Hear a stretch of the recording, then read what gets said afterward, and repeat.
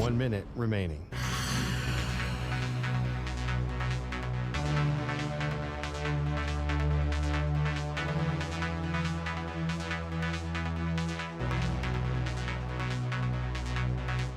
Forty-five seconds remaining.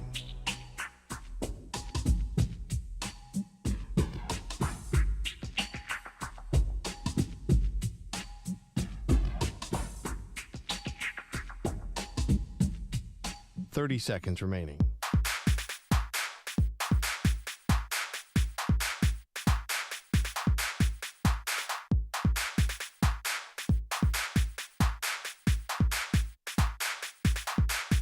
Fifteen seconds.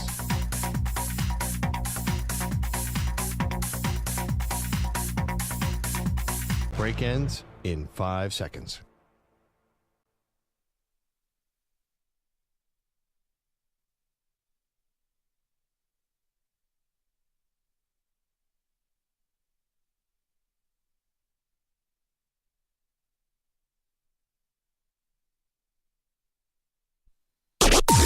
Maggie and Perloff on the Infinity Sports Network.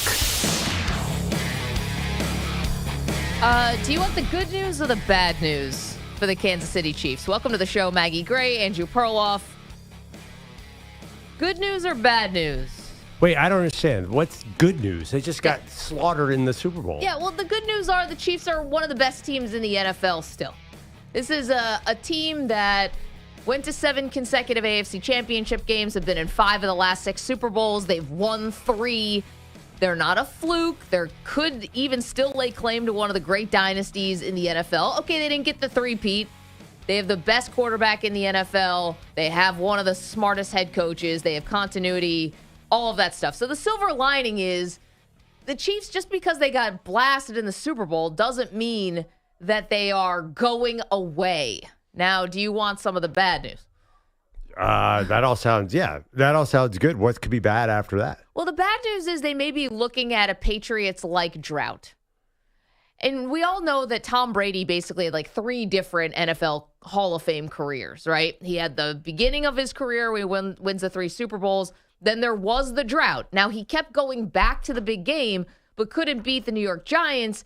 And then eventually did get back into the Super Bowl, rocket ship, and ended up with some of the great Super Bowls. Seattle, Malcolm Butler at the goal line, the comeback against the Falcons, squeaking out a game against the Rams. I mean, that one is a little bit kind of different. And then obviously what he did in Tampa.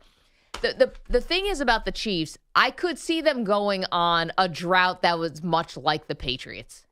And I don't think that's because it's their fault necessarily. Mm-hmm. But first things first, it's so clear that the blueprint is out.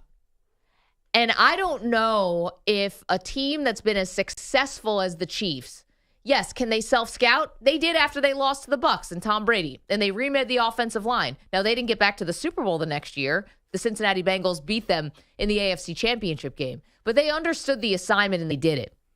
But I'm not so sure that they're going to be able to have the same success in trying to remake that offensive line, which clearly needs upgrades, and they have free agents. And why wouldn't they have at least the propensity, the peril, to fall into a similar type drought where the rest of the league understands this is how you beat this team? And until the Chiefs do something that takes away that formula, are they going to fire assistant coaches? Are you going to make a concerted effort to bring in better skill position players? Is that even necessary? Like, they have a lot of soul searching to do. Now, is the drought going to last 10 years like it did with Brady? I don't think so. But could they go on a drought now where we don't see them hoist another Lombardi until we get Patrick Mahomes 3.0? I could see it. I completely disagree on most of that. Why do you think they can't rebuild the O-line just like they did last time? What's the difference? Well,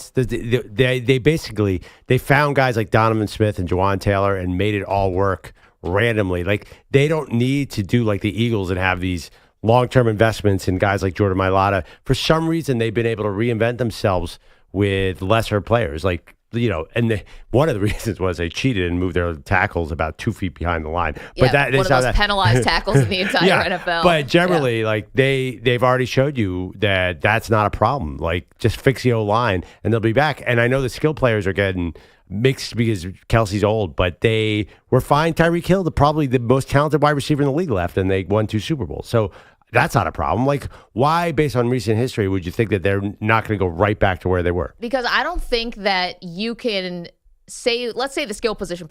Let's take the offensive line first. Yeah. Yes, they did a great job in remaking the offensive line. Well, you want to know what?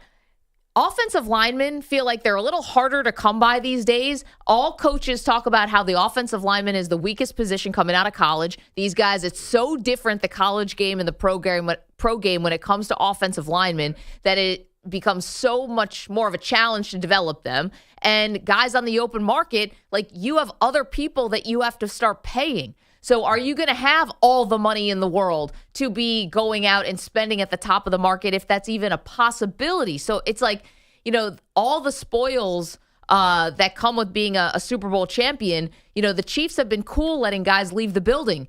And, I know they were 15-2 this year, but there was a talent deficiency on the field against the Eagles. Wait, but I don't understand, though. You said it like 3 years ago. What was the difference? Offensive linemen in 3 years have fallen apart? I think the spread guys in college, that started a long time ago. It did. I'm just saying, are you going to catch lightning twice? Well, I don't think it was lightning. I think Andy Reid and the coaching staff comes up with a way to cover for inferior tackles. I think that they have. I don't think that was an accident. I don't think, again, those guys were not great. Donovan Smith and Jawan Taylor and whoever else they wrote. Joe Tooney, for example, was a guard they kicked out of left tackle and worked for most of the season. That's all Reid, right? So the other part is the skill position players. And you mentioned, Tyreek Hill left and they still won. Well, that was a younger Kelsey. And I think that it showed this year with no Rashee Rice, who they lost for the season, and the fact that they ran out of runway, basically, when it came, and they ran out of talent. Kareem Hunt couldn't do anything because the turnovers early in the game put them in a deficit. Isaiah Pacheco not doing anything. Juju Smith-Schuster, a guy who's on the scrap heap. I don't think you can mess around with that anymore. Those guys killed everybody in the AFC. Killed? Oh, nobody Juju killed anybody, Pearl. I don't know. You don't think the Chiefs looked really good in the Bills game?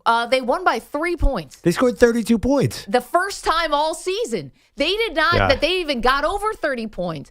They did not have the skill position players. And I think your Philadelphia Eagles with A.J. Brown, Devontae Smith, and Saquon Barkley, they made them look so much more pedestrian than even before.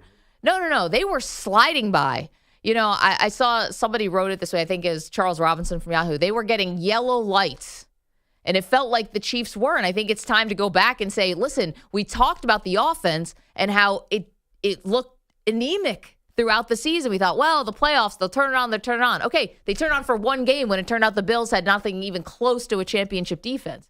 Good for you. And they still only won by the skin of their teeth. Yes, but can you imagine if Rashee Rice comes back healthy and isn't suspended? We'll see about that. Yeah, you have Rice on one side and Worthy on the other. That's as close to as good as the Chiefs have had. So here's kind of a knucklehead. He's amazing, by the way. Well, no, the off the field stuff. I'm just saying, if you get Rashee Rice and Xavier Worthy on the field, all of a sudden, wow. So here's the other part. Did anyone see the Patriots drought coming? Well, it was not really. I don't even think of that as a drought because they had that 16-0 season in there. Right, but I'm talking about Super Bowl droughts. We're really at the top of the mountain here. We're really judging these guys by the elite of the elite. Did anyone see Tom Brady losing to the Giants twice? Well, I think this Chiefs team is way better than the early Patriots run. The team that beat the Rams, the Panthers, and the Eagles, that team was good. That team wasn't even as good as the team in the drought. I think this Chiefs team is more successful and more talented because Tom Brady wasn't really Tom Brady yet. He was good. He was starting to ascend. The rules changed a little bit. This Chiefs team is, to me, much better than that team. You think they're the same? No, I think that Patriots team was awesome. I think they were great. The one that special teamed their way to beat the Rams, and that defense was phenomenal. They beat the greatest show on turf. they edged the Jake Delhomme Panthers and the Donovan McNabb Eagles. Never got blown out in a Super Bowl. Never once. Happened twice to the Chiefs so far. They didn't have Gronk yet. They didn't have the Aaron Hernandez thing. That team was good, but to me, they were just sort of better coached but less talented than most dynasties. That early Patriots. Come on. Look at Tom Brady's stats there and compare it to Patrick Mahomes. No, the last 2 years, the Patriots were 14-2 in both 2003 and 2004. Then why they go on a drought then? I don't know. I'm just telling you they were 14-2. Yeah, they were good teams. They were not like the Chiefs team she's talking about right now is 15-2. Right. I'm just saying they were it's not. It's not like they were squeaking into the playoffs 9-7. I know, but what like EJ's saying. this Chiefs team, if you look at it, has been to the Super Bowl. What? How many out of the last 5 out of the last 7 years? No, they've been to 5 out of the last 6 Super Bowls and won 3. Yeah, the Patriots. I don't think the early Patriots were as good as this team. I don't think that's a hot take either. Like that early run of the Patriots were good, but obviously they weren't that good because they had to sort of reinvent themselves. And so are the Chiefs. They're going to have to do that now if they don't want to suffer the same thing. Like there's so many similarities to me in a lot of ways between the Patriots and the Chiefs now, because you're going to keep the quarterback and the head coach together, right? You have the stable ownership group, and you have some really dedicated assistants who have stayed with you throughout this run, right? And I don't think Steve Spagnuolo's going anywhere. We'll see about Matt Nagy or if they're going to change up stuff on the offensive staff. Your offensive guys have come and gone. Yeah, but Reed's calling the plays. Right. So it doesn't matter. Yeah. Sure. Okay. I'm just saying they enjoyed the similar kind of stability that the Patriots had, and the Patriots went on a drought, and why wouldn't the same thing happen? And another thing, with it, which is the rest of the AFC, where Peyton Manning started to chip away at Brady and win a couple, Ben Roethlisberger. Right. You had a couple other guys who stepped up and do it. We'll see. Until further notice, Mahomes and Lamar Jackson have a lot of work to do. But the rest of the division, I think, is going to get, I don't know how significantly, but they are going to be better. It's not going to be the doormat. EJ's Jets came in and finally gave Bill Belichick a little bit of a run for his money. Can Jim Harbaugh do that? Can Sean Payton do that? We'll see what happens with Pete Carroll and the Raiders. Like I do think that it's not inconceivable that the Chiefs do go on a bit of a drought here. Will it be a decade? I don't know.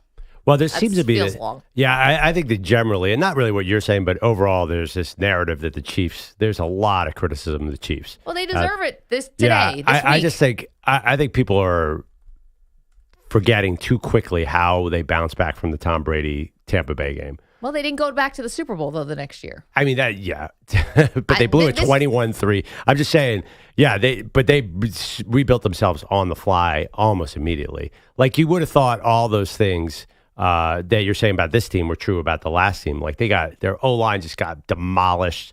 They lost Tyreek Hill, eventually in a couple of years. Sure. Travis Kelce was getting old then. You would have been really down on them after that Tampa Bay loss, and they redefined themselves really fast.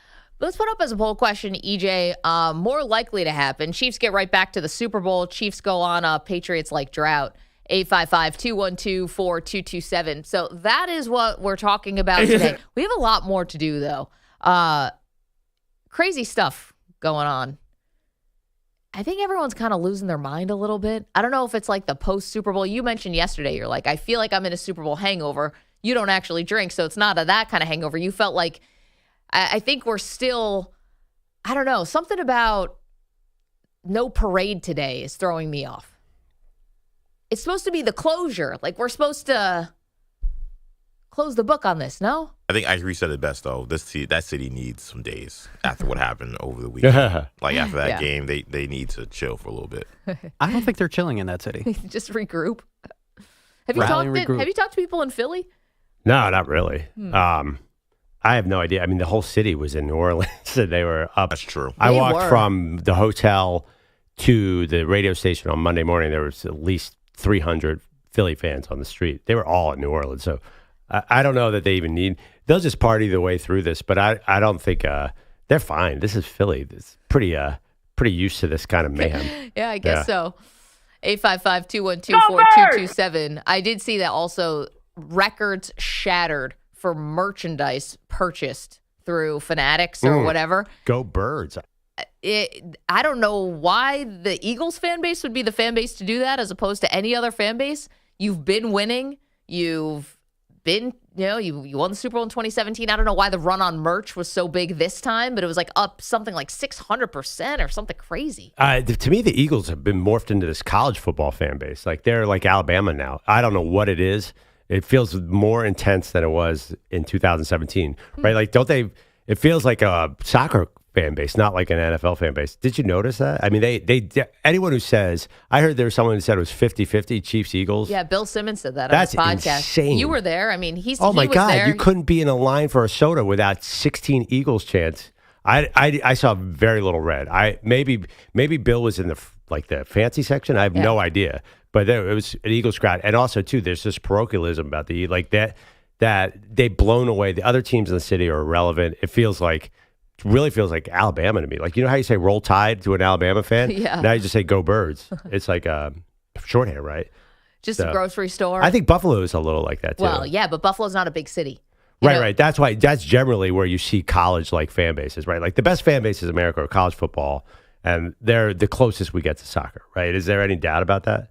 Yeah, I also think there's something about the, maybe Bills, Eagles, like Packers, Green Bay Packers. I was small going to say towns, and Steelers. But I guess it's Steelers, right? You have these medium to small cities, but I tell you, there's so many Eagles tattoos going through the city right now. It's just unbelievable. I also think they're more popular now in Philly than they were 5 years ago. I think success does that. Remember New England, like the Patriots were zeros. Oh, I know. They weren't even on the radar in Boston. It's I know. such Manny can't remember a time like this before the Patriots were good. the Red Sox are still the biggest team in Boston, even with the Patriots' success, but nobody cared about, the early teams. And then they became popular. So success breeds success. And in Philly, I mean, it's going to be a religion there. 855-212-4227. It's not already? No, in a not a healthy way. I think it's going to be terrifying on Friday. It's going to be paganism, is actually. Yeah. I would go nowhere near. Virgins. I would go nowhere near that parade if you want to be safe. Yeah, I don't think that's going to be a family-friendly environment. It might be. It's during the day, so how much damage can they actually do? Oh, I mean, my it's gosh. early. Perloff, they were licking horse manure off of the streets during the day the last time you fools won a Super Bowl. Yeah, that was like at 8 Was that a.m. a daytime thing? Oh, geez. Yeah. No, that was broad daylight.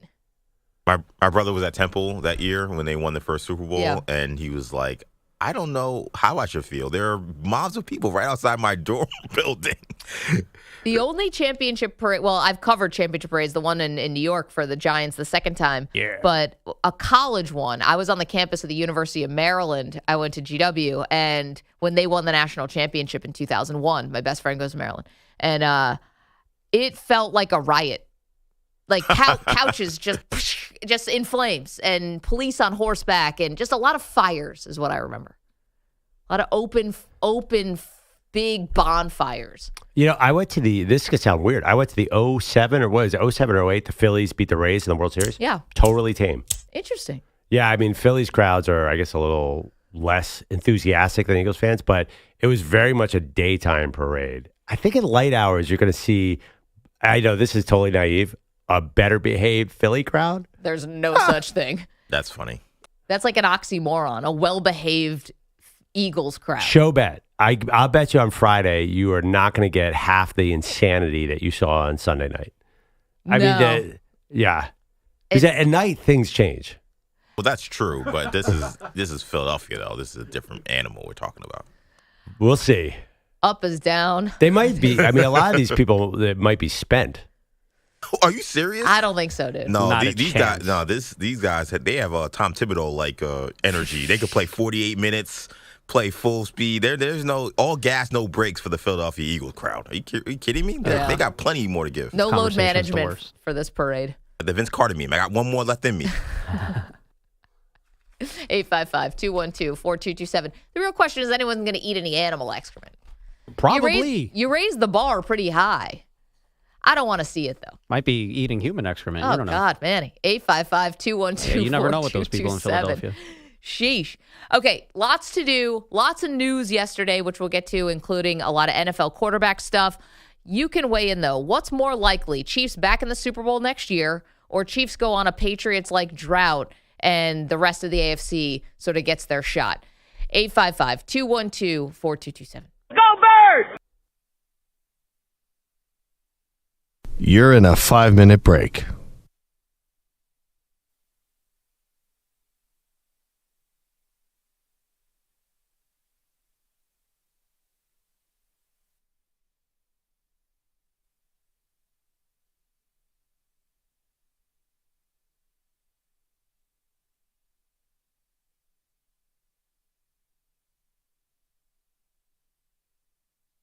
4 minutes, 30 seconds remaining.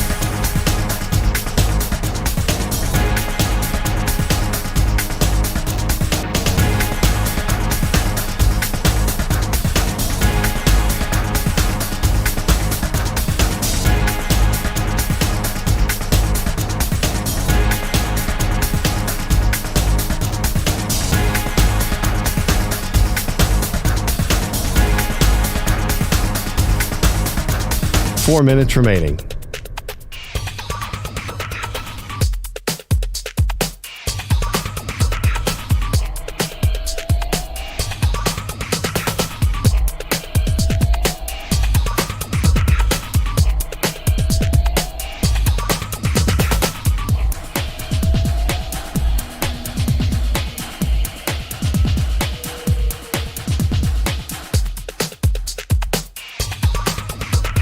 Three minutes, 30 seconds remaining.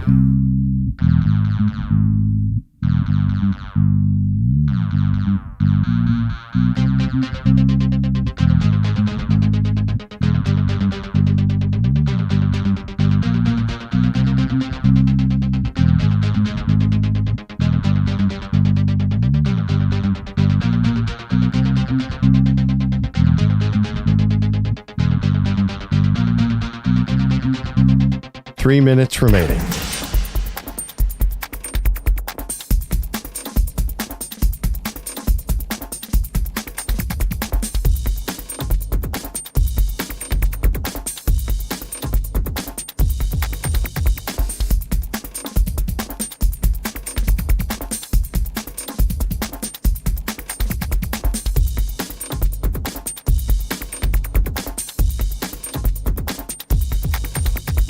Two minutes, 30 seconds remaining.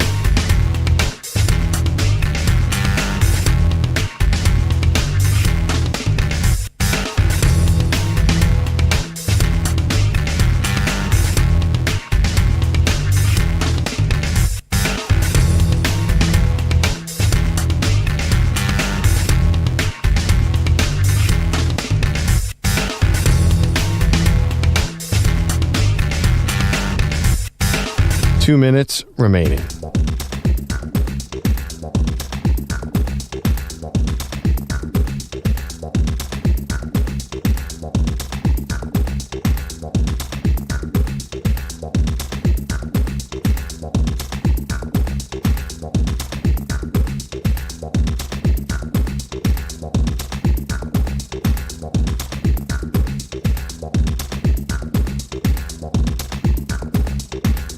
One minute, 30 seconds remaining.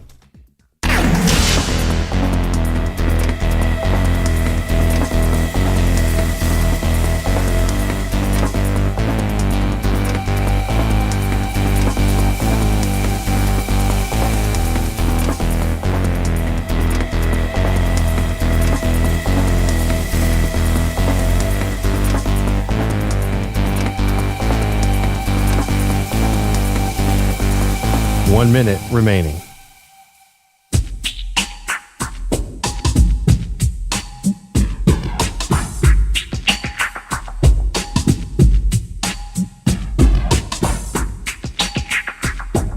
Forty-five seconds remaining.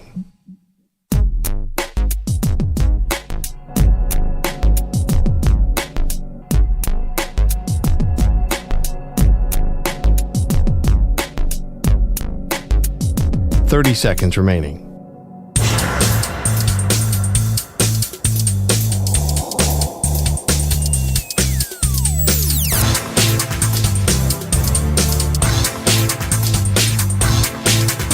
Fifteen seconds.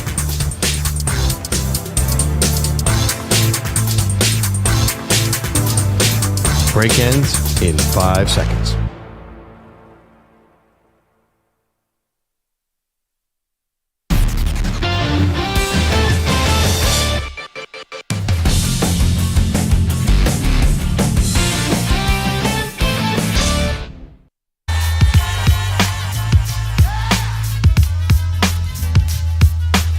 Welcome back, Maggie and Perloff Show. Debate today, will Kansas City be back next year or will they go on a 9-year Super Bowl winning drought? I think they'll be back very soon, especially because I think they own the AFC, and secretly the NFC has become the better conference. I just can't see until Josh Allen beats them, until Lamar Jackson beats them. I just have faith in Patrick Mahomes. I've been looking at their talent next year. If they can line up Rashee Rice, Xavier Worthy, who emerges as a star, and they get Cooper Kupp, I'm writing him in as the possession guy, the slot guy. Oh, wow, okay. Yeah, because there's a rumor that there's a lot of reports that they're going to go after a wide receiver. There are a lot of old wide receivers on the market. Get Cooper Kupp in the middle, and that's all of a sudden, whoa, that is scary. We're all picking that team to go to the Super Bowl. Kelsey back, Kelsey not back. It doesn't even matter. Okay. The question is, the real question is, how do they get a left tackle? They figured it out in the past. So I have a lot of faith in Brett Veach. I think that they're going to be back. I'm going to pick them next year to go to the Super Bowl. Not win, but to go. Okay. Do you think it's a repeat? The Eagles look pretty formidable. Good. They look pretty formidable. I'm leading. Yeah, I think right now the safest pick is Philly KC again. Maybe the one team that seems like the most dangerous is Baltimore, but Baltimore really just struggled last year defensively, and they feel brittle. Listen, rebuilding an offensive line, it's already become, I think, it's already could be more challenging because Wanya Morris got benched earlier this year. Kingsley Suamataia. This one. Kingsley also went through some struggles. Now, can they develop these guys? Sure. But, they got to do it. They'll get a veteran. They'll definitely get some guy who's 35, and he'll be awesome. Well, is that guy out there? Let's go to Terrence, who's in Texas. Good morning, Terrence. What do you think? Chiefs going back to the Super Bowl next year or a Patriots-like drought? I think the Chiefs will go back. I think they just had a bad game. They were looking at 2 years ago the game film, and the Eagles made some adjustments on offense and defense this time, and they got beat badly on both sides of the ball. And I won't say I could blame I think it was just a total breakdown on both sides of the ball. They weren't ready for what the Eagles threw at them defensively or offensively. But, yes, I think they'll be back because, yes, you're right. They do have to fix their offensive line. They need a left tackle. Maybe they could get one in the draft. Maybe they could get a free agent, make some trades or something. But they're aggressive. I remember they got Xavier Worthy. They traded up for him. Yeah, no, they're not going to sit back. And Terrence, they shouldn't sit back. Yeah. You got Patrick Mahomes. You got Reed. And thank you for the phone call. Terrence just said something, though, that caught my ear. They just had a bad game. Yeah. Do you agree with that? 100%. Oh, I don't. And he's totally right about adjustment. I saw a lot of film breakdown on ESPN. The Eagles did a little trick on defense where they lined up wider than the Chiefs expected, and they had no answer. There's no way that would happen again. See, I think these two teams play 10 times. I think the Eagles are winning 8 times at least. They were so much better on the offensive and defensive lines. That doesn't change. That's the tale as old as time. That's the formula. They had it. I thought the Eagles roster was the reason they won. They were so much better. No, I don't think 8 out of 10 times. Honestly, I think, first of all, I think the Chiefs were overconfident coming in because they're like, we whoop on the Bills and all these other AFC teams. I think they were cocky. I don't think they thought that was going to happen. I definitely think that they adjust. Andy Reid, he doesn't look like a football genius. He figures this stuff out. I really think I agree with that caller. They were totally caught off guard. Was that just a bad game from the Chiefs? I didn't see it that way. I saw these were two rosters that were on completely different planets. Well, you would have thought the same thing after the Bucs-Chiefs game last time, and they were so similar. Patrick Mahomes was running around trying to. How is it different? Because they had lost both their tackles the week before. Those guys were out injured. So what? What's the difference this year? They lost their tackles. No, but they had a month to gel together. They moved a lifetime guard to tackle. And everyone was praising about how great he was. And they went into that Bucs game, that Super Bowl, their offensive line was decimated. Those guys were just completely out. Yeah, but I was reading about this guy, Mike Caliendo, who was starting. Yeah. Nobody expected that guy to even be in the NFL, and he's starting in the Super Bowl. They were not working with a lot on the O-line. I don't know. Trey Smith, the right guard, is probably about to be the highest paid right guard in the entire NFL. He's a right guard. Did you watch the game? The tackles got destroyed the entire time. They all got destroyed, which goes back to my original point. That was not just a bad game. Yeah, but I think that their O-line was not what they wanted this year. That's why, first of all, their offense probably took such a major step back this year, right? I think it's because they didn't have enough skill position players. You know? I think they knew, like, if Mahomes drops back too much, they're going to get us. Plus, Pacheco will be healthy again next year, too. Remember he started off this year like a house on fire, got hurt? Yep. I'm telling you, they will be back. I've convinced myself more and more. I'm betting right now on the Chiefs. Excuse me. Okay. Have fun with that. Oh, Prof literally going to the DraftKings account in the middle of the segment. Andrea's our pal in Berkeley. She sees the stars. She's the astrologist to the stars. Andrea, how are you? Good. How are you? We're great. Okay, so we don't have a ton of time here because Andrew Bogusch is itching to get to the update. But if you can give us one nugget that that astrology is giving you about the future of these two teams, what's the biggest thing you're seeing? Yes. Well, timing is everything. First off, happy full moon out there. Happy full snow moon. To all who celebrate. Yes, and timing is everything. Those Neptune transits that September 17, 1998, that Mahomes was having, that will be over next season. Okay. Same with Andy Reid, the Neptune transit he was having. And he's March 1958, Mahomes September 1795. So Neptune, the 3 Ds, real fast: discouragement, disillusionment, disappointment. So the Neptune transit will be over by next season. And the Mars return that Jalen Hurts was having, Mars's energy, assertion, aggression, that's exactly what transit you want to have as an athlete. Yeah. Going into the Super Bowl. So the planets really aligned for Hurts and the Eagles. Yeah. But that said, there's no way out but through. So they'll get through these transits, Mahomes and Reid, and they should pick up where they left off and do a lot better next season. Well, Andrea, it's so great to hear from you. Thank you for bringing that to our show. It always makes it better, and wishing you all the best. I'm going to tell you what, the Neptune Transit sounds like a place where you get your wallet stolen. Like some kind of weird bus. It's got a lot of half-empty drinks on the floor. I heard Neptune sound. I was just thinking Pharrell in NARD. The Neptune Transit sounds like a bus that goes to Long Island. Oh, okay. Yeah, but again, Andrew's with me. Now I'm tripling my bet on the Chiefs next year. Now that we're through the Neptune Transit and we still have our wallet. I got better double check. I got 7-1 on the Chiefs. They have Pharrell on their side, so they'll be good. I don't know. The Neptune Transit, it sounds like something maybe from Star Wars, like some kind of weird An area you don't want to go into? bus. Yeah, I don't know. I don't want to be on the You Neptune. have to avoid the Neptune transit. Everyone knows that, Manny. Andrea knows it. You know it. I know it. What was the other one? Mars something? Bruno Mars, what? I'm all music now. Bogusch, a big astrology guy. What's going on this morning? Yeah, sir? speaking of that, you give Andrea as much time as she needs. Don't tell her that I'm itching to do the update and put this Listen, on me, that she's got to be quick with her brilliance. You're burning a hole like right through us. They can tell you just want to read these headlines.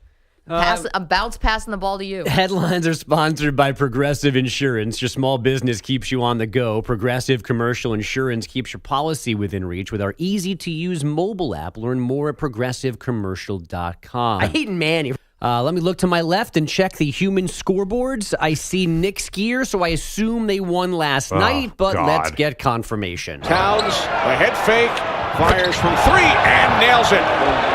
40 points for Karl Anthony Towns. Kenny Albert on MSG TV. 40 points for Karl Anthony Towns, 30 for Josh Hart in a 128-115 win in Indiana. Like you dream about. Head coach Tom Thibodeau proud of his 2 best players. Cat had a monster game, and then, of course, what Josh did was, it's what we needed to win. So he was everywhere, flying around, everything.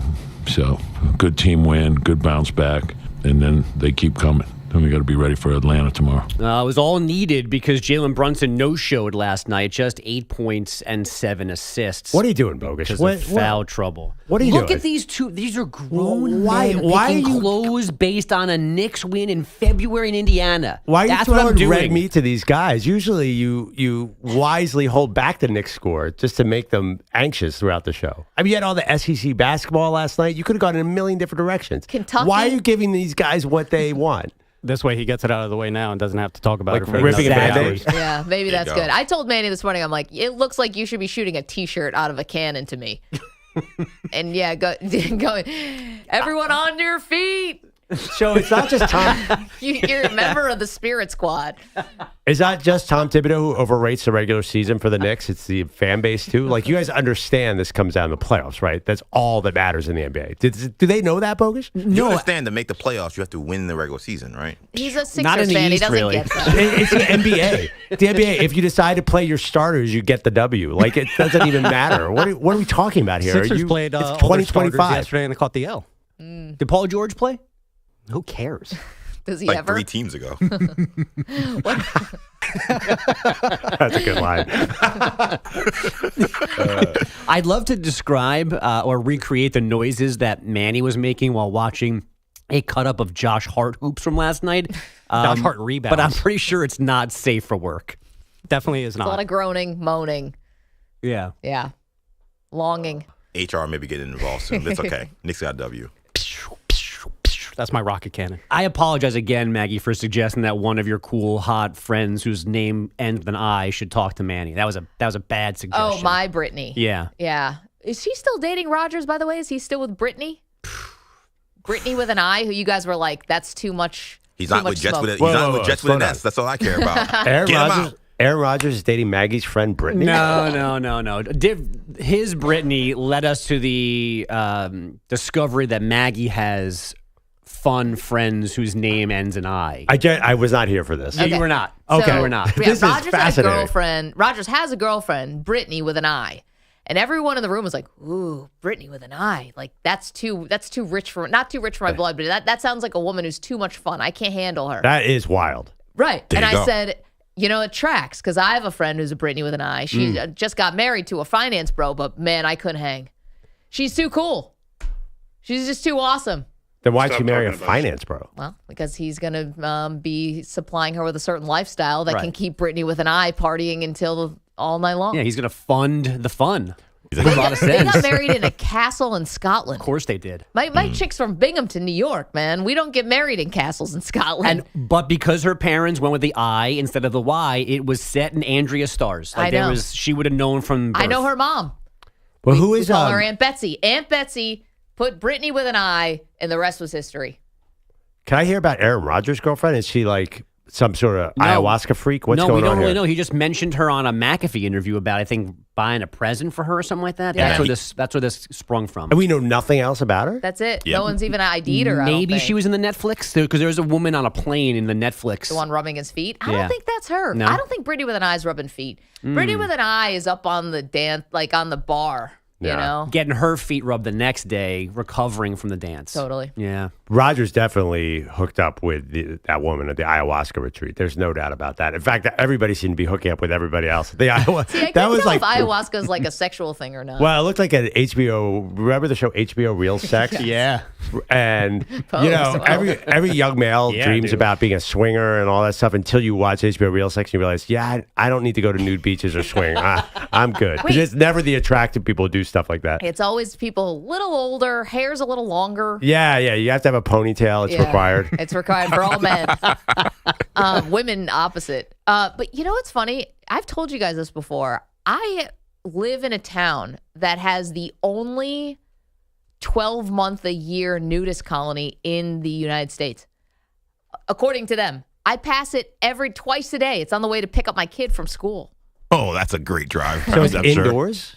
They have like an indoor-outdoor facility. Mommy, what's that building?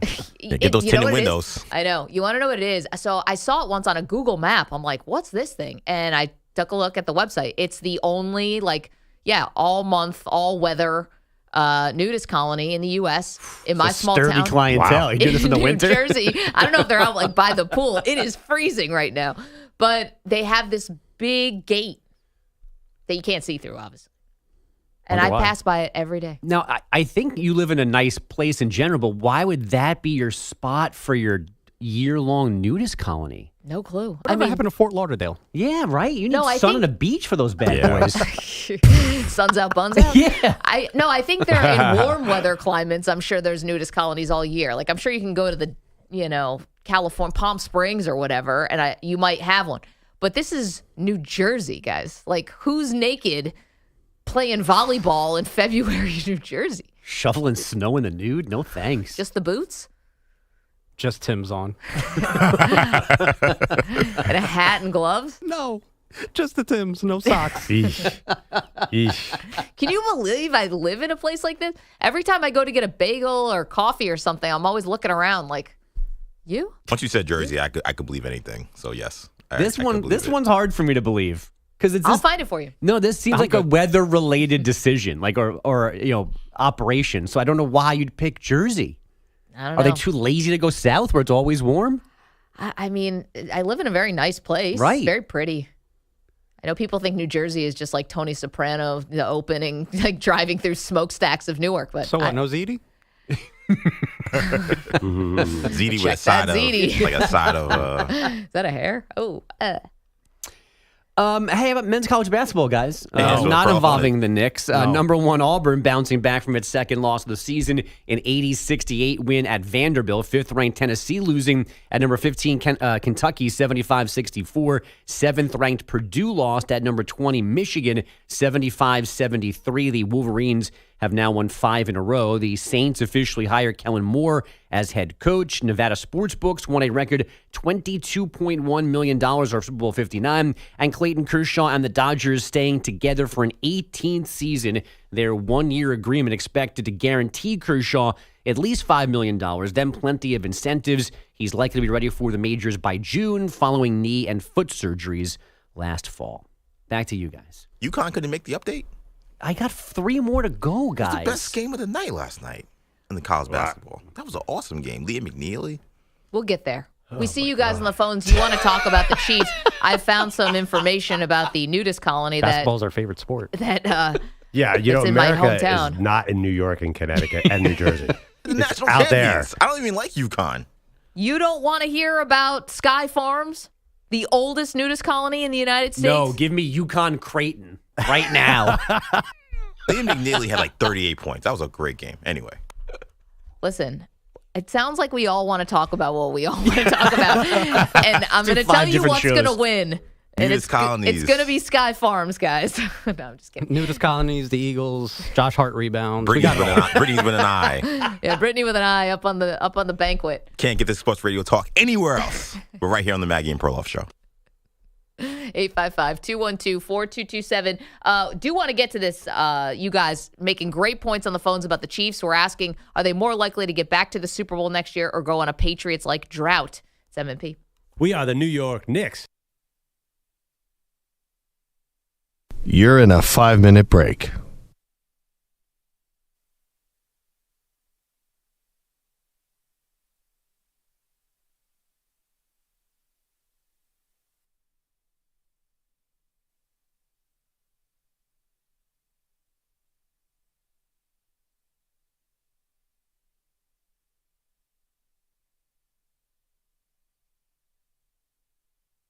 Four minutes, 30 seconds remaining.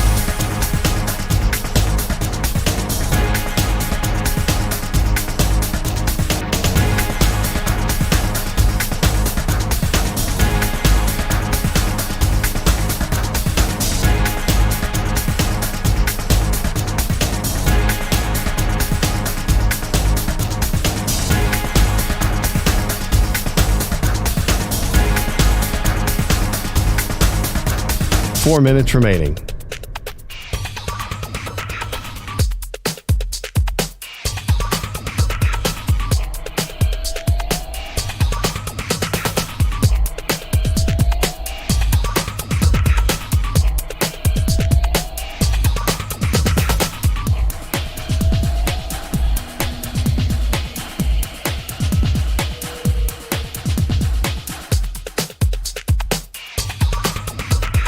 3 minutes, 30 seconds remaining.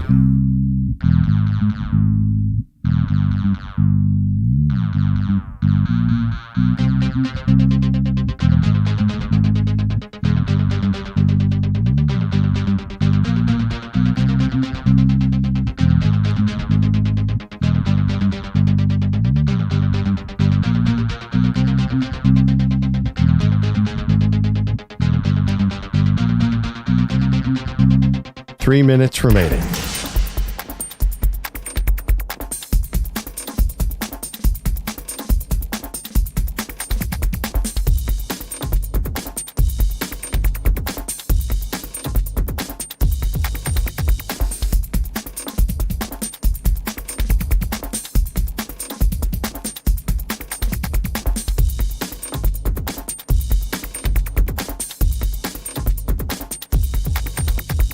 Two minutes, 30 seconds remaining.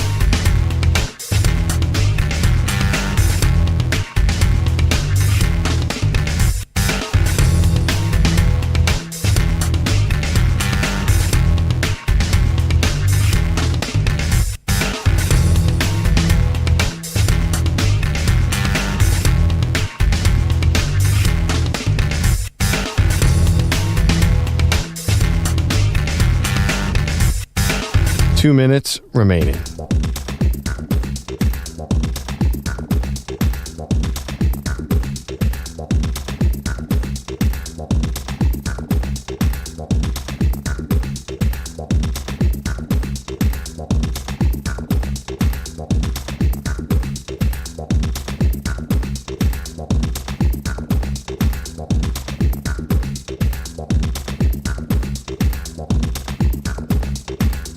One minute, 30 seconds remaining.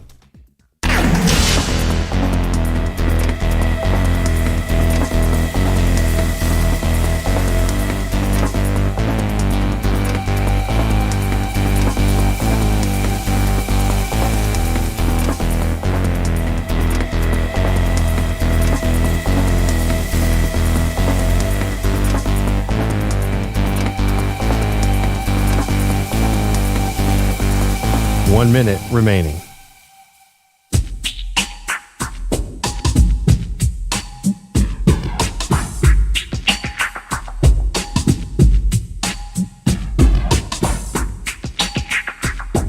$45 seconds remaining.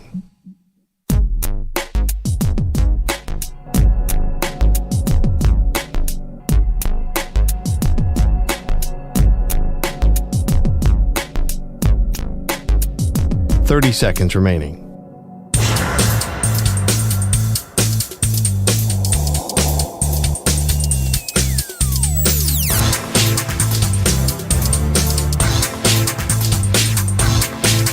$15 seconds.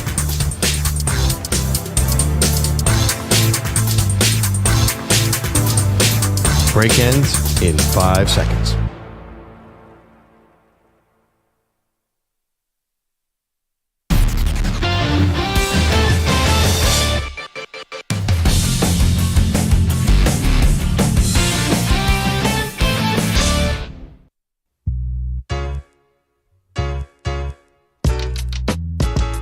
Welcome back. Maggie Gray, Andrew Perloff, talking about the Kansas City Chiefs more likely to get back to the Super Bowl next year or go on a Patriots-like drought.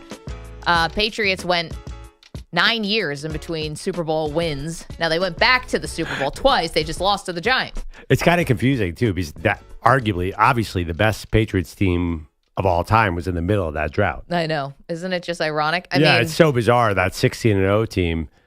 Which is undoubtedly the best. You can't argue that any of the Super Bowl teams were better than that team, can you? They were 16-0. No, I wouldn't argue that. And Brady had, they set a record, he and Moss, for touchdowns in a season. Yeah, they were insane. But that's just the beauty of this game. Tracy is in Iowa, has a thought on the Eagles that no one has made yet. What's up, Tracy?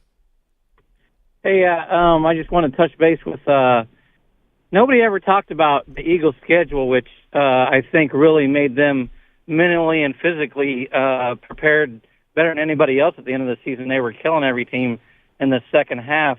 They played 4 of the last 6 at home, and the other 2 games were at Baltimore and Washington, which were 90-minute bus rides. And then they had the entire playoffs at home.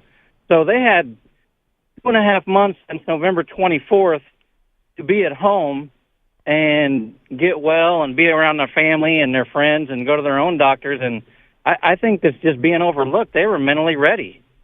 All right, Tracy, I don't know about that. Are you saying you can get from Philly to Baltimore in 90 minutes? Are we talking some traffic around Chester? Don't activate the dad in Perloff. Yeah. He'll talk traffic and weather for the rest of the show. But one thing, Tracy, Maggie did strongly point out that it was a huge advantage to not have to go on the road to Detroit. She was on top of that.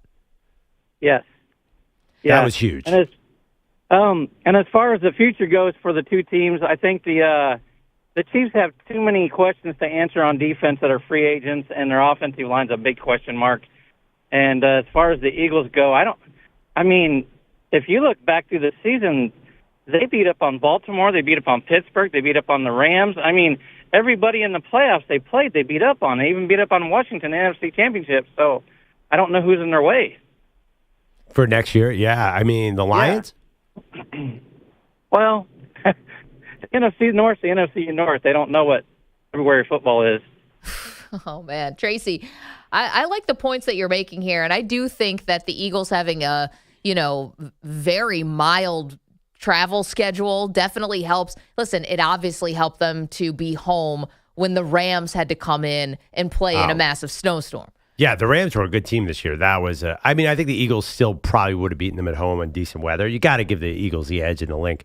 By the way, next year we didn't mention the Niners too because they have Saleh back. Maybe that defense comes back. Yeah, I know our 49er faithful are certainly hoping for that. It's funny. You and I have talked about this a couple times. I don't want to take anything away from the Eagles' success because you guys are the winners. And, there has been some luck, though, that has gone on with the Eagles. And I think every Super Bowl team needs a little bit of luck. And I would say the number one thing was not having to go to Detroit this year, which you mentioned. But Detroit was taking on water defensively. So that's not like they were going to definitely lose that game. But I know what you mean. True. And also, listen, we just saw how fast the Eagles looked inside. Yeah. On a turf, that would have been a challenge for sure. That defense for the Lions would have been overmatched. But here's the other thing that I think the Eagles have kind of benefited from a bit over the last 3 years. 2 years ago going to the Super Bowl and then this year. It wasn't exactly murderer's row of quarterbacks. Now, when you got to the playoffs, you have to play Jordan Love. You got to play Matthew Stafford. I'm not taking anything. Jaden Daniels obviously looks like the second coming. But, I think you've gotten a little bit of luck where you're not going through the murderer's row of quarterbacks every year. You did have to play Lamar Jackson this year, so I'll give you that. But who are the other big QBs that you are squaring off against? Well, they just whooped on Patrick Mahomes. Well, I said not the playoffs. The playoffs, you have answered it. I'm just talking about this year. They were one of the few teams to contain Lamar Jackson. So Lamar definitely and Joe Burrow. And they destroyed the Bengals. That was a huge surprise. The Bengals were so peaking. early in the season. It was midway through the season. It was about midway through the season. No, Burrow was hot, and he went in, and they got to him. Although he had a lot of yards, I believe. I totally understand what you're saying. The Giants have been nothing in your division. Yeah. Dallas, Dak's been hurt. Pittsburgh was not adept at the quarterback spot this year. You got to play the Carolina Panthers, which you kind of squeaked by Carolina, quite frankly. We mentioned Baltimore and the Rams. Definitely all the credit there. Jacksonville, when's Trevor Lawrence really gonna step up? Cleveland, Baker Mayfield. What elite quarterback do they miss besides Josh Allen? Are you playing? Yeah, basically, they saw everybody this year. Are you playing not nearly what the AFC has? No? Well, this year they happened to get the AFC North, so they did see Burrow and Lamar. So usually you're right. I think if you're talking globally, no doubt. I'm looking at 2 years ago when you made the Super Bowl 2 years ago. Giants, Saints, Chicago Bears, Tennessee Titans. You play the Packers, so you play the Packers. But I do think there's definitely a shift towards the NFC. If you look at the up and coming teams, I think that there's going to be some real. I think the NFC could start to win a couple Super Bowls, right? Hopefully for the NFC. But yeah, I don't know. This year was their defense team because of what they did to Mahomes. I can't buy that argument. I understand what you're saying, but this year, the fact that they just destroyed Patrick Mahomes, if you can beat him up, then you can beat anybody. Well, and that's why we had a caller who said, well, it was just a bad day for the Chiefs. I disagree. I don't think the Chiefs could ever win that game because of how good the Eagles were on both lines. I think they would lose it I think they'd lose that game 8 times out of 10. Let's go to Chris, who's in Dallas. Hey, Chris, how are you? I'm good. Thanks for taking my call. Yeah, everybody's hitting on the offensive line of the Chiefs, and the reason I don't think they'll probably be back next year because they have totally missed on wide receiver. I think in the Super Bowl, Patrick Mahomes could have benefited from a slot receiver just to get the ball out quicker. And on the Eagles, look, when they haven't had to pay Jalen Hurts yet, and I know the GM over there, everybody's giving credit. It's kind of easier to, build a super team when you don't have to pay the quarterback. They did pay. That's kind of what happened with Foles and Wentz. Chris, they paid Jalen Hurts.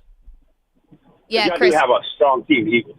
Yeah, Chris, they have a strong team. Howie Roseman is a wizard, but as Perloff is telling you, they did pay Jalen Hurts. That's the Eagles' MO. They pay guys earlier than as opposed to later. It's like the opposite of what the Cowboys do, who wait till the very last minute to pay everybody. The Eagles get these things done right away. Well, Hurts was only at 4 years. They didn't pay him early. They paid him when they had to. Well, yeah, but because he didn't start the first year. Right, he was. Well, the thing is, he wasn't on the 5-year first-round deal because he was second-round pick, so they kind of had to pay him. Also, the Chiefs drafted Rashee Rice, who is an incredible short.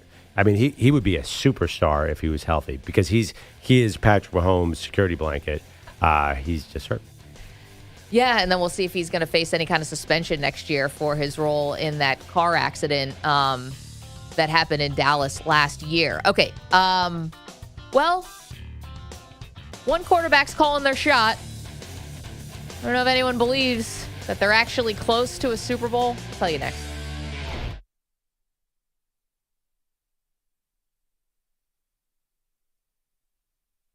You're in a 5-minute break.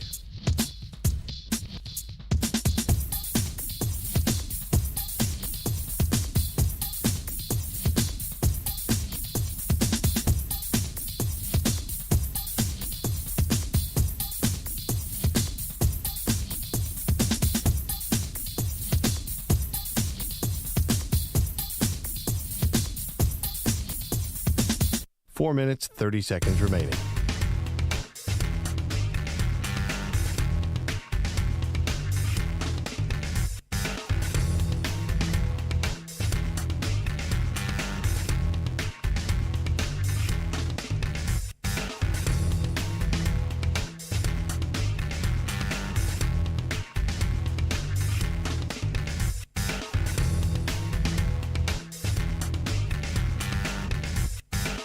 Four minutes remaining.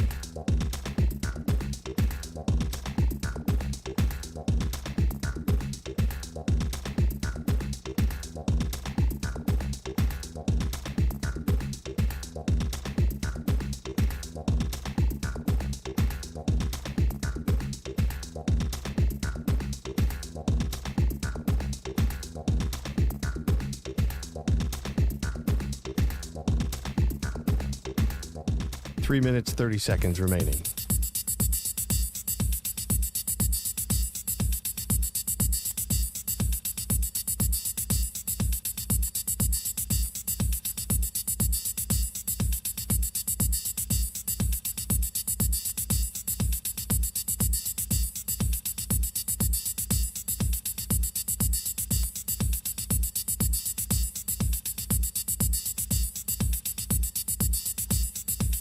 Three minutes remaining.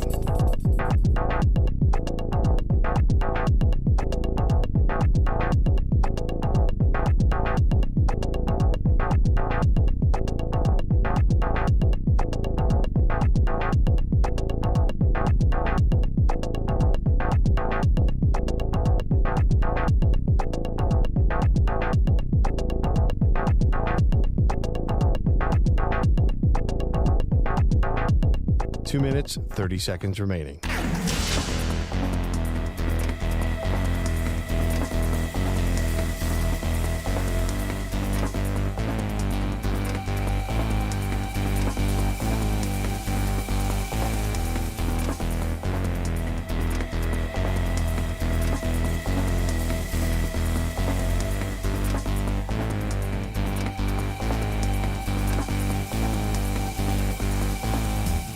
Two minutes remaining.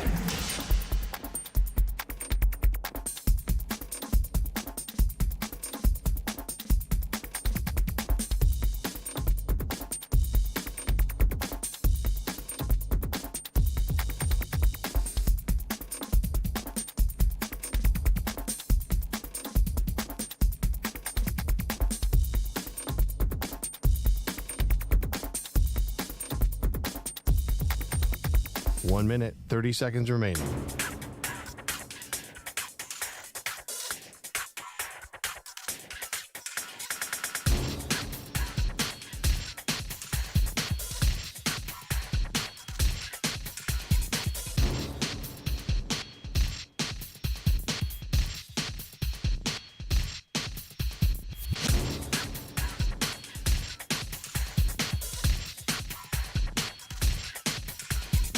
One minute remaining.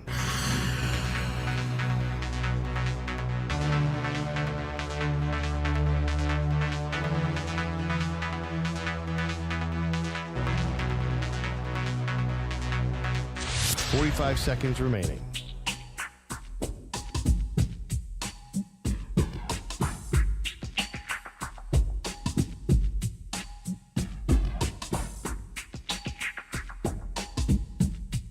Thirty seconds remaining.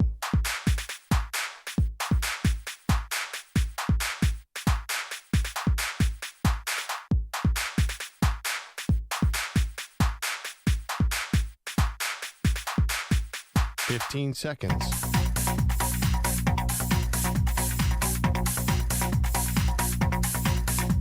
Break ends in 5 seconds.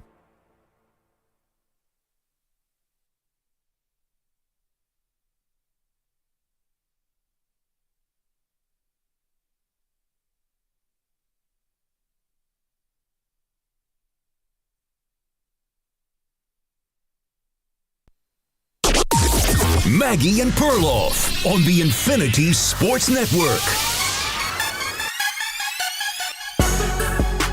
Listen, part of being a professional athlete is being a little delusional. Welcome to the show. Maggie Gray, Andrew Perloff. You've got to believe, Pearl, that you're always one step away, one move away from a championship, that, you know, everyone's got a clean slate. This is part of the athlete experience. If you don't believe, why are any of your teammates going to believe, right?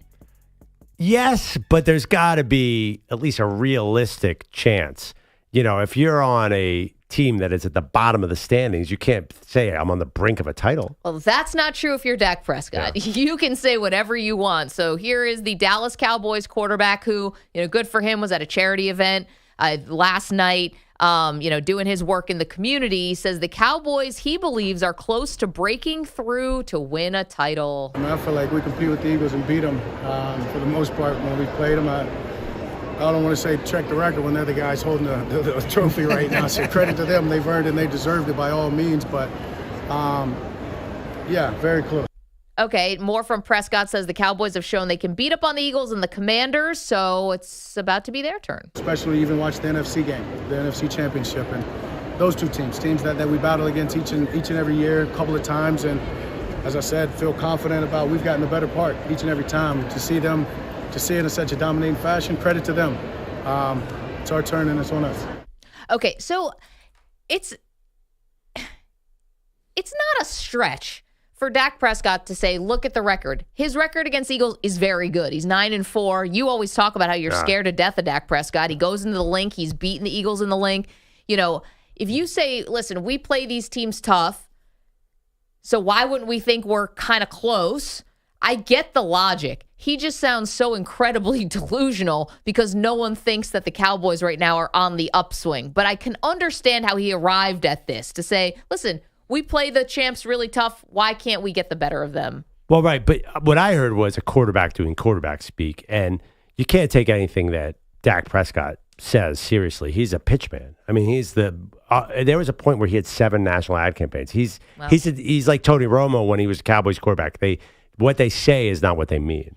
And then it's funny because Tony Romo became a broadcaster and wouldn't stop being honest. Like less honesty would be good from Tony Romo. But Dak is saying what he thinks he's supposed to say. I'm not taking anything seriously. He's talking about Washington. Yeah, they beat up on the old Washington. Yeah. And they played well this year against them. But generally, you know, this Jaden Daniels Washington is a different thing. And also the Saquon Barkley Eagles is a different thing. They have not beaten up on the two teams as they exist now. So that's, to me, I was like, are we even taking this conversation seriously from the Cowboys? Do they really have a chance? I lean no. I mean, because of that Brian Schottenheimer hire and the fact that they won't play in free agency, like they're not going to do anything. They're not going to do anything this year either, are they? They're not going to sign. They're not going to get a second wide receiver. They have a brittle quarterback. It just doesn't feel any optimism there. No, and I've got to agree with you. I mean, I didn't pick them to make the playoffs this year. I think they ended up almost wasting a year, maybe by not getting rid of Mike McCarthy after that Packers loss that was so devastating. Feels like it really was a shadow over the offseason and then even into the season, because how do you actually believe when you just got destroyed like that at home in the playoffs? I think just the stink of that, Mike McCarthy, I don't think could really ever live down. And so what do they do now? They basically got McCarthy light.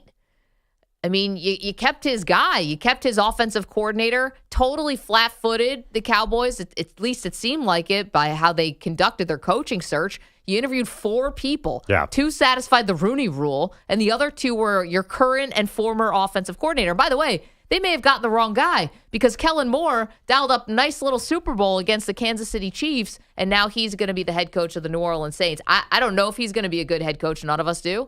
But they didn't even hold out for the guy who may have been the better hire here. Right, but the Cowboys' calculus in hiring a coach is not who's the best coach. It's who's Jerry most comfortable with. That's why they hired Chan Gailey. That's why they hired Dave Campo, Wade Phillips.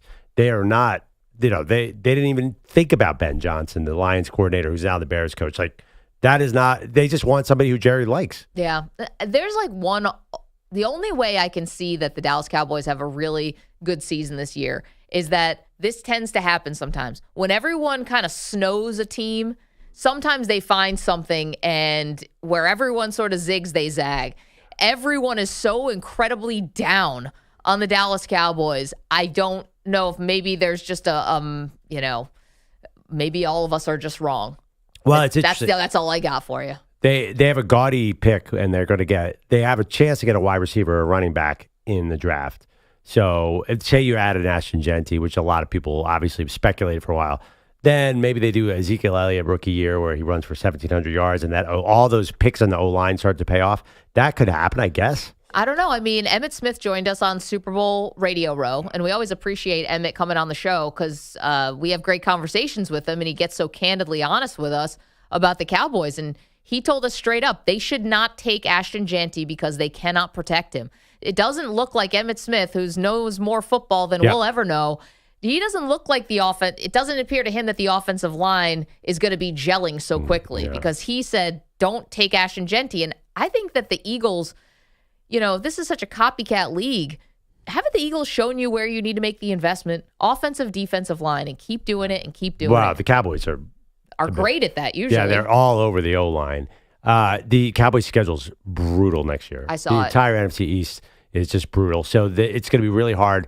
You know why I know I'm a schedule guy. The NFC North. You know why they were so dominant this year? Because they played the AFC South. And you know why I know that? Because 2 years ago the Eagles had the same thing. Yep. And the entire NFC East was like 14-1 against the AFC South. It's an utter joke that whole division, the ownership groups there should be embarrassed.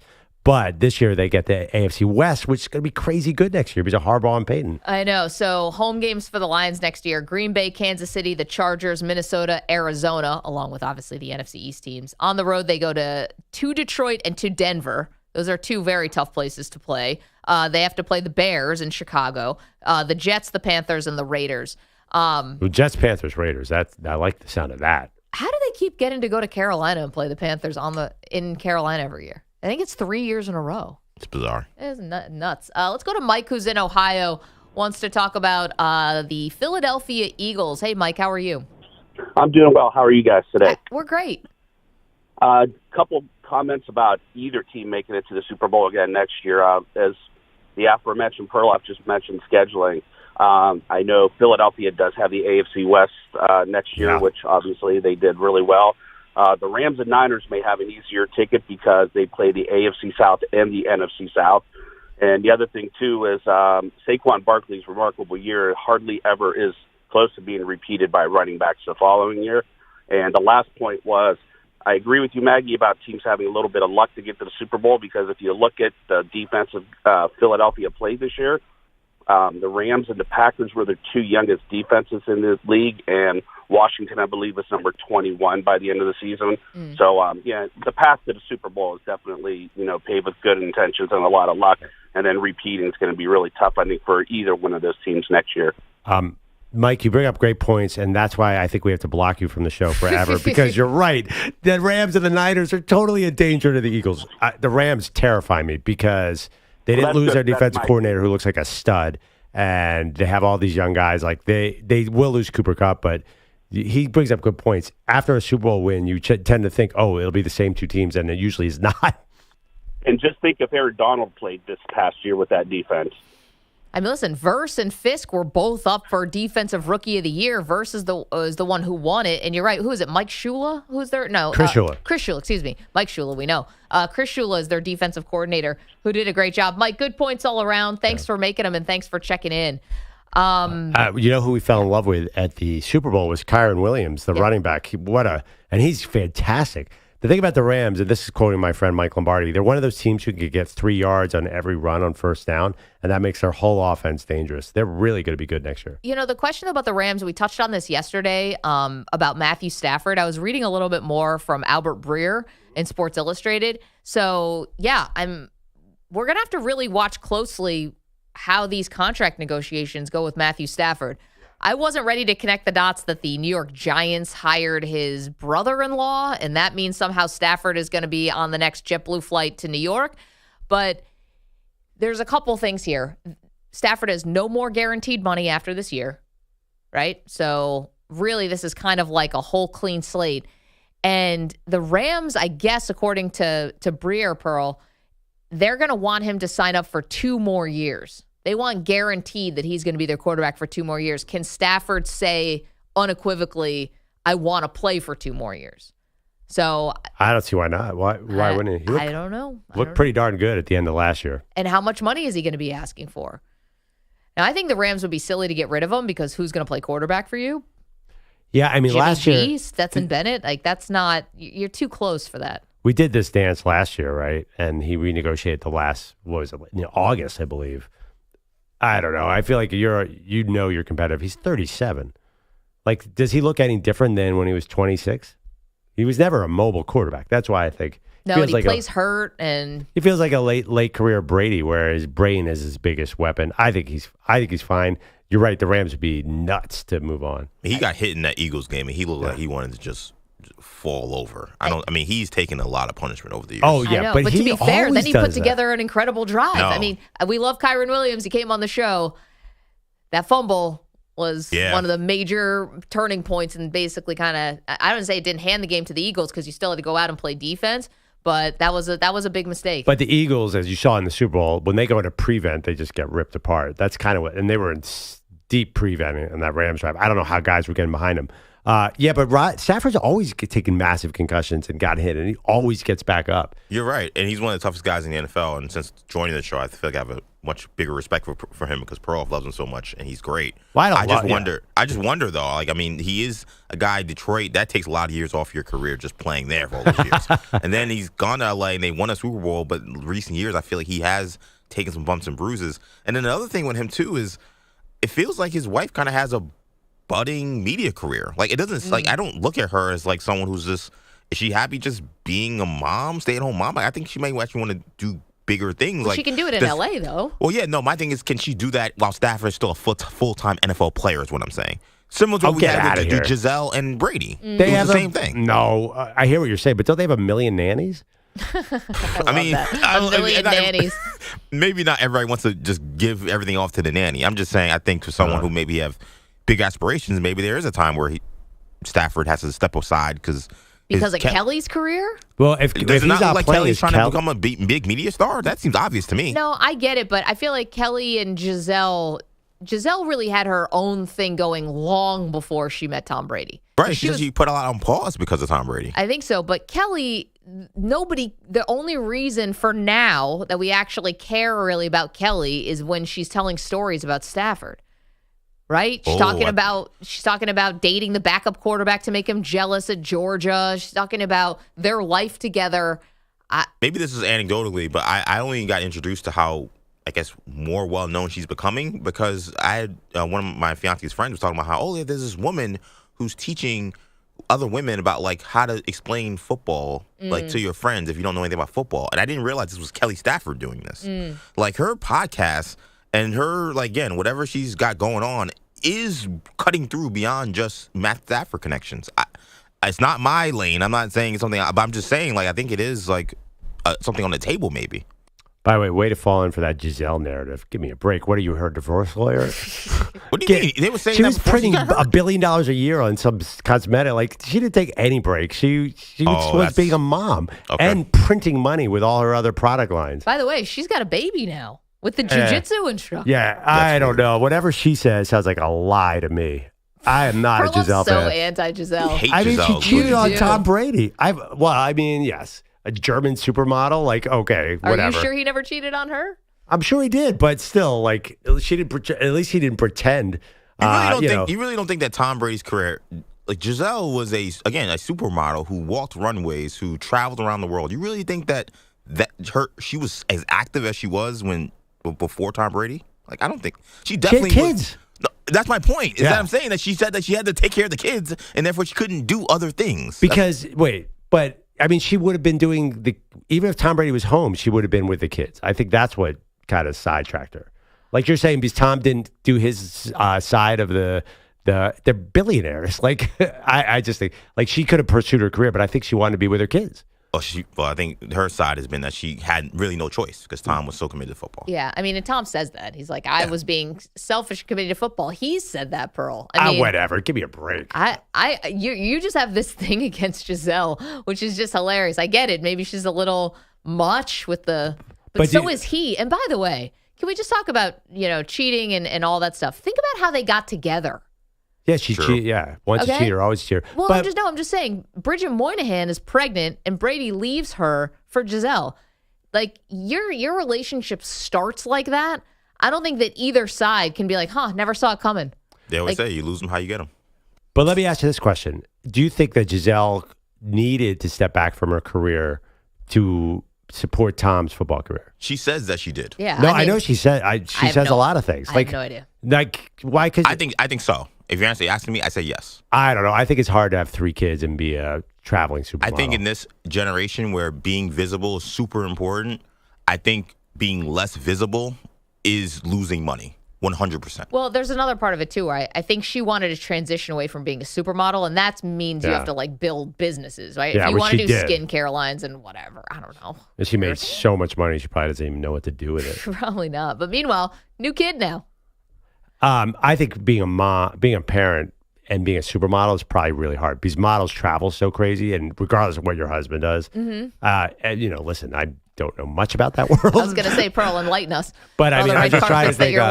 I think of who's out there on the catwalk. There's not a lot of mothers of 3 kids.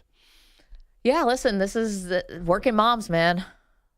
Nothing now, like nothing like us. About that. Nothing like us. Yes. Please enlighten me more about being a working mom, Pearl. Your wife goes through it. She's a working mom. She's not traveling as much as Giselle. Yeah, and she, we don't have anywhere near the resources, and she puts in a ton of effort in her career and never makes any excuses about what I'm doing. Like, it wouldn't even dawn on her. 855-212-4227. This actually started as a conversation about Dak Prescott. For him to point out that the Cowboys play the Eagles tough, does that mean they're actually a little closer to being a contender than maybe we are, giving them credit? Did they? Actually, I got to look at it. Did the Eagles kill the Cowboys this year? Well, I mean, Prescott was hurt. At first, the defense was all hurt. Then Prescott was hurt at the end of the year. 855-212-4227. I'm waging a personal battle in my home.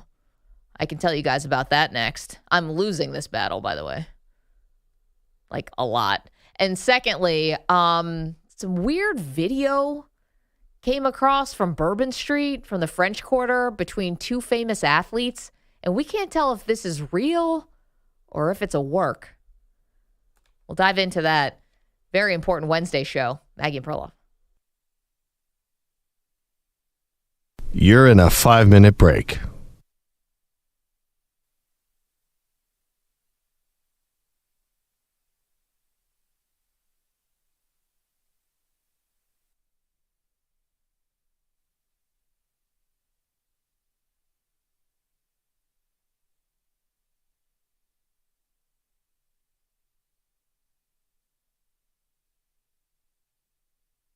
Four minutes, 30 seconds remaining.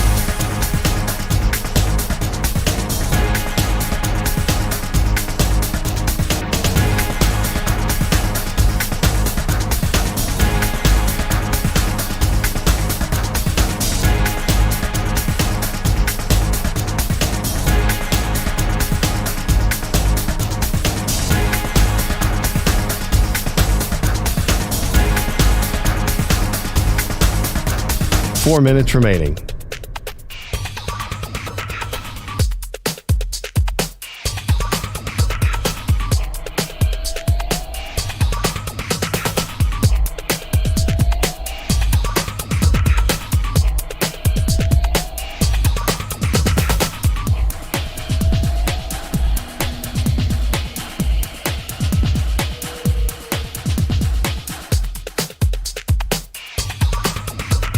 Three minutes, 30 seconds remaining.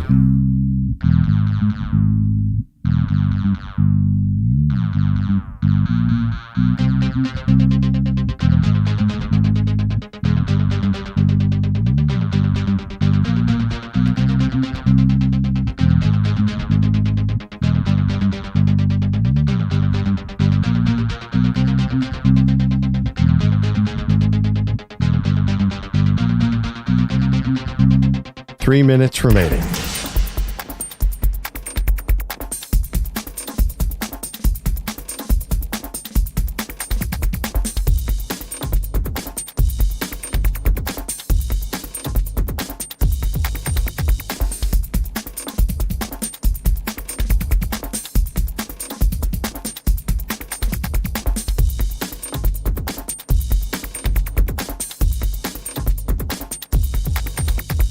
Two minutes, 30 seconds remaining.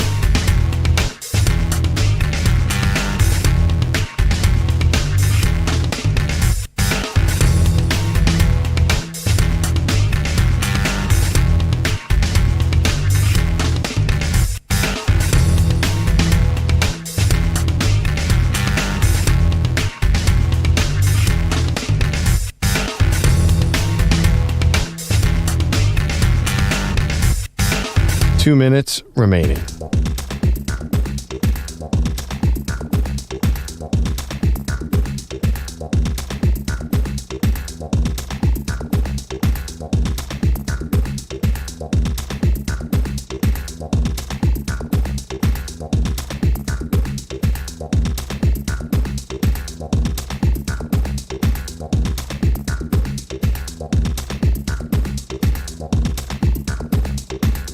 One minute, 30 seconds remaining.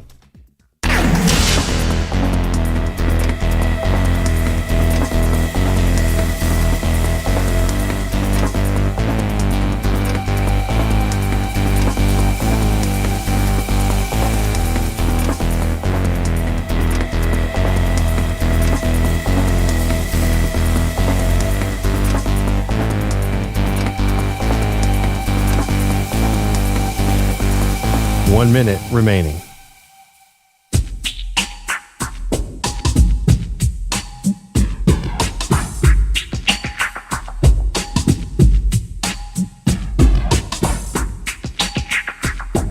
$45 seconds remaining.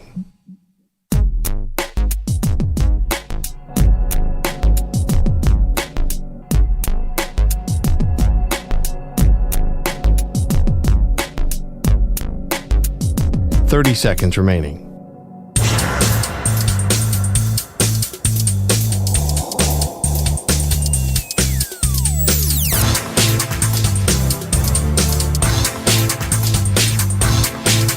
$15 seconds.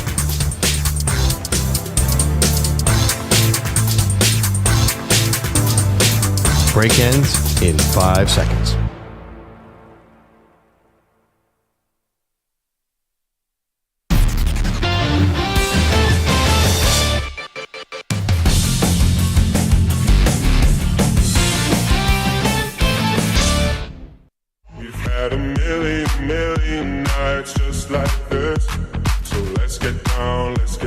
Welcome back, Maggie and Perloff show. Wide-ranging conversation in the last segment. Will Matt Stafford retire to support his wife's media career?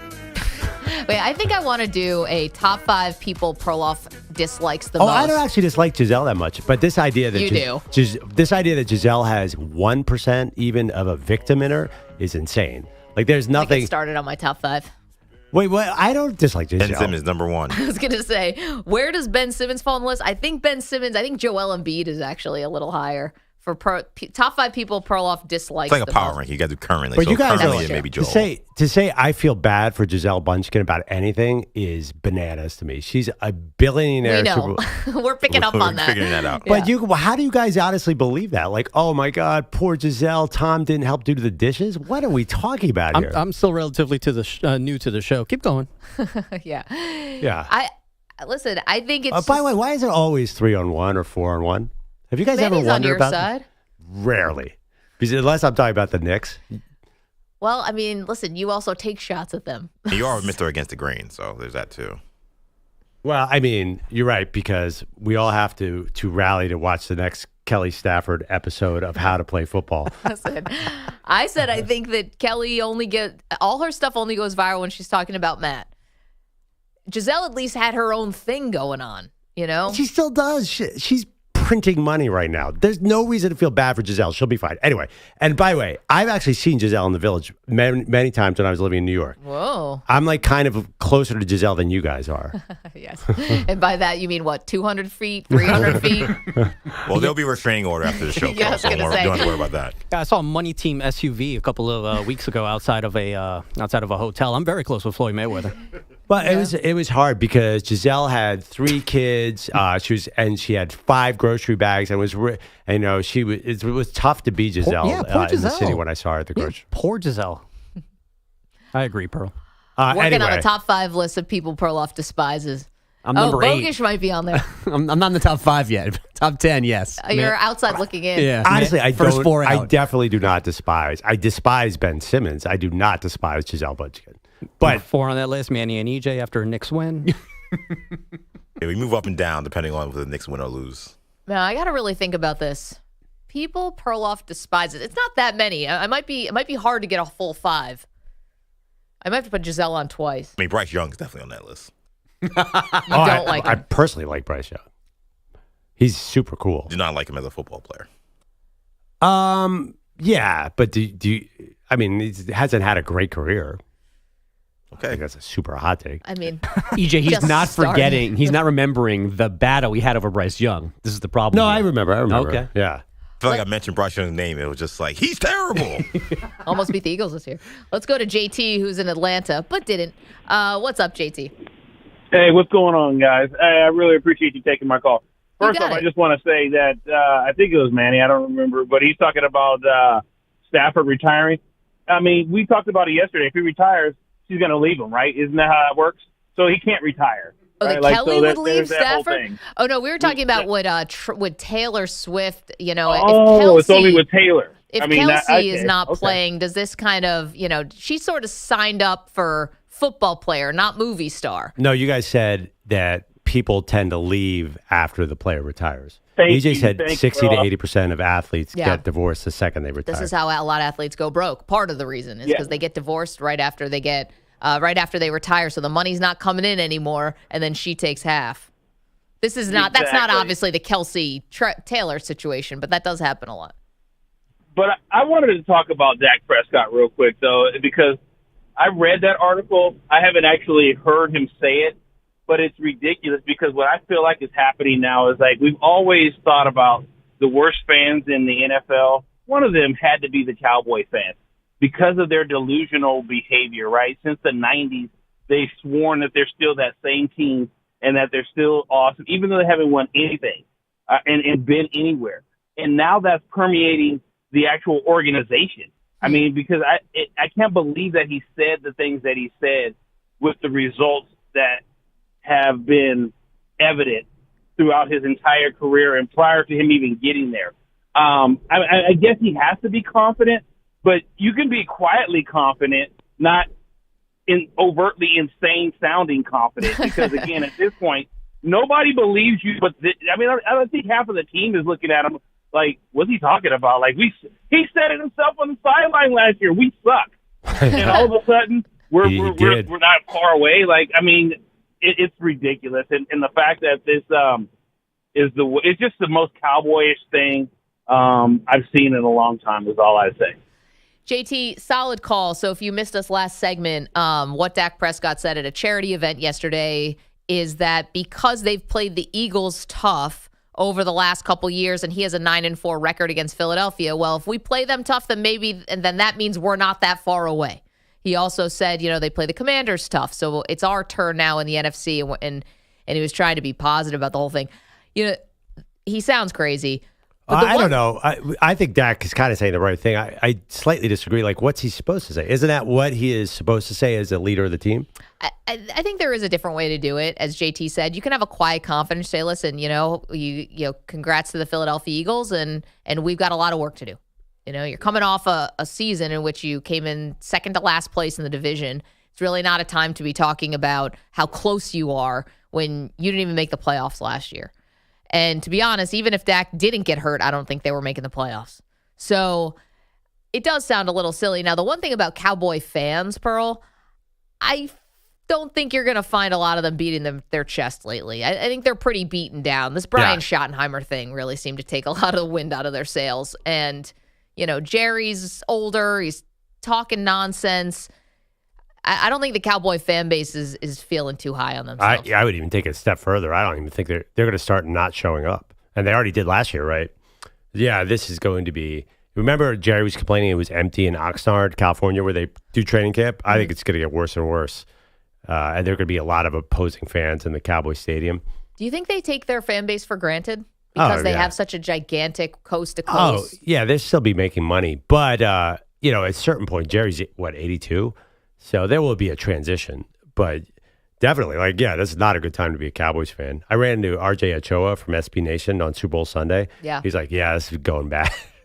Yeah, I don't think the Brian Schottenheimer thing went over well. No. And that's just the latest. Well, All In last year was the big disaster. That's when it all started going sideways. When we said we're going to be all in, and they signed Eric Kendricks.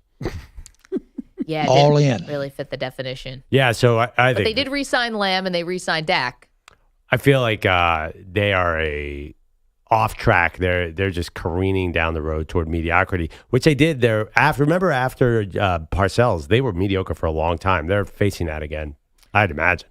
Question, how high up does James Harden get on the list of the top 5 people Perloff despises?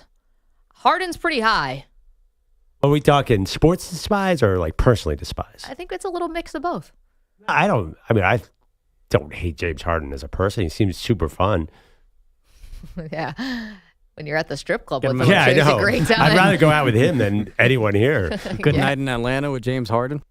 Legendary. I'm going to be honest. I'd rather go out with James Harden than anyone here. We all any would. of us would. And I'm not really trying to frequent those kind of establishments. Bogusch is here with headlines for us. What's up? Guys, LeBron, Kareem, Karl Malone, Kobe, MJ, Dirk, Wilt, and now Kevin Durant. That is the 30,000-point club in NBA history. KD joining the other 7 with free throws in the third quarter of last night's 119-112 loss to the Grizzlies. True honor to be in the same category as those players who've helped shape the game and push the game forward. And that's always been my goal, is to get the most out of myself every day and the most out of my career. As for the game, Durant and the Suns have now lost 5 of their last 6. I had a thought about this. I'm sorry, about Durant. He's an all-time great player, and I feel like that kind of gets lost a little bit because of everything else with Durant. Leaving OKC, going to Golden State, the social media stuff, the Charles Barkley feud. He's an idiot. Totally. Forcing his way out of Brooklyn, although who could blame him? Yeah, his legacy's tarnished by all that side stuff, sure. Which is crazy because there's actual guys who commit crimes and do terrible things. All of his crimes, air quotes, are just sports. I mean, right. He's never done anything, at least that I can remember, where you're like, man, that's just a bad guy. Steer clear of that dude. It's all, none of it is so super serious. Well, I think it's because we judge him on the highest pedestal, right? We consider him one of the more talented players ever play. So when you think about the Mikes, the LeBrons, the Magics, the Larry Birds, he's, in terms of talent, he's in that category. So when we talk about why he isn't there, we don't point to anything negative off the court or anything. He's never done anything wrong like that, but it's more of this other stuff that doesn't allow him, I think, to really be considered that great. Right. I think maybe he lacks some of the killer instinct that those guys had. I think that's the perception out there. The bus driver, the bus rider. For sure. thing. Yeah, Like, there's an you just idea that he guys are- should be a bus. You're exactly right. That he should not be a bus rider. He should be a bus driver. Whatever your name is. By the way, did you guys see all the rumors that the T-Wolves were trying to figure out a way to get Durant there right now at the trade deadline, and it fell apart because they could get the money right? That would have been super cool. Yeah, Anthony Edwards, that's his favorite player. That's his idol. And they're going to, I just looked at the story, they're going to try and do it this summer again, get Anthony Edwards and KD together again. But he's getting old. Like, can he do this still? I don't know. Back to you, Bogusch. Yeah. The Knicks, yay, were 128-115 winners in Indiana. The Pistons hammered the Bulls in Chicago 132-92, and the Raptors won in Philly 106-103, dropping the Sixers to a season-worst 13 games under 500. Damn. Tyrese Maxey just 5 points, 1 of 9 shooting, which had head coach Nick Nurse worried postgame. I don't really want to speculate, too much before I talk to him, right? I have a feeling there's something, I hope not, but I think there might be something physically bothering him. So I just want to check with that, yeah. That would be rare injury issues for the Sixers, so fingers crossed for Maxey. The Lakers are signing free agent 7-footer Alex Len in the wake of canceling their trade for Hornets center Mark Williams. Len averaged a robust 1.4 points and 1.8 rebounds for the Kings this season before being traded to Washington and then getting waived. Oh, by the way, yesterday I had a line that I regretted. You said, will J.J. Redick be the next Nick Sirianni? And I said Manny was more likely to date Taylor Swift than J.J. Redick winning the title.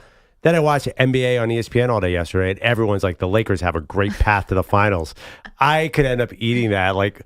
And this guy, now that they got a setter, am I going to regret that take more than anything? I hope not. I don't want the Lakers to win, but I was trying. Yeah, this is what we were trying to tell you. Yeah, we're all going to owe J.J. Redick a big apology if they even get to the Western Conference Finals. But I don't understand. Nobody's going to play defense on that team. Like, LeBron's doesn't have the energy. He's old like me. And then don't worry, they've Luka got doesn't play seven-footer defense. Alex How Len. is this team a title contender now? And now they have Alex Len. Is he that good on defense? I thought he was a kind of a bust. Definitely a bust. Not even kind of a bust. Yeah, but he's a big body. They just need a big body. Is this enough? They got Jackson Hayes. Should I be terrified that I was going to look really bad and Manny's going to pull back that soundbite all the time? Just like Wembanyama? Yes. Is that my new Wembanyama? The Lakers. Now I'm terrified of the Lakers. I'm going to root against the Lakers. Nothing will be as bad as Wembanyama. No, well, that was the opposite of true. I feel a little safer, but if I could be that wrong about Wembanyama, maybe I'm wrong about the Lakers. Wembanyama? By the way, and also, the guy does hang around the perimeter a lot. That's all I'm saying. It was the game of the night in Omaha. Number 24 Creighton falling at home to UConn 70-66, ending their 9-game winning streak. UConn freshman Liam McNeely did score a career-high 38, and his head coach, Dan Hurley, traded trash talk with Creighton fans as he left the floor after the game, at one point reminding them that he has 2 national title rings. Of course he did. Second-ranked Alabama, another high-scoring effort. Sherrill with it, giving it out. Stevenson, another 3, another make. And Jared knocks it down. Wow, what a ball game he has had. That's from Learfield. It's on a 103-80 win at Texas. 17th time this season they've hit the century mark. Jaron Stevenson scoring 22, including 4 of their 17 threes. Number 1, Auburn handled Vandy 80-68. Third-ranked Florida, an 81-68 win at number 22 Mississippi State. And Shedeur Sanders says he already has pre-draft visits scheduled with the Browns and Giants. Guys, back to you. Whoa. That's spicy. Sorry, I was filling out Perloff's top 5 people he hates the most. What was that last part? Shedeur is going to meet with the Browns and Giants to start whenever pre-draft things can begin. Oh, love it. All right, yeah, let's talk about that. Sorry, go ahead, man. I think I have got the top 5 people that Perloff despises the most. Yes, CJ. Did you see the other spicy rumor about Shedeur? Jets may be interested in moving up. Ooh. I'd say that too if I were them. You know what? I was thinking about the Jets are 7, right, EJ? Right. And there's a lot. I'm reading a lot of mock drafts from really smart people who have the Titans just not doing quarterback at all. So maybe they fall. The thought is you have either Garrett Wilson or Quinnen Williams or Sauce Gardner. Do you pair those guys with one of those picks to get up to whatever the number it is you need to get to Shedeur? It might not even be 1. Maybe it's 2 or 3 or whatever. Yeah, I mean, or Shador could fall to the Raiders. They would not pass on him, so that's a problem. You got to get ahead of the Raiders in any scenario. I'm sorry, I'm blanking on something. Who did the Jets hire as their offensive coordinator? That's the guy who's a passing coordinator. Oh, for the Lions guy. I can't remember. But Okay, yeah. Aaron Glenn brought someone with him. Yeah. Interesting. I mean, listen, you're going to have Rodgers, Kirk Cousins, Darnold possibly, maybe Stafford. Don't forget Daniel Jones. I'm going to forget you said that. You're going to have some of these other veteran quarterbacks out there who maybe the Titans, listen, the Titans can't go in with Will Levis. You're giving the middle finger to your fan base if you do that, but maybe one of the older guys is a bridge or a gap or whatever. Maybe they don't go quarterback number one. I saw a Titans reporter said the Titans don't want Rodgers because that's the team that everyone. So I think it's all smoke. They take Cam Ward, right? Like, how are they not going to take Cam Ward? I would too, but then maybe the Browns are open for business. Oh, I forgot Russell Wilson, Justin Fields. Like these guys could be all available. I would say it's very safe bet that Ward and Shador are gone by 3. I don't think that shocked. Deion's going to let Shador go to Cleveland, and I don't blame him. And if I had that kind of power as a parent, I'd even steer him to the Giants, for goodness sakes. I would not want him going to Cleveland. But you don't think Kevin Stefanski is a veteran offensive coach? I'm just going to play maybe a little devil's advocate, but he's a veteran offensive coach. He's been coach of the year.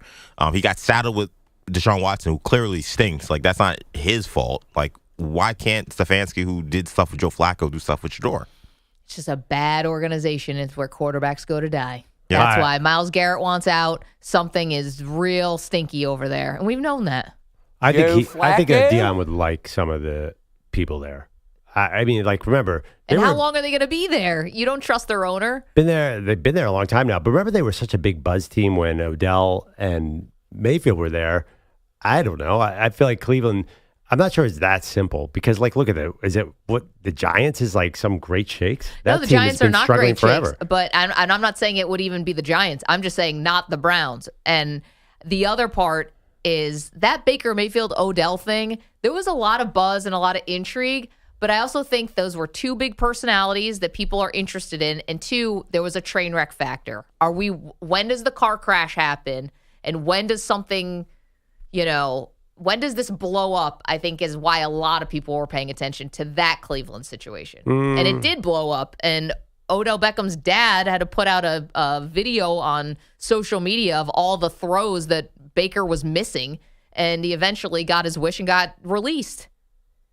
It's always something with the Browns. I wouldn't do that. The only thing with Deion, though, that I keep holding on to, I know he said literally that this is going to be an Eli, but he did bring his kid to Colorado. I mean, Colorado was a one-win team. He was coaching, though. He had control. Yeah, but, I mean, they were an organization in a school that had basically zero infrastructure. Like, I'm wondering if they are as scared of a challenge as we think they are. Yeah, but Deion, I think he could at least control things. Like, you're going to control who? The Haslam family? Like, no way. Yeah, but I mean, what's better, the Tennessee situation, the Giants situation, or the Cleveland situation? All of them. Anybody. The Raiders. All of these situations are bad. All these ownership groups. That's why they're at the top of the draft. Thank you, John Mara. I mean, the Jets. I mean, the Jets, another place where quarterbacks go to die. I'm not sure. I guess the Giants, because of Eli, that's the one that. But then again, that ownership group has gotten old. I have no idea. I kind of agree with EJ was going. There's something about Cleveland that is not that awful. That front office has been there a long time now. All these guys, Paul Podesta, remember the Jonah Hill character in Moneyball, is still there. I mean, all the teams we just mentioned, those teams haven't sniffed the playoffs in recent memory. The Browns have. They've made the playoffs multiple times. Titans are a tough spot right now. Guys, their best player asked for a trade 4 days ago. I know. And you're like, everything's awesome in Cleveland. This is great. Look, this is like, 3 a.m. at the bar, Maggie. Like, you're just trying to find something. Place to sleep? Yeah. Any port in the storm? Yeah. Awesome. The Browns are loaded, though. Like, they have crazy investment in their O-line. They have receivers. Like, look at their O-line. You'll be like, oh, my God. Like, they won 3 games this year. You guys, the season not happening? They're all gone. They have, look at their O-line. Jedrick Wills, Joe Bitonio. I don't know if all these guys are back. Wyatt Teller, Jack Conklin. That's like they all get hurt. They were all hurt last year. Like their whole and they've O-line. been hurt. But I don't know. You guys are like, wow, look at the prom queen over here of the Cleveland Browns. Like, check out the what? do a deep dive into the Tennessee Titans, Oh, and then we'll talk. No, I mean, at least you can fail in obscurity there. 855-212-4227. Okay, I got my top 5 list of people Perloff despises. And coming up, we will talk about some of these veteran quarterbacks and where they could land. It's Maggie and Perloff. You're in a 5-minute break.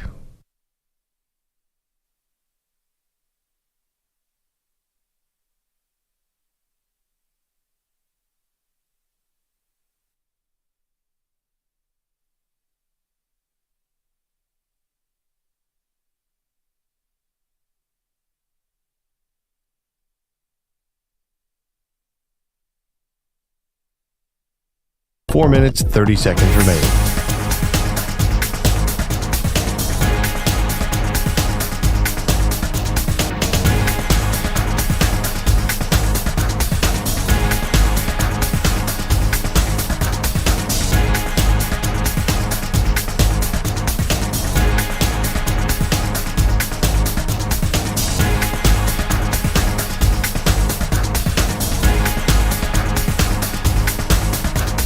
Four minutes remaining.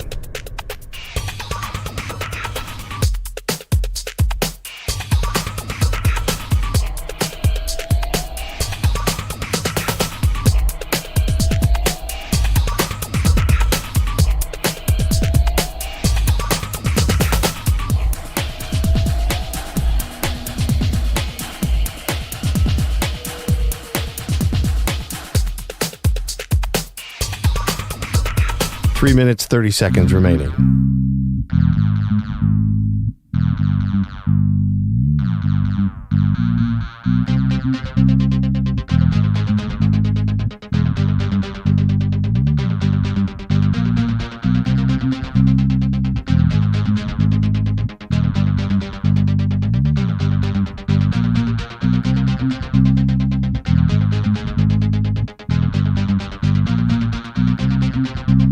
Three minutes remaining.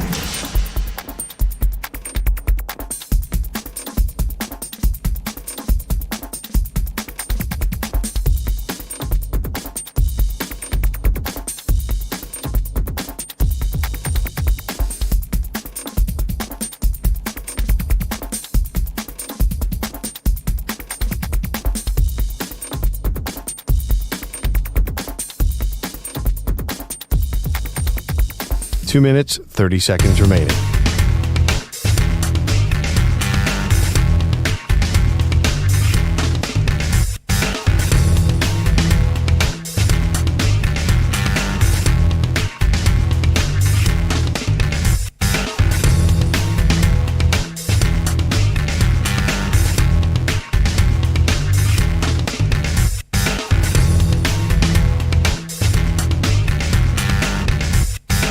Two minutes remaining.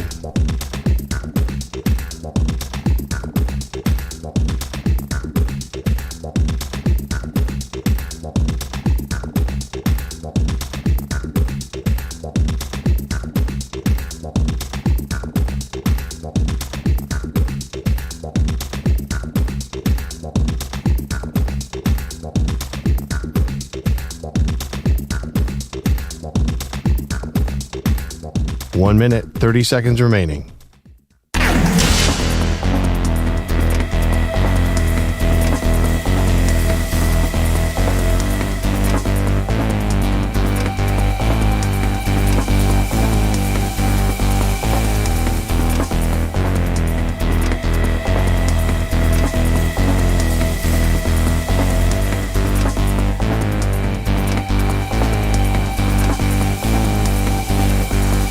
One minute remaining.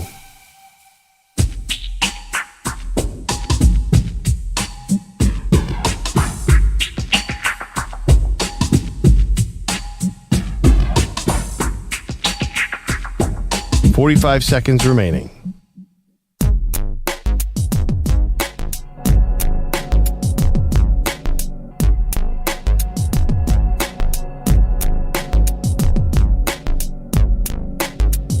.30 seconds remaining.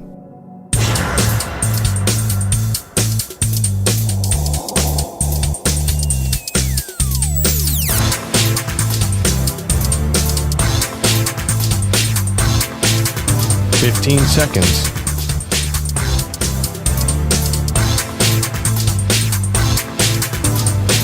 Break ends in 5 seconds.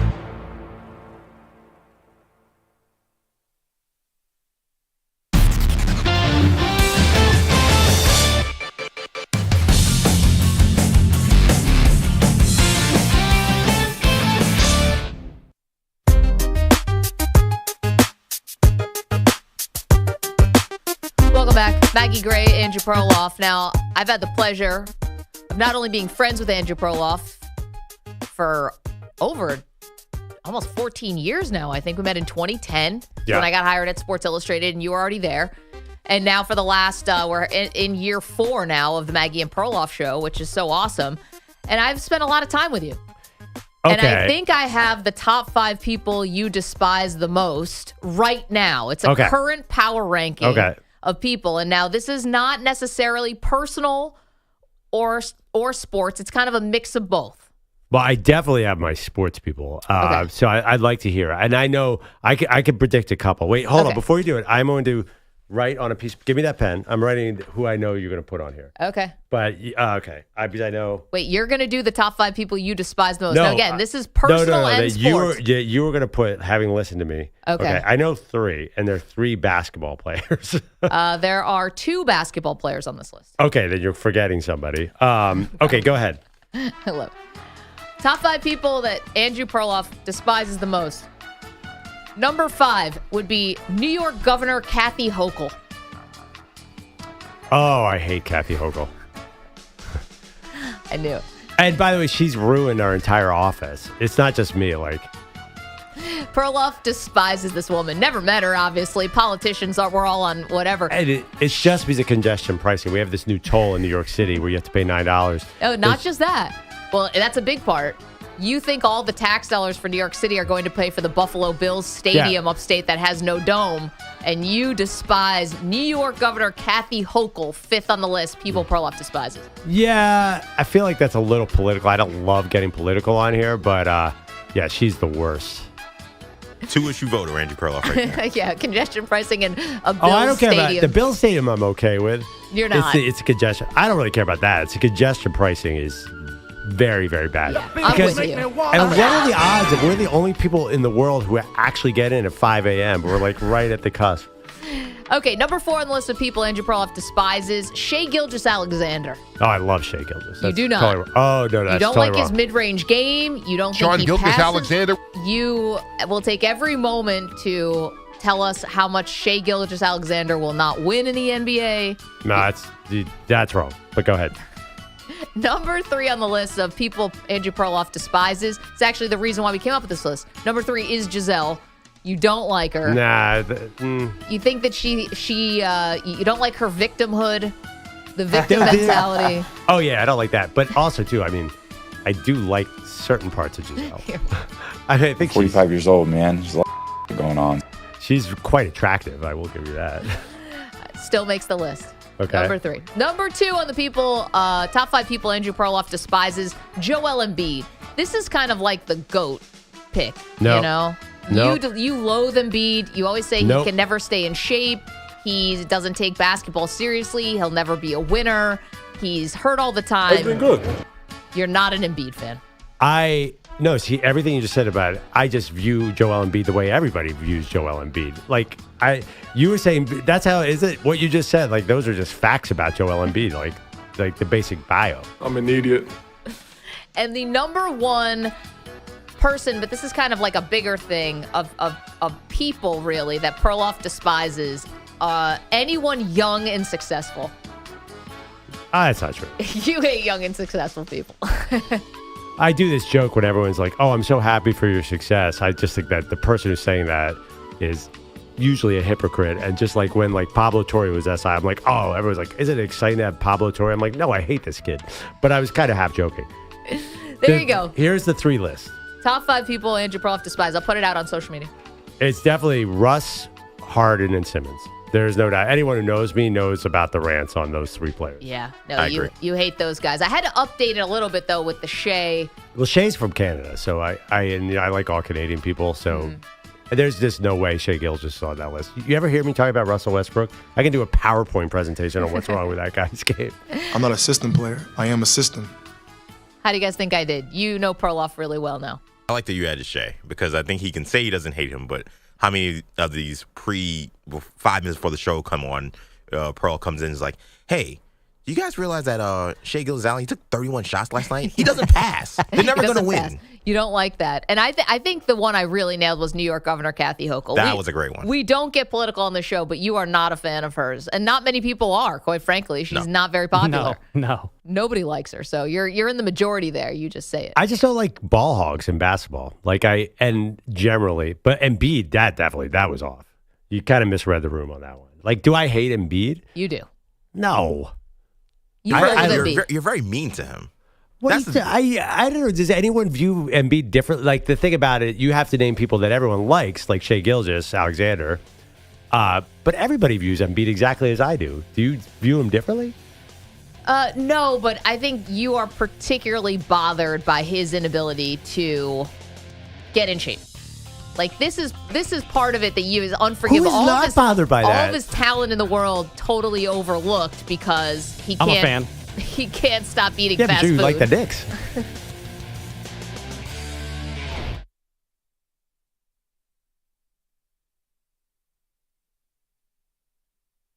You're in a 5-minute break.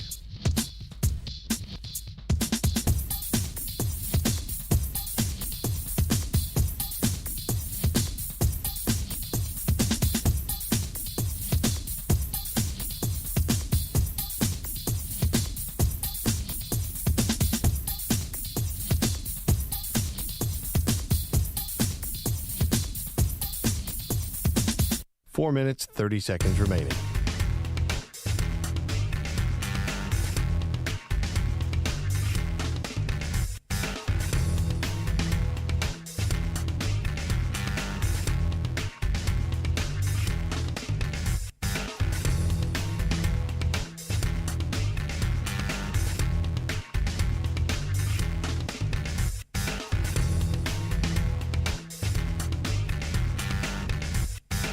Four minutes remaining.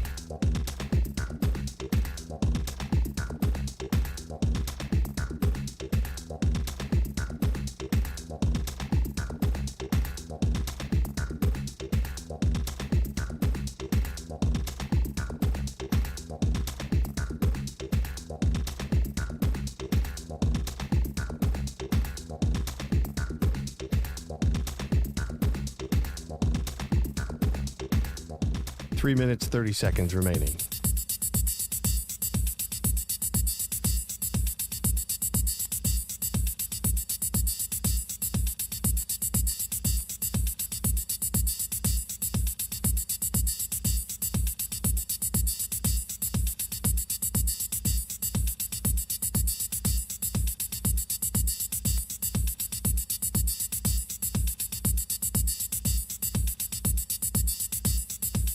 Three minutes remaining.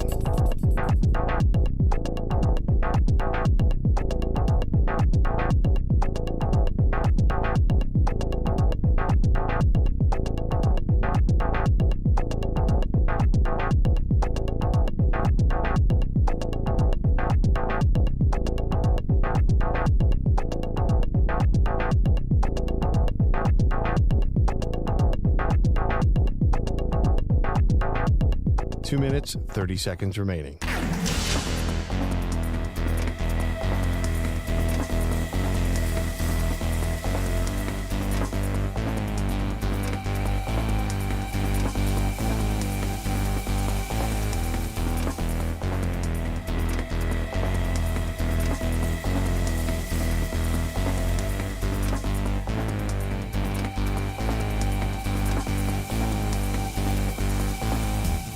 Two minutes remaining.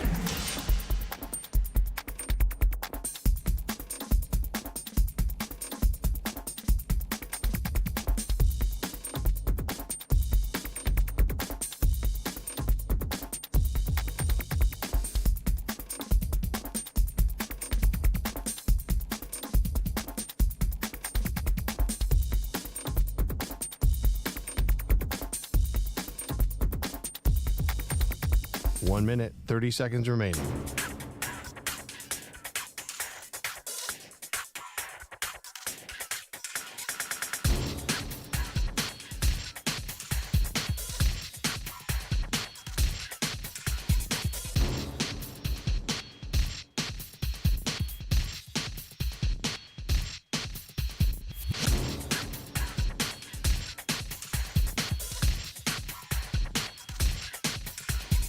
One minute remaining.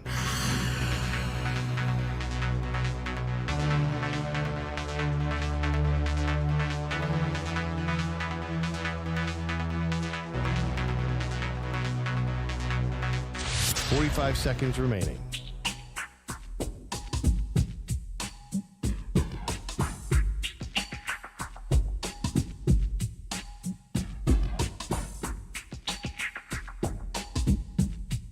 Thirty seconds remaining.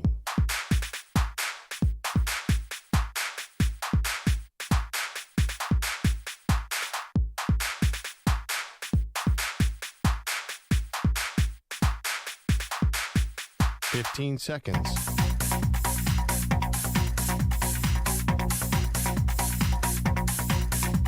Break ends in 5 seconds.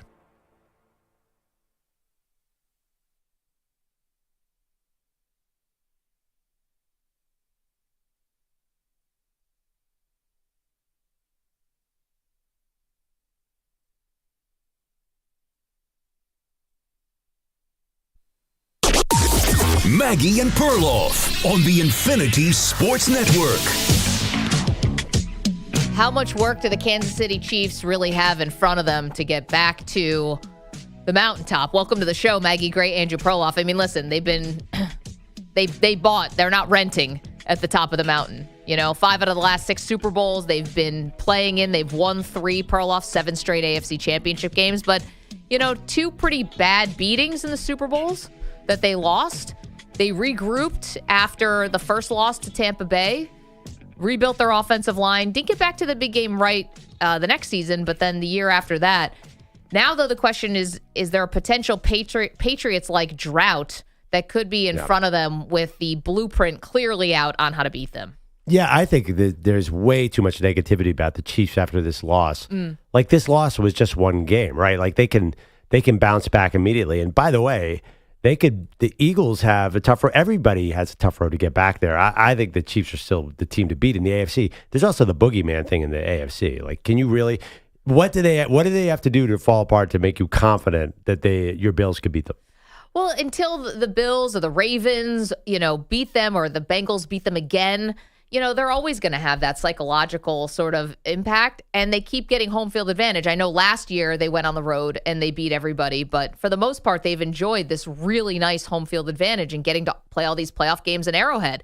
And I'm not even talking about getting calls. I'm just saying you get home field. It's just so much better. So I'm curious if the rest of the division is actually going to step up and maybe challenge them for the AFC West. Are we going to get Josh Allen and Lamar Jackson finally really play their best games against Kansas City? And are they going to have, more importantly, are those two teams going to have defenses that can do what the Eagles just did to Mahomes and what the Bucs did to Mahomes a couple of years ago? Yeah, I don't think so. Buffalo seems pretty far away on defense. The thing is, if you were going to look at a team that was going to surpass Kansas City, if I told you that Lamar Jackson was going to improve by 30% this year, you would have said That's Baltimore. Scary. Yeah, I'm looking, by the way, the Chiefs rebuilt their O-line. After 2022, they lost both their starting tackles and signed off the trash heap, Donovan Smith and Jawan Taylor. They can definitely do that again. They just get those guys in there. When Mahomes is your quarterback and Reed is your coach, you don't need the best left tackles. So we put the poll out for you. What's more likely to happen? The Chiefs win another Super Bowl next year, or the Chiefs go through a Patriots-like 9-year Super Bowl drought? Right now, the Super Bowl drought is winning the poll 60-40. I'm a little surprised by that. But, we talk about parity in sports and about, just how, the Chiefs have made it look easy in some ways. But so did the Patriots for a while. And nobody saw that drought coming. And it was at the hands of 2 losses in the Super Bowl to the New York Giants of all teams. So you can never tell. Yeah, I mean, and finally, when the Patriots did win, they won by the skin of their teeth. The win over Seattle was the breaking the drought, right? And, to be fair, all their Super Bowls were close, but never blown out. Not like the Chiefs have had in their 2 losses. Right. And then, all their victories were so crazy close, too. They had the 28-3 comeback. I mean, some of the Chiefs' victories, overtime last year, took a James Bradbury defensive holding call against your Eagles, having to come back against the 49ers with Jimmy Garoppolo on the other side. These have been nail-biters for the Chiefs, too. Absolutely. But I just think that there was something a little fluky about that Patriots drought, obviously. Like, they did not expect to lose to a wild card Giants team twice in a row. No. 855-212-4227. How do you see it? Okay, it is Wednesday, which means around here we do something called The Great Debate.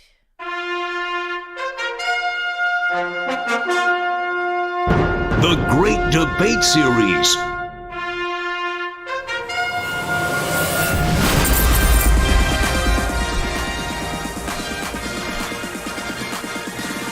Okay, guys. Today's great debate inspired by a little something that's going on in the news, Pro. I'm sure you saw it, which is 2 former teammates who are feuding. And those 2 teammates are Cam Newton and Steve Smith Sr. because of Cam's comments that when he joined the Panthers, when he was drafted their number 1 overall, he joined a locker room of losers. And Steve Smith took exception to that. Cam also said, that he would give up his MVP to win a Super Bowl, which I think maybe chafed a couple former teammates. Yeah. Not Greg Olson, who joined us on Radio Row. He understood it. But a couple others, I think, did not like that. So in honor of this beef, our great debate today is what are the greatest teammate beefs of all time? Teammates who just despised each other. Had to try to get along. Either did make it happen or didn't make it happen. The worst of the worst. Perloff, get us started. Well, I feel guilty here because you guys let me get the obvious one. The first name that I think popped, the first 2 names that popped into all our heads were Shaq and Kobe. Shaq and Kobe. Kobe and Shaq. Did we not have sound with that? We've had our spats. We've had our share of arguments on the floor, for various reasons. He used to get mad at me for not playing team basketball. He used to get mad at me because he wasn't in tip-top shape. But we put our differences aside and went out there and played. And we won. And we played great in doing that. So we could have coexisted. We have coexisted. When was the last time you talked to Kobe? I don't know. I don't care. I don't know. If Kobe Bryant called you on your cell phone right now, what would you say to him? I don't have a cell phone. I randomly watched a Shaq documentary on HBO during Super Bowl week. It was wildly entertaining. We were talking about, they did get along later in life, and Shaq spoke at his funeral.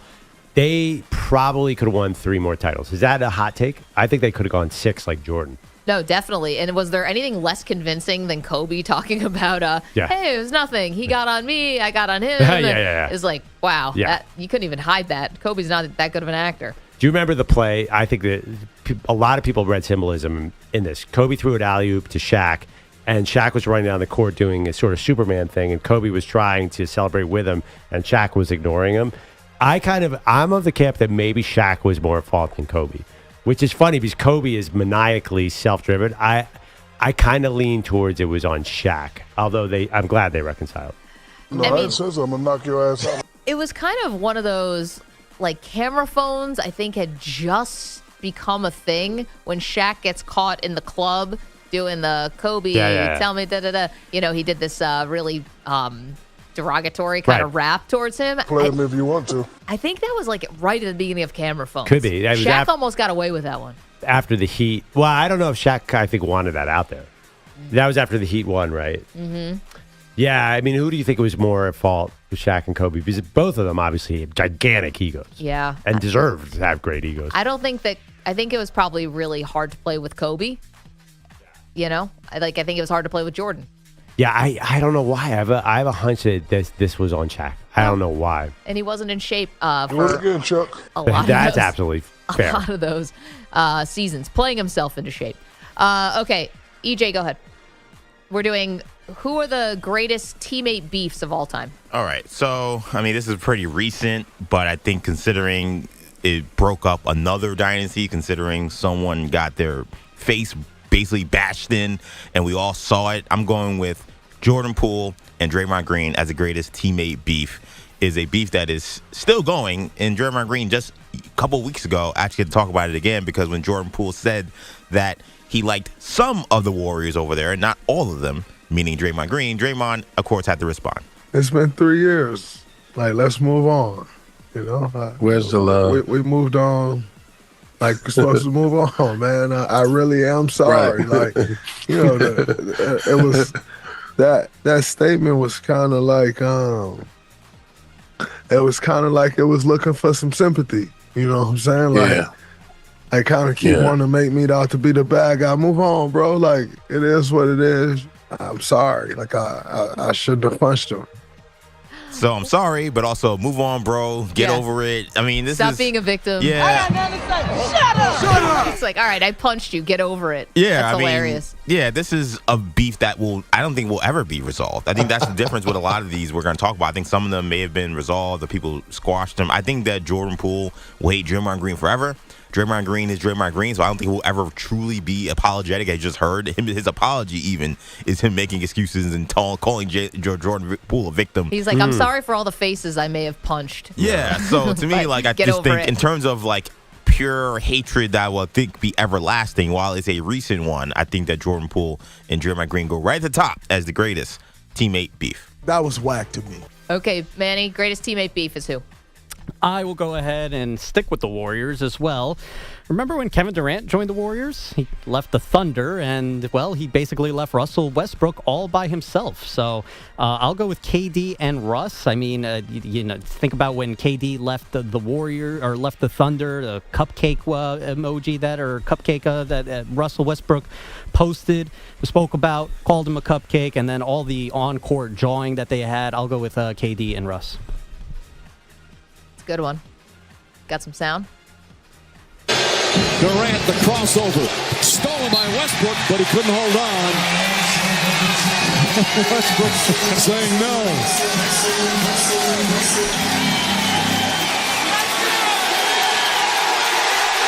Well, the official's going to have to step in sooner or later, as these former star teammates jawing at each other. Forehead to forehead. KD and Russ. Okay, Andrew Bogusch, the greatest teammate beefs of all time. I suspect that my submission's not going to win the ensuing poll, but I don't care, because I love gossip. I love salaciousness, so I'm taking to the mid-90s and the Dallas Mavericks. Unbreak my heart. Say you love me again. Undo this hurt you caused when you walked out the door and walked out of my life. Uncry these tears. Is this the greatest unconfirmed love triangle in NBA history? Jason Kidd, Jimmy Jackson, Jamal Mashburn were supposed to bring the Mavs to prominence, but Kidd and Jackson in particular never got it together, maybe because Toni Braxton got in between the two of them. The most famous story is that she showed up for a date at a hotel in Atlanta, was supposed to go out with Jason Kidd, but left with Jimmy Jackson instead. Whoa. This has never really fully been confirmed, reported, whatever, but it's a great story, and it is a great piece of NBA history. No doubt. We're talking about the greatest teammate beefs of all time. I'm going to finish it out here. Am I the only person who's picking the NFL? No one decided to go to the NFL here. With Donovan McNabb and Terrell Owens, and why it's top of mind is not just because the Eagles won the Super Bowl a couple days ago, is because this beef got reignited this season. Now, we all know about McNabb and T.O. on that 04 Super Bowl team, Perloff, that lost to the Patriots. McNabb puking in the huddle because he was so either nervous or gassed or whatever and kind of blew it. T.O. was playing on a broken leg and still had a fantastic game. T.O. accusing McNabb of being out the night before the Super Bowl. They've just had a terrible relationship after that, caused major rift in the team. T.O. ended up getting suspended for 9 games because they could not get along. T.O. and Donovan McNabb, greatest teammate beef. Your friend, Michael Irvin, recently said that if Brett Favre was the starting quarterback for the Philadelphia Eagles, they'd be undefeated right now. What do you think of that comment? I mean, that's a good assessment. I would agree with that. That was T.O., obviously, throwing shade at his quarterback, Donovan McNabb. We all remember T.O. doing sit-ups in the driveway of his home in suburban Philadelphia, and he was gone pretty soon after that. So T.O., Donovan McNabb, greatest teammate beef. Yeah, I mean, it's a little one-sided. I mean, it was name a quarterback that T.O. did not beef. Name a human that T.O. did not beef with. So it's funny, though, that this got reignited earlier this year in December when Brandon Graham called out A.J. Brown and Jalen Hurts for not having a good relationship. And Don McNabb said, well, you should really go to somebody man-to-man if you have a problem with them. And T.O. said, well, that's funny because when you and I had a problem, you were always sending messages through the media, and you never came to me. Dear God. I mean, first of all, Brandon Graham thinks that Jalen Hurts and A.J. Brown were a problem. He was not there for T.O. I mean, we were there for T.O. That guy was hard to get along with. I mean, kept him out of the Hall of Fame for a couple of years. His, his reputation as a locker room cancer. The sit-ups were about the contract. It wasn't about Donovan. Yeah. But also, I think T.O. subtly went after all the Niners, too. Like, that was not good. He hated Jeff Garcia. Yeah. Yeah. And Love Romo, though. Did love Romo. Cried about Romo. That's my quarterback. Yeah. That's a good one. By the way, I'm surprised that nobody picked another NFL one that is still simmering, which is Richard Sherman and Russell Wilson. Now, Wilson doesn't really want any part of this, but Richard Sherman won't let it go. I think the only reason why I didn't really consider that one is because I felt like while they were teammates, it didn't feel like there was a lot going on. It almost feels like it happened a little more after Sherman left. I don't know. There's the story about after the Malcolm Butler at the goal line debacle in the Super Bowl, they all went to Hawaii. And they went to the top of a mountain to try to clear the air and kind of as a team, everyone get on the same page. And they felt like they really made a lot of progress. And they come down the mountain, and Russell Wilson has a plane waiting for them with his name on the side of it to fly them all back to Seattle. It's fantasy. Yeah, I mean, he doesn't get it. No, it was there. We learned that story though recently, right? Was that happened? We didn't know about that when it happened. Not right? when it happened, but not recently. Well, I feel like that one is like Richard Sherman's made a cottage industry of ripping Russ, That's and true. it's kind of got old. Like he was a one-trick pony, and then I think Richard Sherman actually is a really good analyst and stopped. He got better when he stopped talking about Russ on there. I mean, it'd be like a Bears-Vikings game, and he's gone 9 minutes about Russ in the. Then Andrew Whitworth's like, "Are you watching this game?" Anyway, Richard Sherman does have a funny commercial where the dip falls on his jacket. Anyway, by the way, can we say one thing about Bogusch's? Yeah. Jim Jackson, I can understand that. That might be the most handsome NBA player of all time. Can we get a ruling on that? Jim Jackson? Yeah, handsome dude. I mean, maybe the most handsome pro athlete. My vote is for Quentin Grimes, but I digress. Oh, my God. You are the worst. Wait, So you're Jim not even a Nick Jackson? Wait, you don't know about Jim Jackson and the good looking? I mean, I don't know. I've never really thought about it, but What? you guys all apparently have put a lot of time in Oh, it. yeah. Jim Jackson. Kendall Gill was also a heartthrob back in the day. Yeah. There was but Jim Jackson in particular, was like, oh my God, I can't even look at that guy. The jaw is way too square. Wait, you don't know about Jim Jackson? I'm surprised that this has never come up. Sorry, never made my text thread. Yeah, Jim Jackson on the Mavs too. I mean, this guy's a fox. Yeah. I was actually going Not that many. more current Jimmy He looks Jackson. great now too. Yeah. Oh, I know. Good announcer. He'd come on the DP show a lot. We're like, we can't do Zoom with this guy anymore. It's just, Putting you all to shame. Dan would just start staring at the screen and forget to ask a question. This is one good-looking dude. Did you just discover who Jim Jackson is? No, I know who Jim Jackson was, but I know old Jim Jackson. See, Jason Kidd to even be in a love triangle with him, that just shows that Kidd had game. He must have. Because Kidd, great player, great coach. He's not a model. No. Interesting. All right. Well, the great debate is actually great teammate beefs. Not is Jim Jackson the most attractive player By the way, ever have graced the NBA We'll court? do that next week. Yeah. Incredible shoulders. When Bogusch introduced that, he introduced Mashburn into that mix. I was like, wait, that'd be a love rectangle. No, he was just the three of them were supposed to be Right. the new Mashburn Mavs. never Collateral dated. Just damage. want to remember, he never dated Tony Braxton. Mashburn had nothing to do with this, right? I don't think so, but also a handsome guy. Yeah, very handsome. Jamal New York, Mashburn? from New York. Yeah. All athletes are good looking. That's not true. We just said Jason Kidd's not. Well, I mean, we're also not drafting compared to Carson Jim Beck off Jackson, his but face. generally, like most young athletes are pretty good looking. Anyway, Jamal Mashburn's okay. I'd give him a B-. Jeez. I'm glad you went with a letter after I'll give him. Imagine if you. No, I mean for an athlete, that's good. Glad that was a grade. Imagine if he's in his car right now. It's like a B+. What'd you say? B-. B-. When we were at DP Show, we would do the handsome quarterback draft every year. Mm-hmm. That was when things got real. I know who's at the top right now, and that's that unfortunate Super Bowl winning quarterback. That's a good looking dude. Square jaw. Square jaw. You all right, Max? Am I all right? You guys are hyperventilating over there over Jalen Hurts. We're talking about facial symmetry like there's no tomorrow. I think I'm the only one holding it together in this entire segment. Let's be honest about that backfield. Jalen Hurts and Saquon Barkley. I don't like them, but that was a good looking duo. Saquon is a little like. Don't get me started on he's Saquon. like Saquon's a good looking dude. I don't know. Don't lie. Manny will fight you. Don't spread Saquon? Saquon Have you seen a picture of Saquon Barkley? He's a very handsome man. Yeah, but he's got this boyish charm about him. Women like that. Jalen Hurts is a man. Oh, yeah. No argument there. I don't know. You know this is all going to come back like on me, you know? Yeah. Maggie, your thoughts. Yeah, no, I'm not going to answer the question. Becton fan? Yeah, right. Maggie, do you think Jalen Hurts looks like a man? Oh.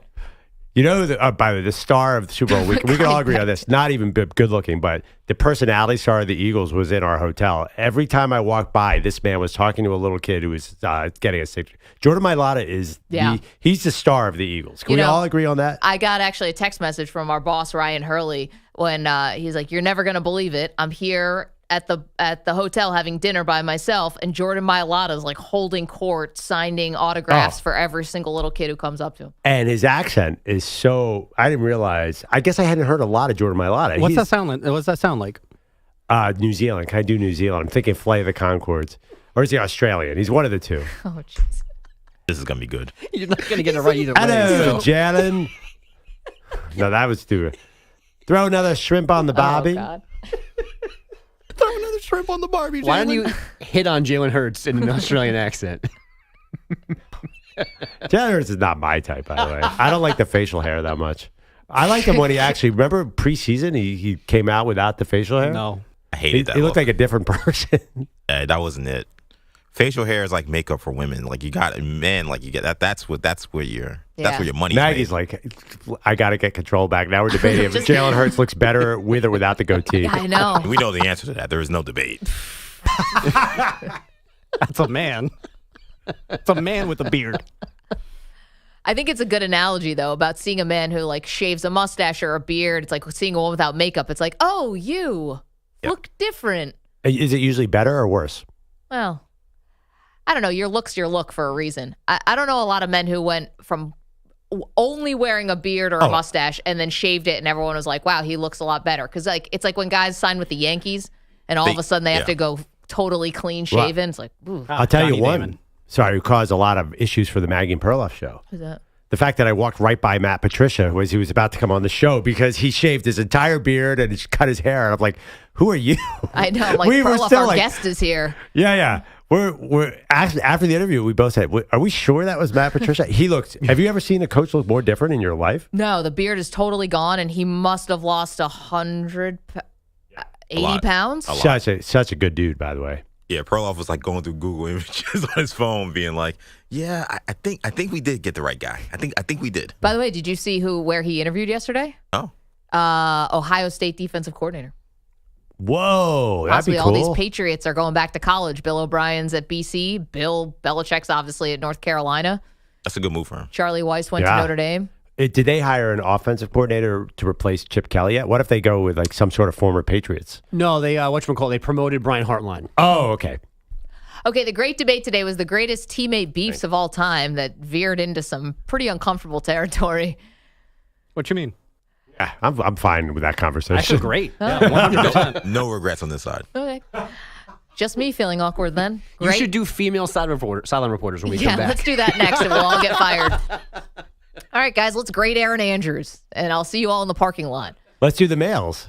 Peter Schrager looked great at the Super Bowl. Evan Washburn, handsome guy. Evan Washburn's hair. I mean, come on. Yeah, We're it's talking undefeated. first team All-Pro. Yep. And me and Manny were watching Chris Myers doing the dog show, Timeless. Yeah. Yep. No. Chris Myers is timeless? Yeah. Yeah. He's Okay. All right. same in 1998 as he is now. I agree with that. Anyway, Team A Beefs, 855-212-4227. What do you got? You're in a 5-minute break.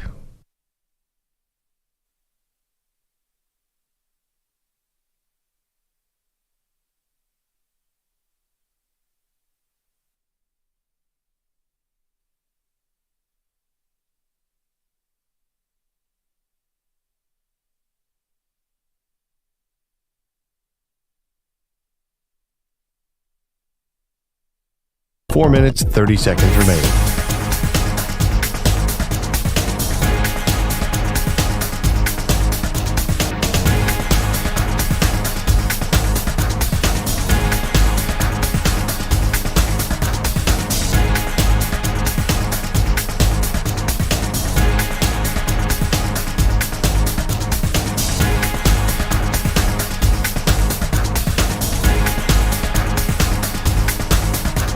Four minutes remaining.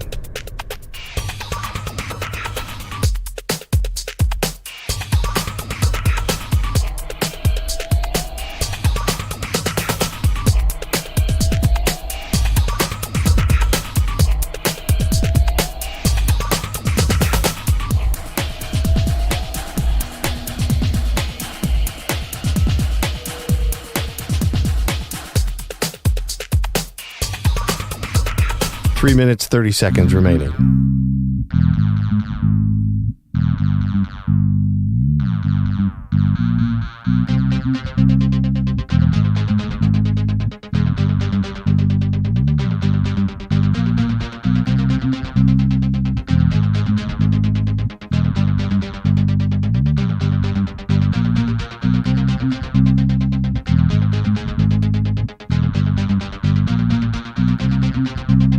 Three minutes remaining.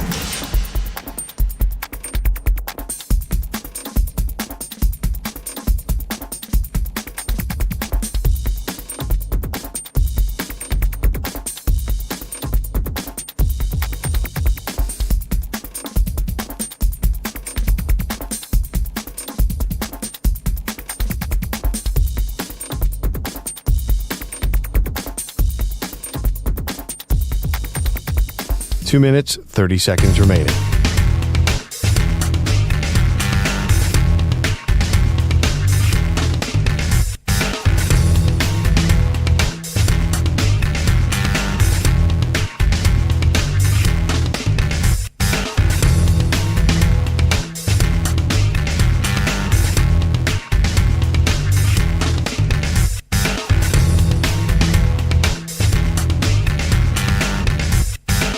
Two minutes remaining.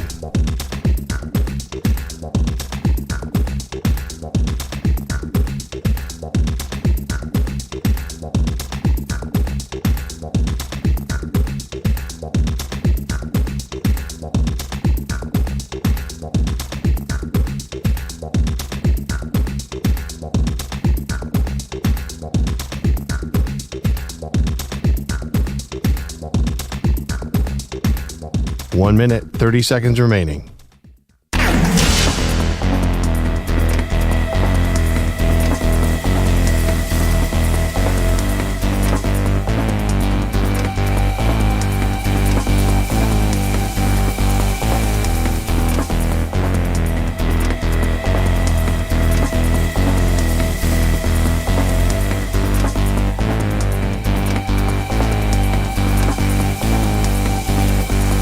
One minute remaining.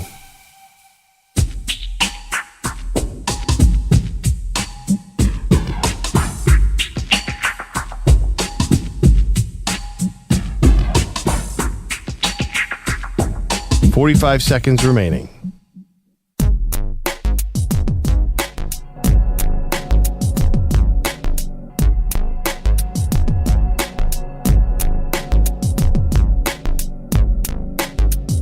30 seconds remaining.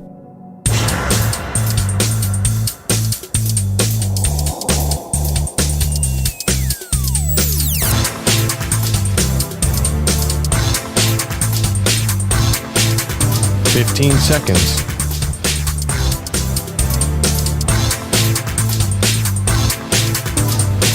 Break ends in 5 seconds.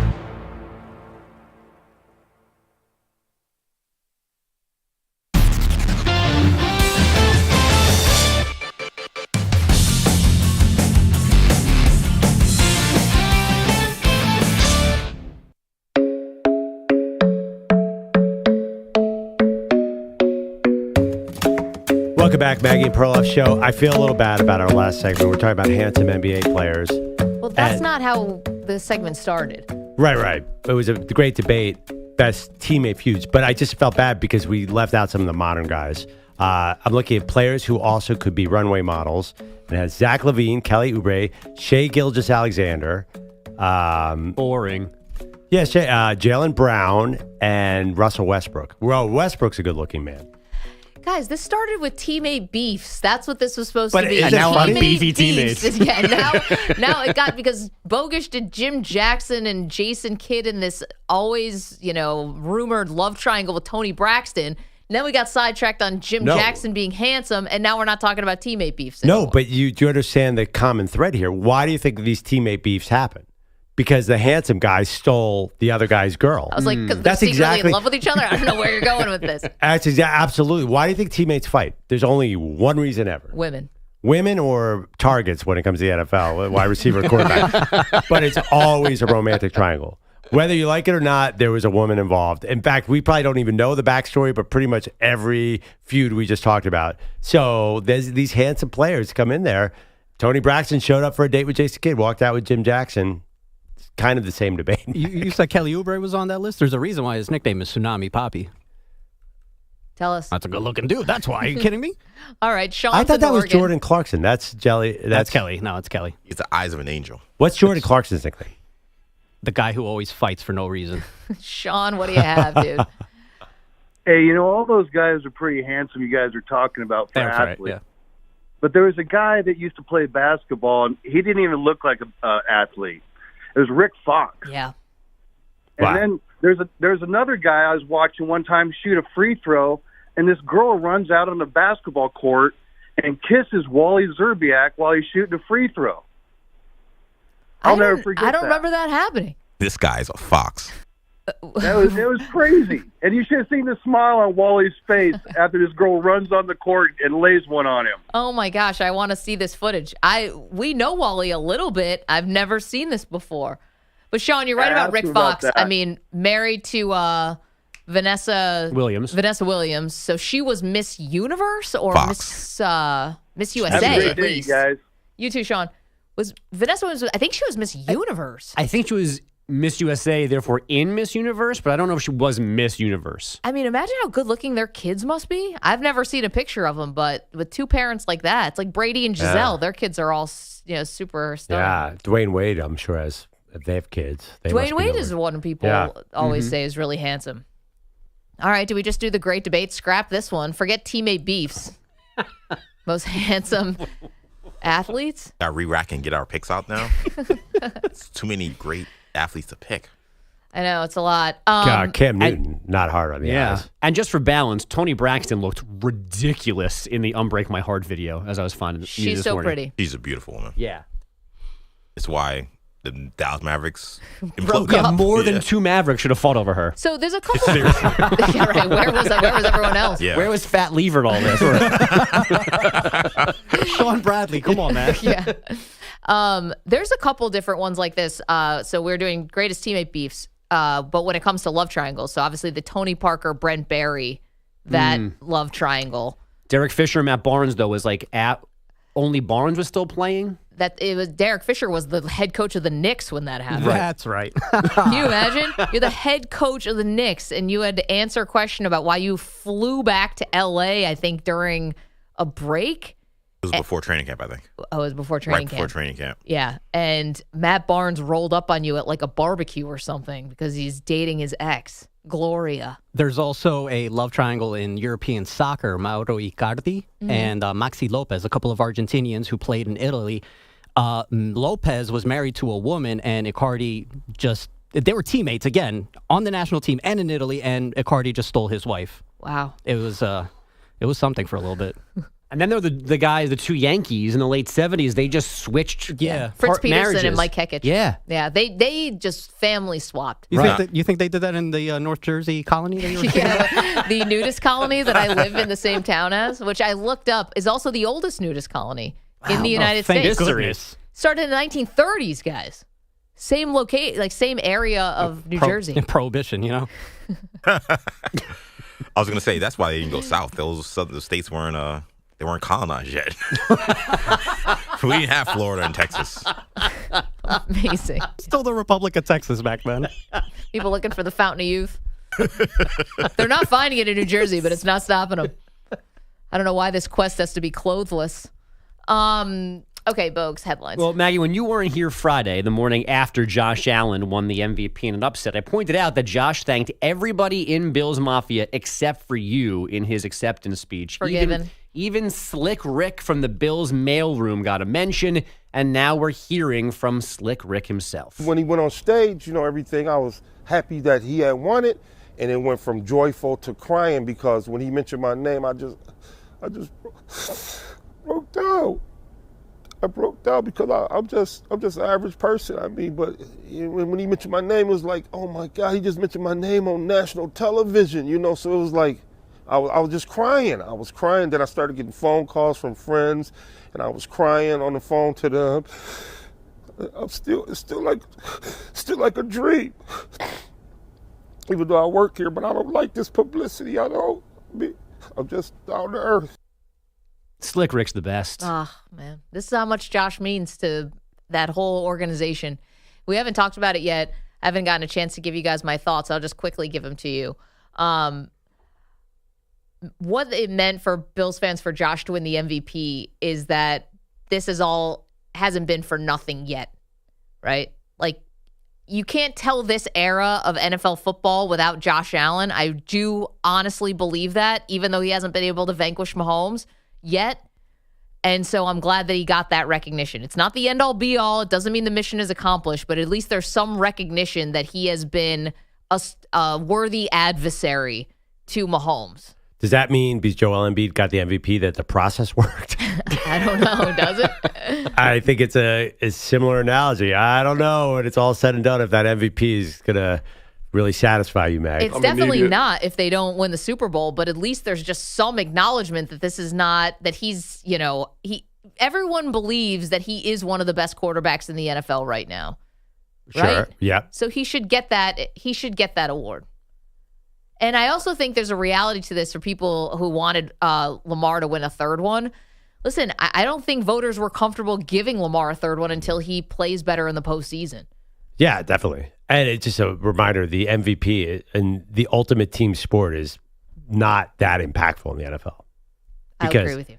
Yeah, it's just like the MVP doesn't totally work, but we talk about it a lot.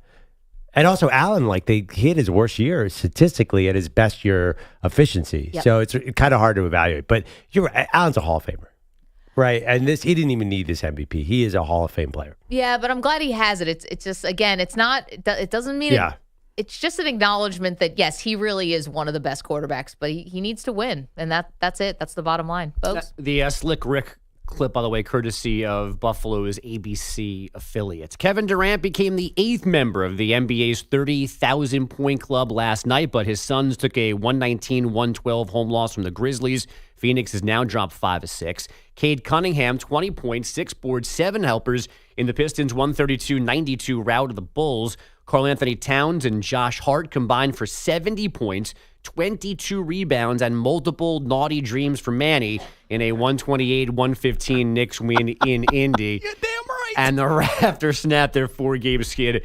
106-103 in Philly. Before that game, those Raptors signed the newly acquired Brandon Ingram to a 3-year extension worth $120 million.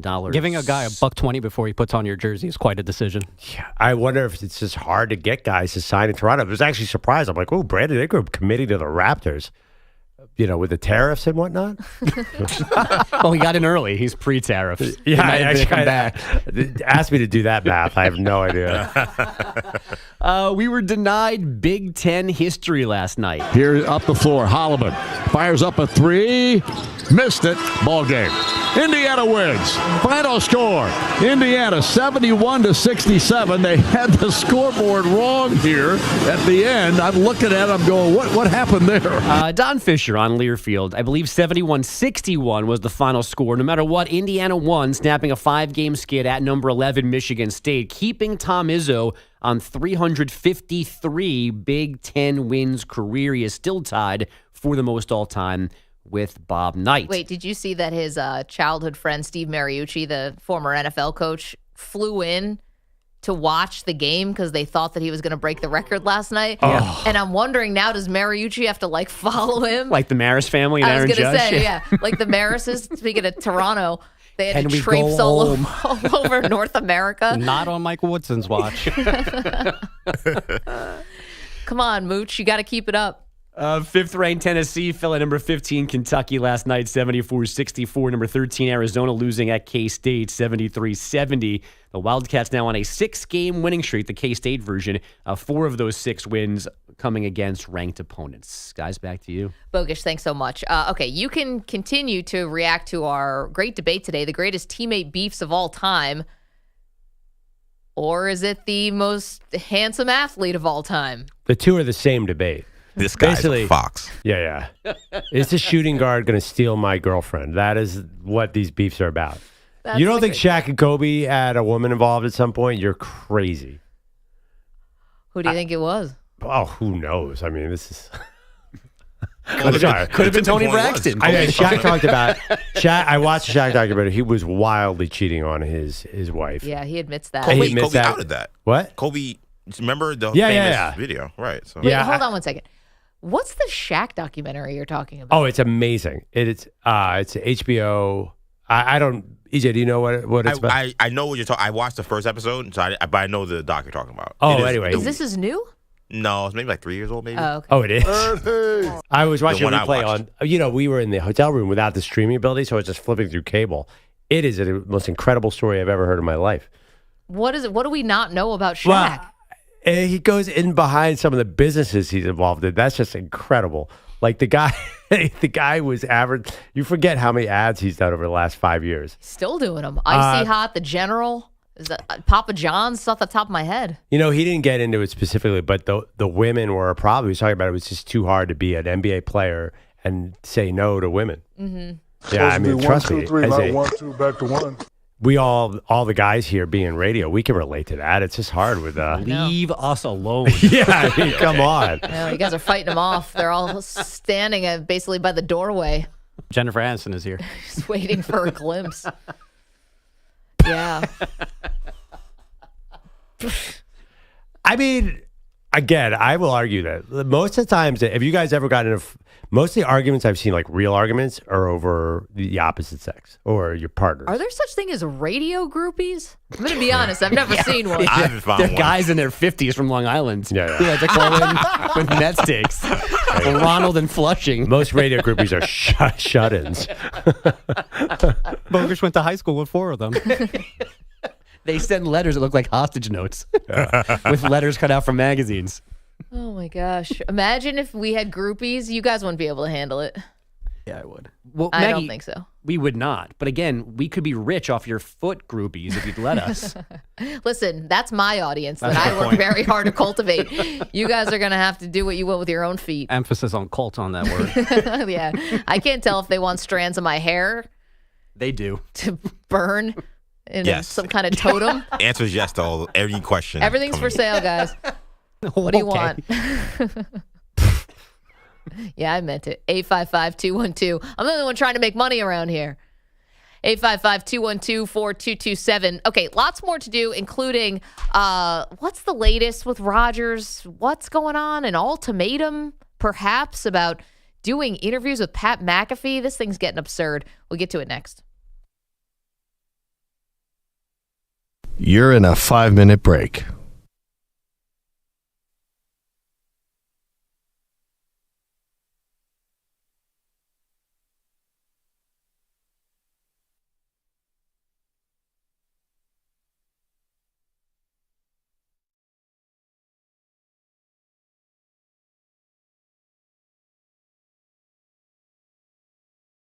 Manny and EJ, they're diehard Knicks fans, living in the Big Apple. They're part of the grand plan, but they just witnessed the crushing defeat. 76ers taking the victory, man. That's hard to beat. Sitting in the studio talking about the game, Maggie and Perloff, it ain't all the same. Perloff's a Philly fan. It's hard to stand when your team's on top and your heart's in your hand. Man, Manny and EJ, they're lost and confused. Knicks played hard, but it wasn't what they used to. Every missed shot, every turn, oh, they saw leaving them shocked. They can't believe what they're in for. Manny and EJ, they're diehard Knicks fans, living in the Big Apple. They're part of the grand plan, but they just witnessed the crushing defeat. 76ers taking the victory, man. That's hard to beat. Sitting in the studio talking about the game. Peter Bellotti, he made a prediction, said that he gonna win. Celtics got no conviction, but now he's hiding, running away, won't own up to his words, can't face the dismay. He thought Miami would rise like the sun in the sky, but now he's got excuses, got no alibi. He thought the Heat had it, it was a sure bet, but they couldn't handle Boston, not just yet. Peter Bellotti, where you at now? You made a bold choice, but where's your wow? Can't stand the heat in the kitchen, your predictions cold. You're playing hide and seek, leaving us in the fold.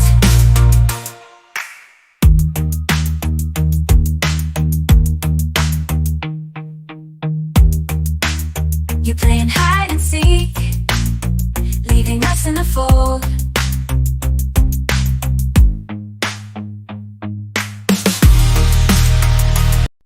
Roasting Tom Brady, we took it too far, but Maggie don't care, she's a superstar. Said the kids need to learn to laugh at the pain, so we'll keep on joking, no need to explain. We may have crossed the line, but who's to say? Maggie's teaching her children to handle it her way, making light of the struggles, finding joy through the tears. With a sense of humor, they'll conquer their fears. Ha ha ha, let's laugh it off, put a smile on your face. Ha ha ha, bring on the jokes, no need to keep the pace. We'll turn the pain into laughter, let it all go. Ha ha ha, together we can grow. Roasting Tom Brady, we took it too far, but Lee Bellotti's got something to say. Infinity's mice, he's feeling the dismay. No NBA on NBC, what a shame. Just JJ Redick's wine ain't the same. Peter Bellotti is getting upset. Maggie, Perloff, can you hear his plea? Bring back the NBA on NBC. Set his spirit free, he misses Mar. Costas and the crew, those were the days. Pete cries out boo-hoo, Bring it back, oh can't you see? Bring back the NBA on NBC. Let it be. Pete's mad, he's feeling sad. Bring it back, oh make it right.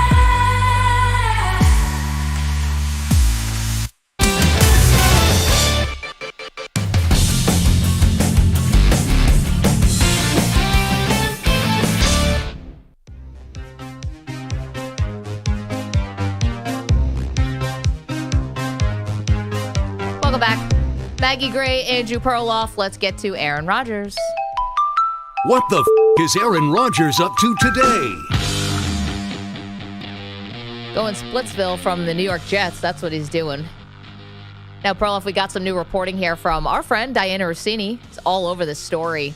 Apparently, Rodgers flew back to New York last week to meet with the Jets brass, and that at least the Jets say they were open to a possible reconciliation with Rodgers, but a couple stipulations had to be met. Okay. The stipulations were that Rodgers would not be permitted to make outside media appearances during the season, so that means his regular paid appearance on the Pat McAfee show. And also he would be required to attend all mandatory practices. Last year he missed 2 mandatory minicamp practices when he went on that infamous trip to Egypt. Now, Diana also said she believes that Rodgers went into that meeting wanting a split, so maybe there could have been nothing that would have reconciled the two, but that this appears to be a deal breaker. Yeah. He will not give up the McAfee appearances, and I don't know about the minicamp stuff, but what do you think? That they would break up over this? I think that's an excuse. I think that's just an excuse because I believe that totally is true, and I'm sure the Jets want him to go to mandatory minicamp and not go right. But the football doesn't make any sense anymore right now. Like they didn't look like they were close to winning with Rodgers there, so it's time from a football standpoint to move on. So to me, it feels like a bit of an excuse, right? Like they thought that Rodgers could win with them; they would overlook all this stuff. He's a bum. I would agree about that. I just think it's really short-sighted from both sides if this actually is a thing. Because Is it though? Are you sure it's not time to move on for both sides? You know, I think that Rodgers probably will go somewhere else and be a bridge quarterback, right? Yeah. He's going to be 2 years off the Achilles. Yeah. I don't think that he would be a bad mentor to a young player. Seemed like he was able to work things out with Jordan Love, as dicey as it was at the very beginning. I think Rodgers was actually a good mentor to him. So why wouldn't the Jets want to keep him around to groom their next quarterback, especially when you have him under contract already? Well, I just think because of the personality stuff is too big for him to be bridge. He can't be a bridge quarterback. He should retire. Again, you're absolutely right. Like he probably, if he wants to play, will be a bridge quarterback in somewhere like Tennessee or Las Vegas. Maybe goes Pittsburgh. to Steelers, which is a little bit different. But this is if you can't win a Super Bowl, what are you doing? Well, you're playing because, you know what, he's not done yet probably. And, you know, who are you and I to say don't come back for another year? I know he's so good and his career has been so prolific that it seems like Super Bowl or bust. But doesn't he get the right to say, hey, I just want to keep playing? No. Yeah, of course he gets the right to do whatever he wants. But that's so sad legacy-wise to go. And there's the 2 spots I keep coming back to. The Titans and the Raiders don't have enough talent. You can't go and be 7-10 or 6-11 in either of those spots. That would be such a whimper of a end of a career. You know, all the other greats at least went to a place where they thought they had a chance to compete one last time. Listen, the Steelers could be a not-so-sleeping giant. Oh, God. Their defense is really good, and the offense was not good, but they were getting not enough from the quarterback position in terms of production. And they need some more playmakers. There are a couple things about this. I don't know that the Steelers go there because that doesn't feel like a Steelers move. Well, what else are they going to do? They just brought in Russell Wilson. Keep Russ. Why, though? You're definitely not winning with Russ. Because they're conservative as all get out. Like, they're not risk-taking. And also, what does he have who's he throwing to on that offense? Well, that's a problem. But you know what? If there's anything you can change in an offseason, I feel like it is skill position players because you always have a lot of really talented wide receivers coming out in the draft every year. Yeah. And so that part of it. But you know who couldn't improve their skill position players last year and desperately tried? The Steelers. They tried to get Ayuk. They couldn't. Yeah. They couldn't do anything. They went into the season with no receivers. And they have Arthur Smith as their coordinator. Listen, Don't do it. Something run focused might not be a terrible thing for Rodgers. I guess going back to the report though from The Athletic, which is that he, may have balked at not doing the McAfee appearances. Like, I just think it's really short-sighted. Rodgers has to understand. You start flirting around with being a vice presidential candidate, people are going to have a reaction to it. You can't play dumb on that stuff. Oh, that old sports sports narrative. See it all the time. Yeah. My backup center wants to be the attorney general. Darn it. Oh, I hate Kathy Hochul. And then on the flip side, if you are a team, and if you feel like Rodgers can be a part of it, then you got to trust that your 40-year-old quarterback's going to show up to minicamp, or you got to trust that he's going to be able to, keep an interview on the tracks. And you're right. But you're not getting that. Like, we're talking about actual professional football here, and it's going to come down to some kind of ego thing of I'm saying you can't do this, and I'm going to say yes I can because of an interview. I mean, I get it. He's friends with McAfee, gets paid to do it, what have you. But we're talking about your career. Yeah, but I mean, he's Aaron Rodgers. Silly. I don't know. I mean, he's earned the right to not go to minicamp, and I think the two issues: he's earned the right to set his own schedule to do whatever he wants. Well, here's the thing: mandatory minicamp. I think everyone should be there, but I also thought the Jets totally botched that thing. The guy missed 2 practices. He was there for every other practice. I know. I went there. I saw him. And he was there for everything in the offseason program. He made a point to be there. For them to do the non-excused absence and make what should have been a non-story a 1-month story, that's the Jets stepping in it because they will make any controversy bigger than it needs to be.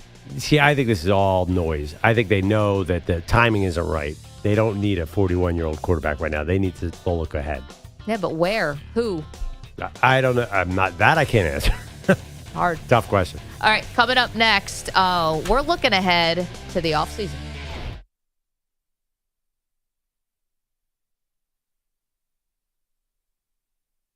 You're in a 5-minute break.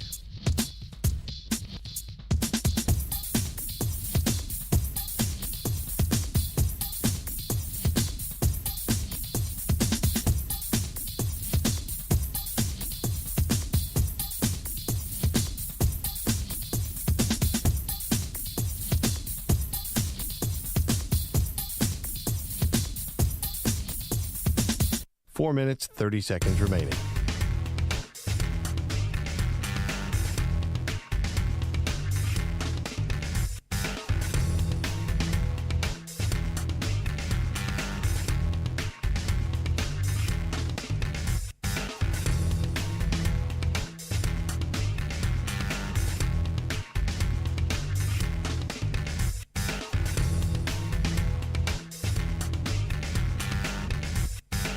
Four minutes remaining.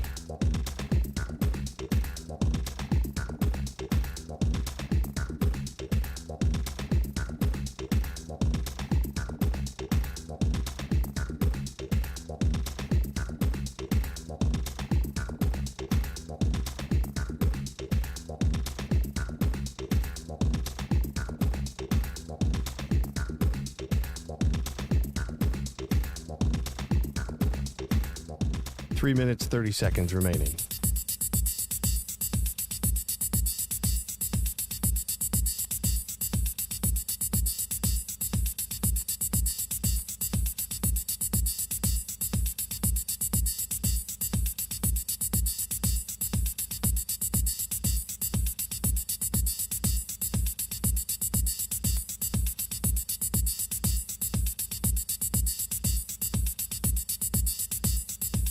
Three minutes remaining.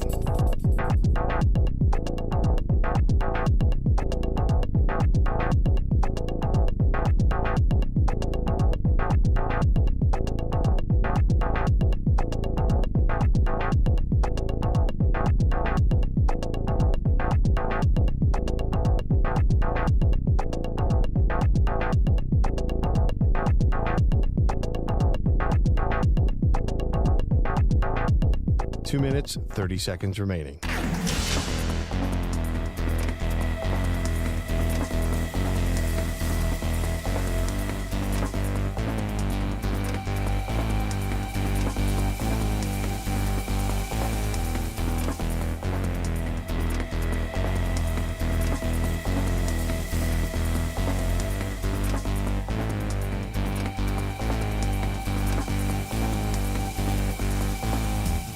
2 minutes remaining.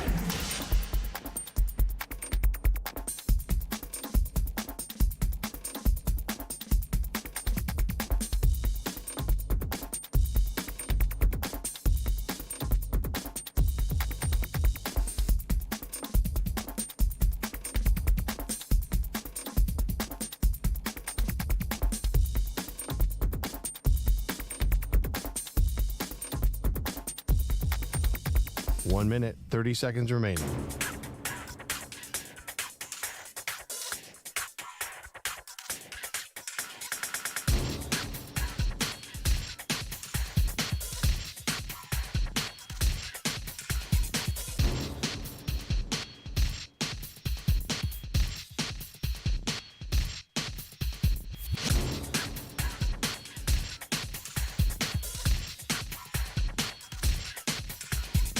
One minute remaining.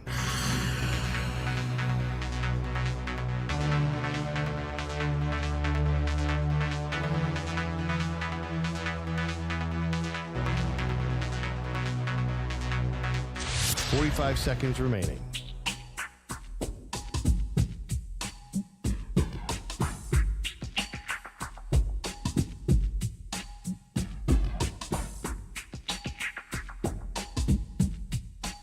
Seconds remaining.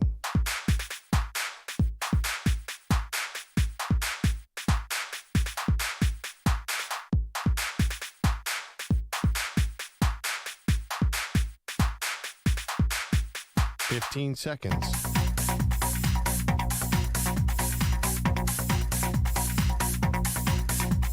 Break ends in 5 seconds.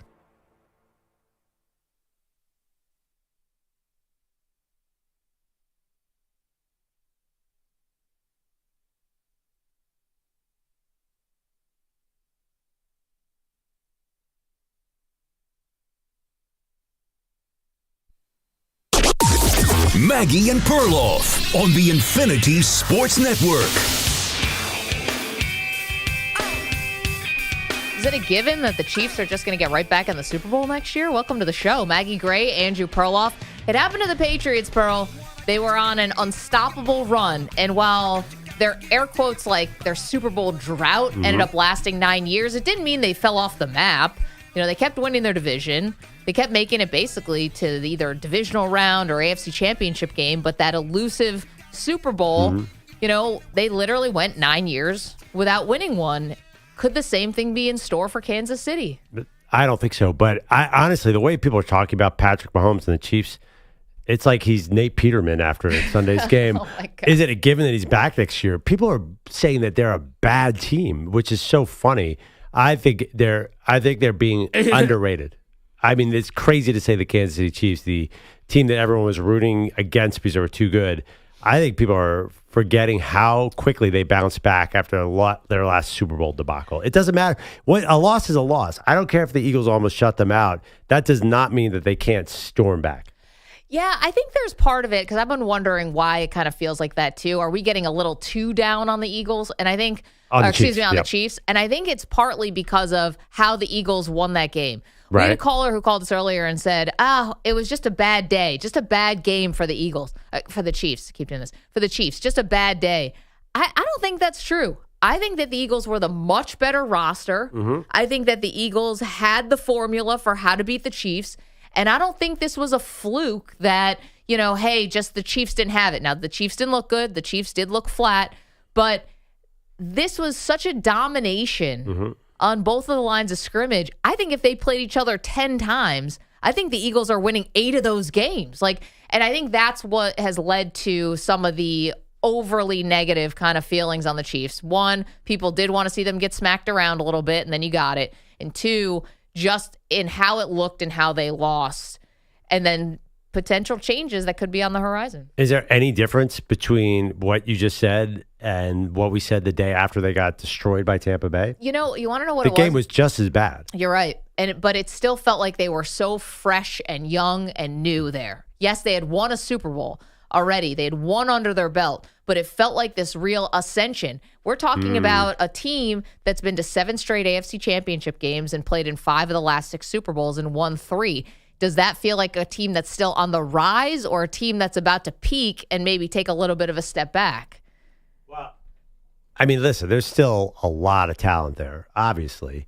They have a lot of young stars. I think it's so funny the way their wide receiver core is lining up for next year. Like, they might have a better set of weapons than they've had in a long time. If Rashee Rice really comes back healthy, and Worthy looked like a star in that game. He looked like the fastest receiver on the field for both teams. He was fastest player ever in Combine. I mean, the touchdown at the end, was... But if he had time to throw to him, you could see he was destroying the DBs trying to cover him. So if you could get Rashee Rice, who's probably a Pro Bowl level wide receiver, and then you add a veteran, there's a million 30-year-old veterans on the field. I know DeAndre Hopkins still work out, but if you got, say, a Cooper Kupp, you could build that part. The question is the O-line. And nothing really matters if you can't block for Patrick Mahomes, but they rebuilt it so crazy fast the last 2 times. They've just been rotating in veterans, putting them on one-year deals, and Jed's a millionaire. Why can't they do that again? They can, but again, they had a couple guys this year that didn't work out for them, right? There were depth issues. Then when they started to get hurt, when you have Kingsley Suamache. Yeah, he's a draft pick. I'm saying, look at an old guy. Wanya Morris and these guys. Draft pick, yeah. Okay, but they're supposed to, when they needed some of these guys because the depth got tested, they weren't there. So whether it's draft picks or whether they sign guys, because Juwan Taylor is also the most penalized offensive lineman in the NFL. But still, he was good enough to get them 2 Super Bowl rings. Or was it 1? I forget if he was in the... Yeah, no, 2. He was definitely there for 2. Was he there for both of them? The back-to-back? I thought he was there against Philly, but I could be wrong. We are asking you on X, what's more likely to happen? The Chiefs win another Super Bowl next year, or the Chiefs go through a Patriots-like 9-year Super Bowl drought? Also, here's one right now, Drought is winning 59%. Couple of they kept Steve Spagnuolo, and I don't think now if Spagnuolo's getting older, he might not get a head coaching job. So I don't care what's happening. There is going to be a game where Spagnuolo is going to come in the Super Bowl, and he'll be an underdog, and he will torture the other team. So there's a lot. Their defense has a lot of young, good players. Chris Jones is getting old. That's an issue. But they still have Trent McDuffie. They still have all those linebackers. They have George Karlaftis. I'm not selling them out at all. And also, they have the mental edge in the AFC. You know it. Yeah, I watch it every single year against everyone, I think, except for the Bengals, who have actually gone into Arrowhead and won. But the Bengals have to get their own things together. Yeah, they're headed south because of personnel. They can't afford to keep that roster together. So, yeah, I mean, I understand why you would say that they're not on the ascension like they were in 2021, but I think we can fool ourselves into writing them off. 855-212-4227. So you can answer that question. Chiefs more likely to get back to the Super Bowl next year or a drought? Now, we have some interesting audio here because Perloff now I don't think you're turning the page yet. We haven't even had the Eagles parade yet. Oh, I'm ready for the Dynasty, baby. Okay. You're already looking ahead to see who the Eagles will face week 1 of next year. Now, here's Adam Schefter confirming that the Eagles will open up the season at home. Now that the Eagles have won the Super Bowl and they're the champs, they're going to open the NFL season in 2025 at home. Last year, they were playing in Brazil Friday night, the night after the Chiefs hosted the Ravens, and Isaiah likely stepped out. This year, the Eagles will open their season at home, that Thursday night game. Okay, so that's a little bit from Schefter. How about some possibilities of who's going to be their opponent? Here are the exact possibilities. The Commanders, interesting. The Cowboys, not bad. The Giants, the division foes. Then we have the Bears, Lions, Raiders, Rams, and Broncos. I don't even think this is a question. The Commanders. This is so obvious who they're going to open with. Who? The Lions. But they, Schefter rightly pointed out that Fox is going to make a play for that game. They don't put the best game on opening night because they know they'll have the audience. I mean, but we got Chiefs-Ravens. But a couple years ago, we got Chiefs-Lions. I know, but the Lions were like a team that was on the rise. But they were 9-8. There were better teams on the Chiefs' record. Okay, so who do you think it's going to be? So Schefter likes the Bears, and I'm down with that because you have Ben Johnson, the hottest coaching candidate to be hired in years, and you have Caleb Williams. and it's the biggest market on this list. Like it'd be they're going to get the huge rating. They don't need the Lions. They should save because that feels like a mid-season game. It doesn't feel like that's going to be the week 8. The Cowboys, they don't want to waste the Cowboys because they know that'll be a huge rating. So to me, you're looking at the Bears, the Broncos, and the Rams. They just played the Rams. The Broncos are interesting too. Like Bo Nix, is that Sean Payton? Those two teams with their young quarterbacks are fascinating to me. I don't think that the Broncos are there yet. And the Broncos were great making the playoffs last year, but then they got, they kept it close for a half against Buffalo, and then they got blown out in the playoffs. I don't think that they're there yet. I guess I could see Bears, but think about it. Last year, one of the marquee games, you would have thought definitely Eagles, Packers, and they weren't afraid to put that in Brazil. And the Packers were clearly the ascent team. You and I both picked them to go to the Super Bowl this year. Yeah, but I don't think the Eagles were the it team. They had lost 5 of their last 6 games the year before. I don't. It's the opener. They're going to get 1 million eyeballs. Don't waste the Lions. Like this is a calculus, right? That's the game of the year for the Eagles. So I think they go lesser. What about Washington? They're kind of an it team too. I don't love starting with a division rival though. It kind of feels like I don't like that. They're going to play twice. They do this all the time, and it chaps me. I don't love when the NFL does this. Like, don't put a division game week 1. Like, teams are still figuring their stuff out. Oh, you mean to tell me you weren't a fan of Giants Cowboys at 4:05 every year? That's tradition, right? Every year. No, oh God, I wonder, will the Commanders get a full slate of primetime games? I think they do. Yes. Definitely. They become the new Lions, I think. Yeah. What is it? 6, right? Is how many primetime games you can Is max it 5 out? or 6? Is it, the Lions obviously will get a full slate. I'm curious. Do you think the Bears get a full? The Bears got almost a full slate last year, right? They were like a hot team as a Caleb. I don't know. I'm interested. I think you know what the difference is. I'm into Ben Johnson, the new coach, and I think they got Dennis Allen as their D coordinator. This is an interesting team to me. Also, I want the Eagles to win. You think they have a better shot of beating the Bears than the Lions? That's why. This is all selfish. Well, they'll be favored at home against the Lions. The Lions are a big question mark. They lost both their coordinators. Jared Goff just really turned into a pumpkin. This is of course, there's a lot that's going to happen between now and then. Like the Rams are on their schedule. We were just talking about Matthew Stafford might not be there. So I guess they're going to have to wait to make this decision. But anyway, I'm just excited. I can't wait. It's 6 months till we get actual football again. You haven't even had the parade yet. You already want to flip the page to next year? You don't want to sit with this a little longer? Are you kidding me? I got Jalen Carter. I got Saquon Barkley in his prime. I'm ready to play some more football. You just want the season to go forever. Yeah, I mean, keep pushing the Super Bowl back until June as far as I'm concerned. Yes, more football. 855-212-4227. Andy's in Pittsburgh. Andy, who do you think's going to be? Hey.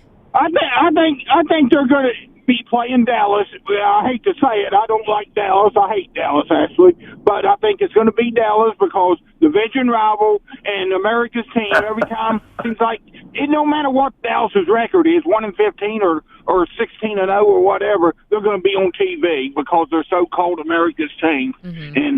And I watch, if there's another game on besides the Dallas game, I'll watch the other one. Because I don't like Dallas. So you think it's going to be the Eagles, Cowboys?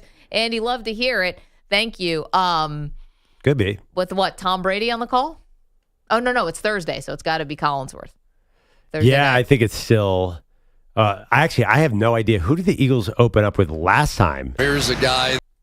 I seem to remember Sylvester Stallone was there ringing the bell. So this was after they won in 2017. Yes, and they opened up. Oh, I remember this game.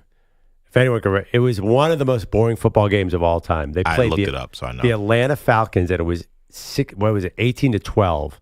It was a drag of a game. It was awful. You wasted a Sylvester Stallone appearance on 18-12? Yeah, That's I mean, the 2018 Atlanta Falcons, who I assume were 8-8 based on history. Anyway, aren't you excited? Like, we're talking prime time. We're getting schedule. See, I can't get here yet because we still have too many dominoes with these quarterbacks. The one story that I think I can already tell that I'm becoming obsessed with is Aaron Rodgers playing for the Steelers.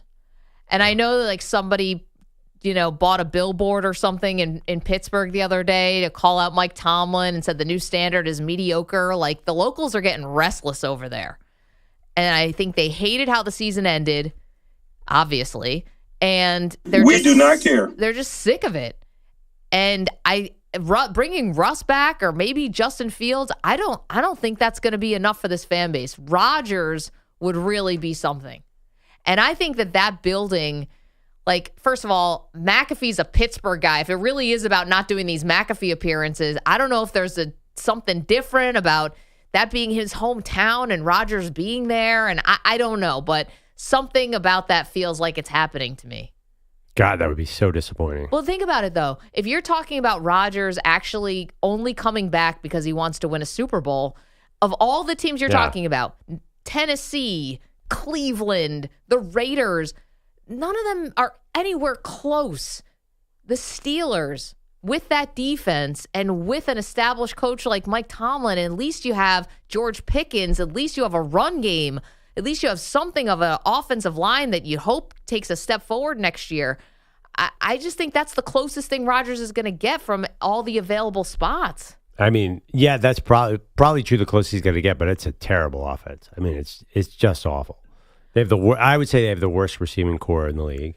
I would also say that supposed run game is not as good as you're saying it is. That O-line is a disappointment, and they're in a brutal, brutal division. The division's hard. Well, actually, the Bengals might take a step back. You got Cleveland. Get him with one of the quarterback guys. Get him with O'Connell. Get him with Kyle Shanahan.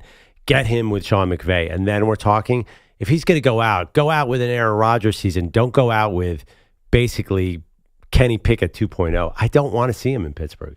Don't you think it'll be boring? They're such a boring team. Tomlin has gotten so conservative at his old age. Here's the thing. I don't think any team is going to ask Aaron Rodgers, hey, we need you to throw the ball 40 times in a game. If you do, you're sunk. That's not how you win with him now. Any chance he could be a bridge quarterback in Minnesota? Because that's where old quarterbacks go to resuscitate their career one last time. Depends on McCarthy. If J.J. McCarthy has another setback or if they don't like what they see, then definitely. I don't think they're going to franchise tag Sam Darnold anymore. I think they're going to let him go. But if something happens with McCarthy, then yeah. If not, I think J.J. McCarthy is starting week 1 for the Minnesota Vikings. I would love to see Aiden Hutchinson flying off that edge to tee off on Aaron Rodgers with that offensive line. Okay. Go ahead. That'd be a long day. Wait, what team are you talking about? The Vikings. You'd love to see. Oh, come on. The Lions? The Lions let up 40 points like 6 times this year. Did Aiden Hutchinson play in those games? Okay, that's what I thought. I'm just saying, you give if you let Aaron Rodgers play with Kevin O'Connell, that'd be nice. Justin Jefferson, Jordan Addison, T.J. Hawkinson. Oof. Okay. I'm telling you, you don't invest. Dude, Sam Darnold just had an MVP-like season there. But you don't invest that high of a pick in a quarterback if you're not ready to play him when he's healthy. No, you're absolutely right. It's a stretch. Obviously, and Shanahan, that'd be amazing, but it looks like they're going to pay Brock Purdy. Would Rodgers be a backup to Brock Purdy, hoping that he gets in at some point? That's tough. I've never seen, we haven't seen it since he was a backup to Favre a lifetime ago. I want him to go to where Tampa Bay with Tom Brady. Tom Brady looked at that roster and said they're a sleeping giant offensively. And I just don't think the Steelers are a sleeping giant. I think that Tomlin's just way too conservative right now. You're right. It does seem likely. And you're right. By far, that's the best chance of winning. And it'd be great to see. It'd be interesting. But I don't know. Come on. The Steelers are so boring. Arthur Smith just kills me. Any fantasy owner knows Arthur Smith will kill your talented players. But what if Aaron Rodgers could be more like Joe Montana with the Chiefs, right? Joe Montana didn't go to some offensive juggernaut. Like, he went to a team with a great defense, great pass rusher, great running game, and he was a supplement to a Chiefs team that ended up going to the AFC Championship game. Like, we keep thinking of Aaron Rodgers as the guy he was 10 years ago, where put him with all these weapons, let him throw 4,000 yards. Like, maybe he does need to go to a team where they have a lot of other ways to beat you, and then he becomes more of a luxury rather than him trying to carry the team. Because I watched him try to carry the Jets, and he basically drove us off the Brooklyn Bridge. I mean, it was a disaster. Like, you can't have this guy be your end-all, be-all. You need a full team that can win on offense, defense, and special teams, and in multiple ways offensively. Running the football is going to be key for him. That doesn't make any sense to me. Can Najee Harris become Marcus Allen? Aaron Rodgers is like, he's got to zip the ball around 100 times to be effective. Like, that's the Aaron Rodgers, that quick passing game, and like, I don't know. It doesn't feel right. It feels like you're describing Ben Roethlisberger or somebody to me, like some guy who'll just like occasionally. That's not Rodgers. Rodgers feels to me like he needs to be a high volume passer. You're right. It probably would be better, but I can't see him being like a kind of like Jalen Hurts. It just doesn't make sense to me. It's called evolving. 855-212-4227. You don't evolve at 41 when you're Aaron Rodgers. Well, you might not have a choice. Okay, where do you see Aaron Rodgers next year? What do you think is the best shot for him to win? Well, he can answer that question. Also, are the Chiefs more likely to be back in the Super Bowl next year, or is a Patriots-like drought? Patriots went 9 long seasons without winning a Super Bowl. Is that on deck for KC? You tell us, 855-212-4227. You're in a 5-minute break.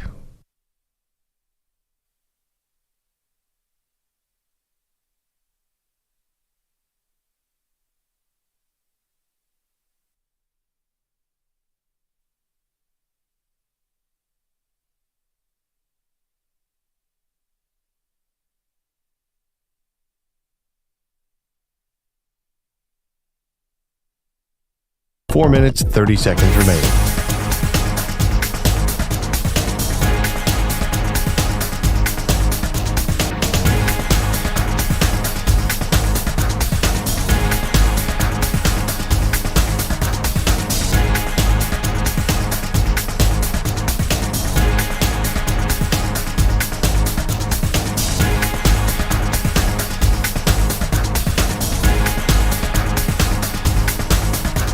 Four minutes remaining.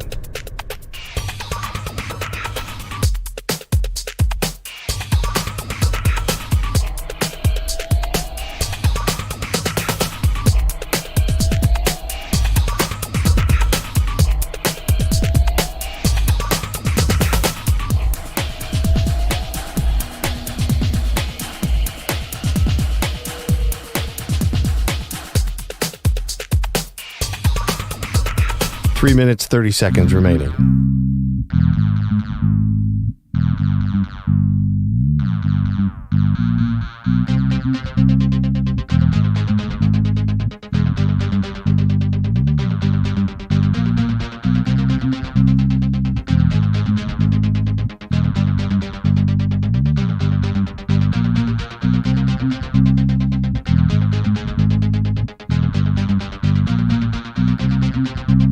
Three minutes remaining.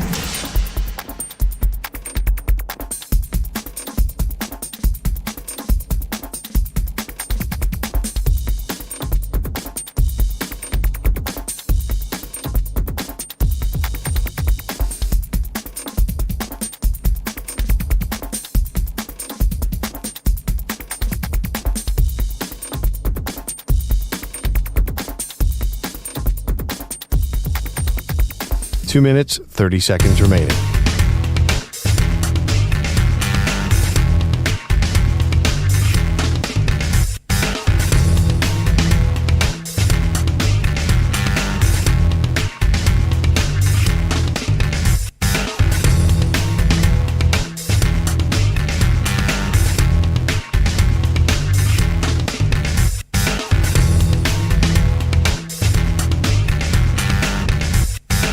Two minutes remaining.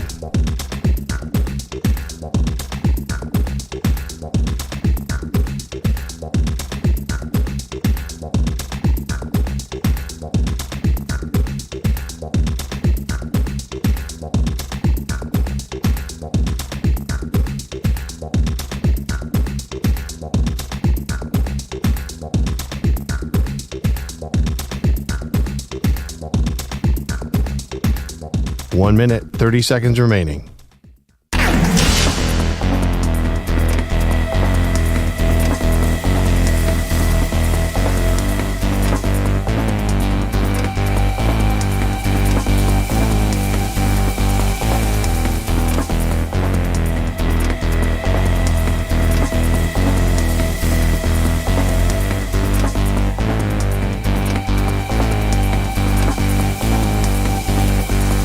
One minute remaining.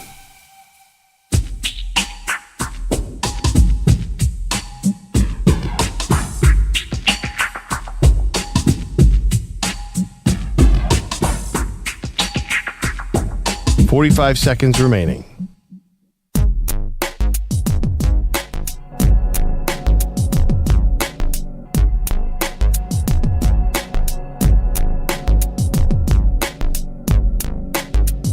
Thirty seconds remaining.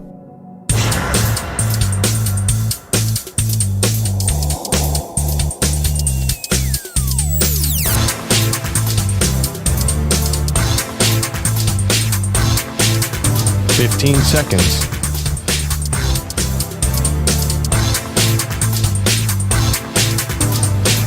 Break ends in 5 seconds.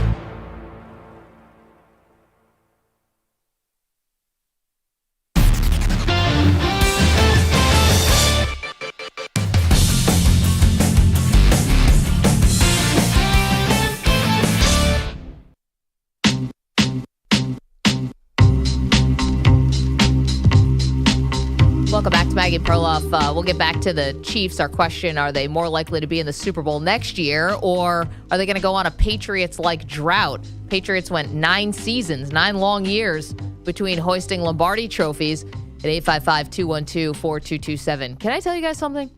So I think I have a lot of discipline about a lot of things in my personal life. Like I generally have pretty good willpower on certain things. And one of them is like air quotes kid food.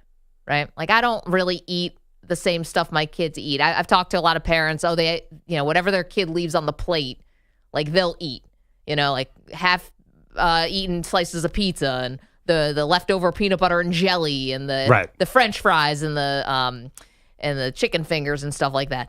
I can say no to all of that stuff. Can I tell you the one weakness about kids' food that I have? It's the macaroni and cheese from the box. This is not an adult food. Like they've made it a little bit more like healthy. You can get organic now, all that stuff.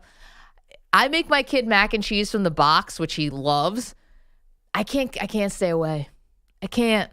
Everything else. Sounds yummy. I know, but I can say no to the French fries. I can say no to the pizza, the chicken wings, the chicken tenders, whatever. All that kids crap, I cannot say no to the mac and cheese in the box. It's too good sitting there in the pan. Yeah, box mac and cheese is one of the few box processed foods that is still great. Oh my gosh, that powdered cheese, is that even cheese? Definitely no not. Shot. No way. Is it even cheese product? Like, how do they get away with even calling this cheese without an asterisk on it? It's so good though. It's so good. A little milk and that thing just turns into, I don't know, just magic. So you avoid French fries? It's not like one of those cravings that I have. Like I can sit there and order we can go to an ice cream shop. I will order my kid an ice cream and I'll just sit there and watch him eat it. That's weird. Well, you're anti-ice cream, so that's another thing. It's not anti. I don't love the texture. You're right. But there's some of the kids' foods weirder. I can just say no to, That mac and cheese, forget it. I'm powerless. I don't know if you have this with your kids. Nah, yeah, we eat healthy. But you don't like ice cream?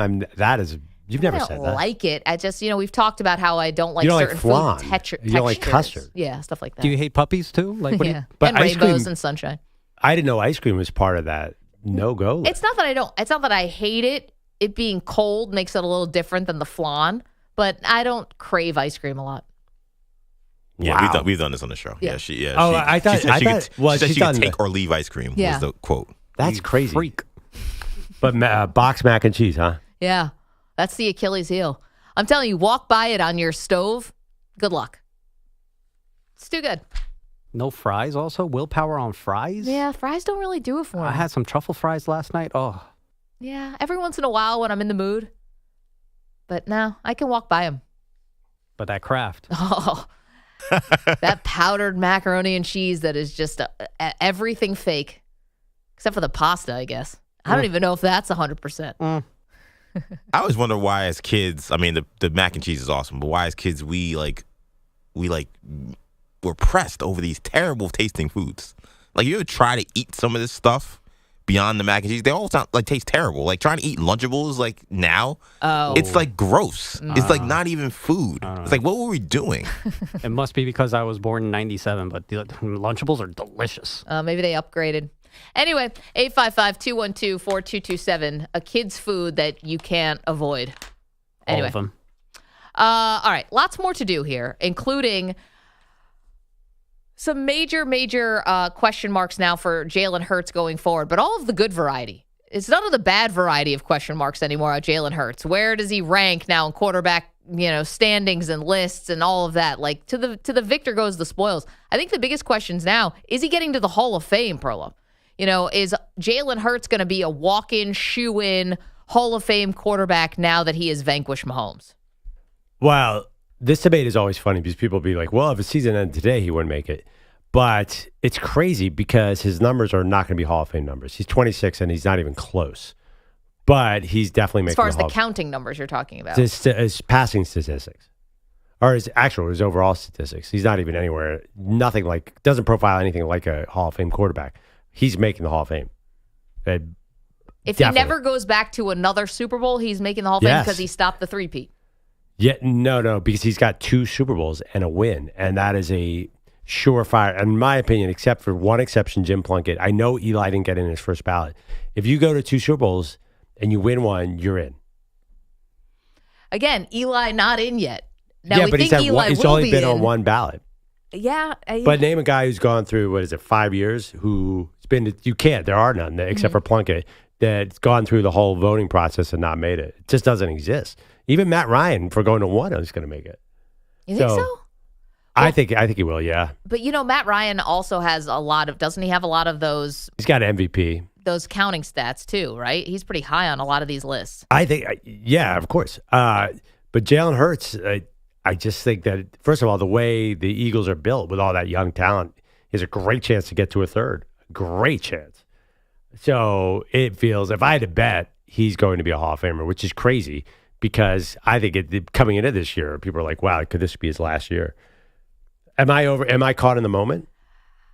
If you were asking me the gut check, is Jalen Hurts a Hall of Fame quarterback? Right now, my answer would be no. But he has played very well in both Super Bowls. I know he had the fumble 6 in the first one, and he did throw a pick in this one. But he was excellent, and he's the MVP. But my gut says no, on talent alone, not a Hall of Famer. But I do think he will get there, and I think it's because of who he beat.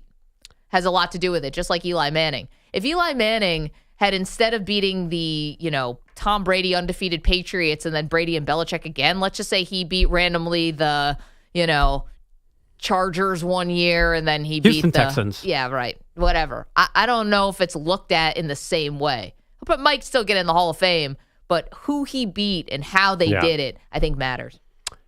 And it will matter for her. I know it does matter, but it really doesn't matter because if Cam Newton was dead wrong about legacy, an MVP doesn't really guarantee anything, where winning a Super Bowl or getting to multiple Super Bowls. I mean, look at the list, unfortunately, is all pretty much Brady and Mahomes. Yeah, the only guys who have been winning lately. But Stafford's Super Bowl is going to get him in. I don't think there's any doubt about that. Has accounting numbers. Who else has won? Nick Foles will not get in because he was a part-time player, obviously. But generally, pretty much everybody. Russ is getting in, right? Pie Needle says Jalen Hurts is not a Hall of Famer. Never, ever, ever. Russell, what's the difference between Jalen Hurts and Russell Wilson statistically? Well, but Russ isn't in yet, Yeah, he will be. Maybe, I think Eli, maybe I'm wrong. Maybe Eli won't get in, but I just feel like at the end of the day, eventually these guys get in. I agree with him. I think Eli, I think Russ, I think Hurts. I think that 2 Super Bowl thing is funny. We were talking about it on the production call, just kind of going through the list. I'm like, yeah, I can't, besides Plunkett, there's no other guy. And Eli is his first year on the ballot, so I don't really want to judge him yet. But Eli could be the guy because next year's ballot's so crazy. Drew Brees comes on, Larry Fitzgerald comes on. I don't think he's getting in next year. Yeah, next year's impossible. Next year, there's all these first-time finalists. But how long do you think Eli's going to wait? I think he gets in the year after that. Probably. If it's not within, not next year, but 3 to 5 years, I think it would be a tragedy. It would be a tragedy if Eli Manning's not in Canton. You can't tell the story, can't tell the history of football without those 2 Super Bowl wins over the Patriots. I mean, they let in Eric Allen and Jared Allen after a few years of voting. I was shocked. I could not believe Eric Allen made it before Eli Manning. Jared Allen's been out of the league, 5 years? Longer than that. No, longer. His last game was the Super Bowl. Yeah. 6-7 years. So they do after retirement. They're like baseball. They don't like the first ballot. That was what that was all about. Yeah, I don't think that Eli Manning deserved to be first ballot. Well, I don't know. Because the rest of his numbers. Yeah. I'm kind of in the school. I think EJ, you said this. If you're going to put him in, why wait? The ballot thing might be overstated. I agree. I think that there's something special about being a first ballot Hall of Famer. It's funny you say that. I The think best that of the best of the best. more with baseball to me than football, because football usually they let in 7 guys. It was so weird that they didn't let in more guys this year. Remember Dion said that he thinks there should be a different class of Hall of Famer. That's what led to all of this. That's why it's only going to be 5 members now from basically here until the end of time. I agree with Dion on this. I think there should be an inner circle, like a inner Tiers? chamber. Ooh. And I do think that the first ballot should be reserved for the guys who, when you make their case, you just have to stand up, say their name, and sit back down. Like, we all know who they are, the guys who walk in. But don't we have that, though, with, 50th, all-decade team? Or, in basketball, we have the 50 greatest, or 75. I feel like we do have that. It's just maybe not as publicized as the Hall of Fame. I think it's a good idea, and idealistically it makes sense, but in reality, I don't think it makes sense. I think, logistically, they can't say you're less of a Hall of Famer. Wouldn't that be interesting if they're like, congratulations, Sterling Sharp, like, you've made it to tier 2 You're the of the bronze Hall tier. of Fame. Yeah. You're on the Loge deck of the Hall of Fame. That's like second team All-Pro. Or next year, by the way, look at this class. I think, because they still have Kuechly to put in, too, who they didn't make in the first was. That's right. Torrey Holt. Yeah. And, Torrey Holt's for a while. He's I know, but I been think he's passed Hall of over a Famer. lot. Yeah, I agree. Drew Brees, Larry Fitzgerald, Jason Witten, Frank Gore, Phillip Rivers. Oof. I think Gore and Rivers have to wait, but those guys are Hall of Famers. There's no doubt. I mean, I think Rivers should wait. Wait, I don't think he's a but- first right. ballot Hall of Famer guy, played in one AFC championship game. Yeah, but he'll get in eventually. Same with Gore. Gore might not be. You might argue Gore's not a first ballot because when he was getting his big numbers, I don't think he went to the Super Bowl. Actually, with the 49ers. I don't think that team. Yeah, he didn't go to the Was Super he Bowl on the then. 2012? He was on the team where Kyle Williams fumbled the ball, right? No, he was on the Jim Oh, Harbaugh he went to that team. team too? Yeah, Oh, he wow. was on the team that lost to Harbaugh, the, sorry. to I'm the thinking Ravens. about the Chiefs Super Bowl. Yeah, no, he was on that team. Okay, well, all right. But he generally, he did not. His big season was 2006. He had 1695, and then he just sort of went downhill. He just was a whatever. We're not doing a Frank Gore debate. But the point is there's a lot of traffic going on here. So, Eli, they got to put in at some point. But if Eric Allen and Jared Allen are in the Hall of Fame, we're talking about way more famous names, right? Let's get to the headlines. Bogusch has them. You can call us at 855-212-4227. Should there be different tiers in the Hall of Fame that you get elected to? What's up, folks? We had the projections yesterday morning. Now we have the official numbers for the Super Bowl 59 audience. A record 127.7 million viewers watched Chiefs-Eagles across Fox, streaming, Fox Deportes, and Telemundo. The peak was 137.7 mil from 8 to 8:15 Eastern. And the halftime show had its own record of 133.5 mil. The overall number is a 3% increase from last year, which was the record that just got broken. I thought people didn't like the halftime show. I mean, Well, they I watched thought there were a it lot to of then critics, not like it. But that proves that people liked it then. No, because they had to At least show were up. interested. They were interested. Yeah, they had to show up to then learn that they didn't like it for whatever reason. Right. They turned out in droves. Yeah. They didn't pre-protest. What happened between 8 and 8:15? I'm trying to think. It was the second quarter. Okay, I was going to say, the game kicked off at what, 6? 40 something. Yeah. It was. I noticed it was 40. I thought it used to start at 20. Why'd you do that, Bogusch? Why'd you move it back? Why did I change kickoff time? Has it I always can't started tell at you. 40? I was a little surprised by that. Anyway, no, I think that rating for the Kendrick Lamar shows that at least the controversy of it sold. I think that the NFL's probably pretty stoked with that number. But Definitely. That's a massive number. Obviously, it's the biggest ever. And that's funny. I was looking at I thought maybe it was like linear, where every year is just getting bigger. Keeps and going bigger. up, yeah. There were some valleys in this 5-year stretch. I guess I saw the poll earlier today. Who didn't deliver? I want to say Rihanna was kind of low, but I have to double check that to be honest. Surprised. You know what I didn't like that other people liked? I'll just throw it out there because I was thinking about it all night. I know I'm getting off topic. Justin Timberlake doing the one dance, that is not my kind of halftime show. I need props. I need guest stars. I need all sorts of bells and whistles. At least Samuel L. Jackson was there last night. I did not like Justin Timberlake. I mean, Sunday. Yeah, Sunday. Right. I like lots of moving parts and lots of production. I don't want just a guy performing. Is that fair to ask for a halftime show? Well, that's what it was. Yeah. Well, at least they get Serena out there. Like Timberlake got 2 nothing. seconds. Yeah, I wanted more from Kendrick Lamar. I wanted more guest stars. I'm totally shallow like that. I want more covers. I want like everything. We had Usher roller skating 2 years ago. Didn't love that. It blew my mind. Mad cool. Yeah, He's it was cool. amazing at But it. was there a guest star with Usher? There were a lot of people. Alicia Keys showed up. Oh, okay. And Little John. Somebody else was out. Lil on it. Jon, yeah. But when 50 Cent was hanging upside down during the Dr. Dre concert, that was amazing. That was everyone who Yeah. ever rapped ever was on that halftime show. That's what I'm demanding. I want like a best of anyway, it's all good. But Kendrick Lamar, he probably could have done 1 or 2 more stars, right? Perloff wants I Love the 90s. Yeah. CD. Okay. No, I mean, I loved CD. I like a lot of I want a guest star that no one knows is coming. Like How about SZA? Well, we knew SZA was coming. SZA's got a song with him. The Like, the surprise guest that we had was Serena. Yeah. And Samuel L. Jackson. I guess, yeah. Philly couldn't care less at the moment, but the Sixers are a season worst 13 games under 500 after a 106-103 home loss to the Raptors. But they stay a game and a half behind the Bulls for the last spot in the East play-in because Chicago took a 132-92 beating from the Pistons last night. That game was 71-29 at halftime. The 42-point differential tying for the 7th biggest halftime gap. Does everybody remember that Billy Donovan is still the Bulls head coach? Listen, it was all the way around, coaching, playing, everything. It was just bad. I don't know what else to say about it. You know, we have to own it. You know what I mean? The thing to me in these situations is there's no excuses. Let me point out that they were outscored in the first half by 42 points last night. In their previous game, in the second half, they were outscored by 35. So that's a 77-point thumping over 4 quarters. Oh, my goodness. They really want Cooper Flag. That Darren lottery stands on their way. No, I know, but it doesn't seem to be stopping some of these teams from being atrociously bad.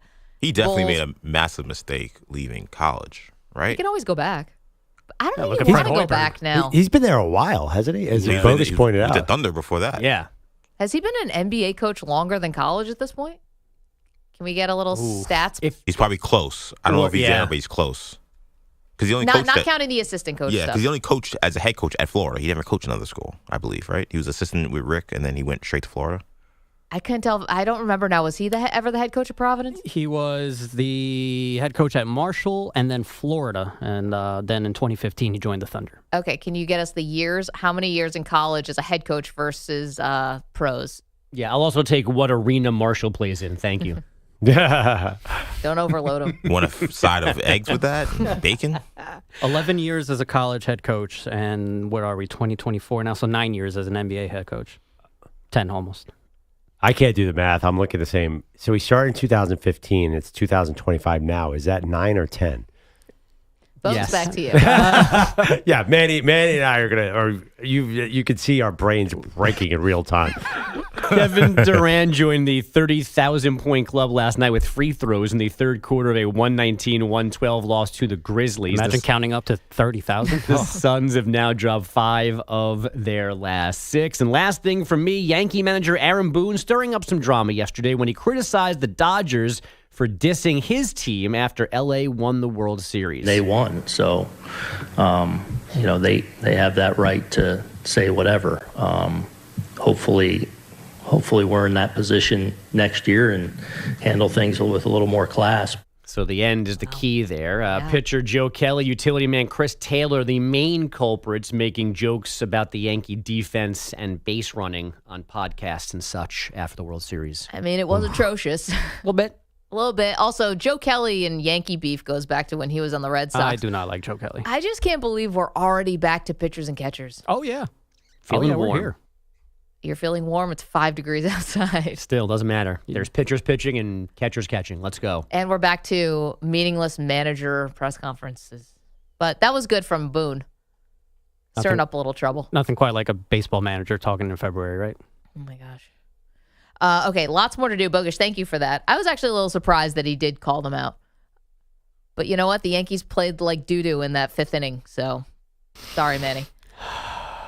This one's weird. 2 former baseball players squaring off on Bourbon Street. What the heck happened? Get to that next. You're in a 5-minute break.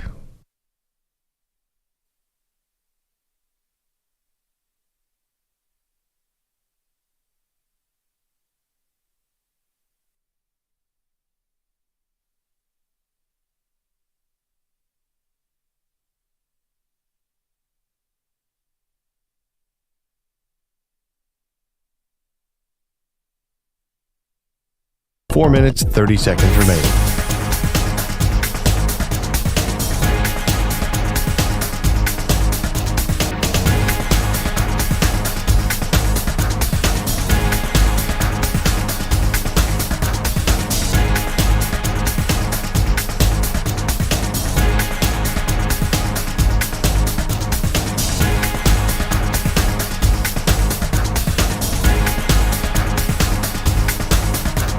Four minutes remaining.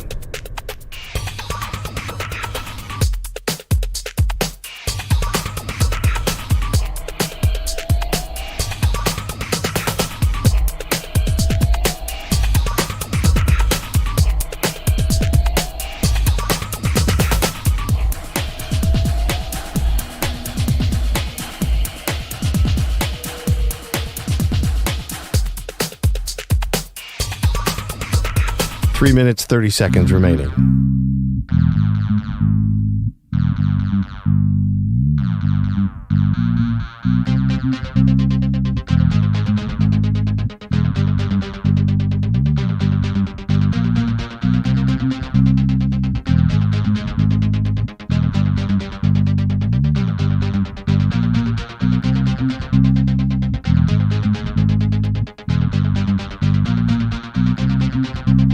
Three minutes remaining.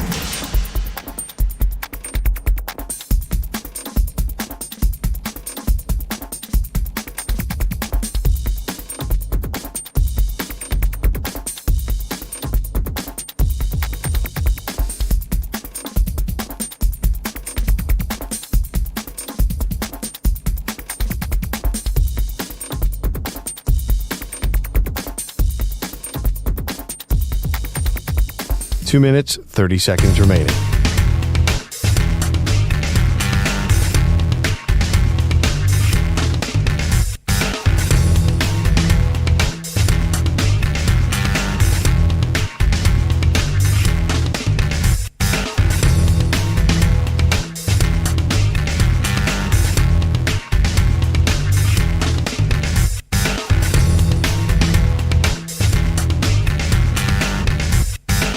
Two minutes remaining.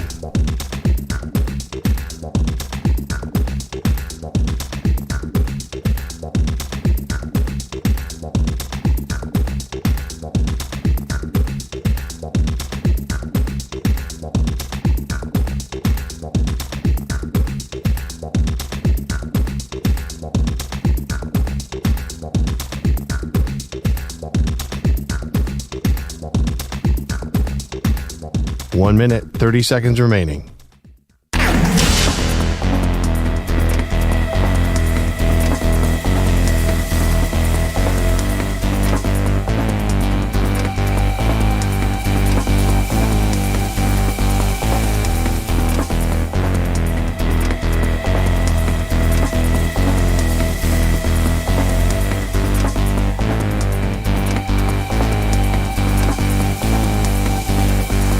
One minute remaining.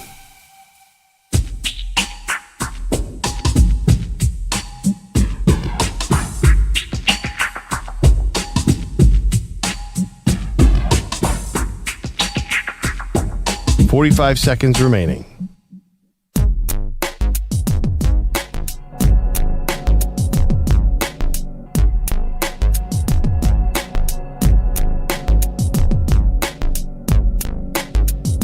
Thirty seconds remaining.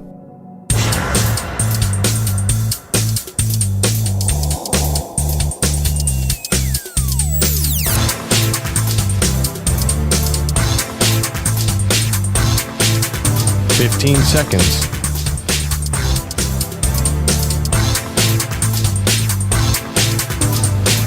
Break ends in 5 seconds.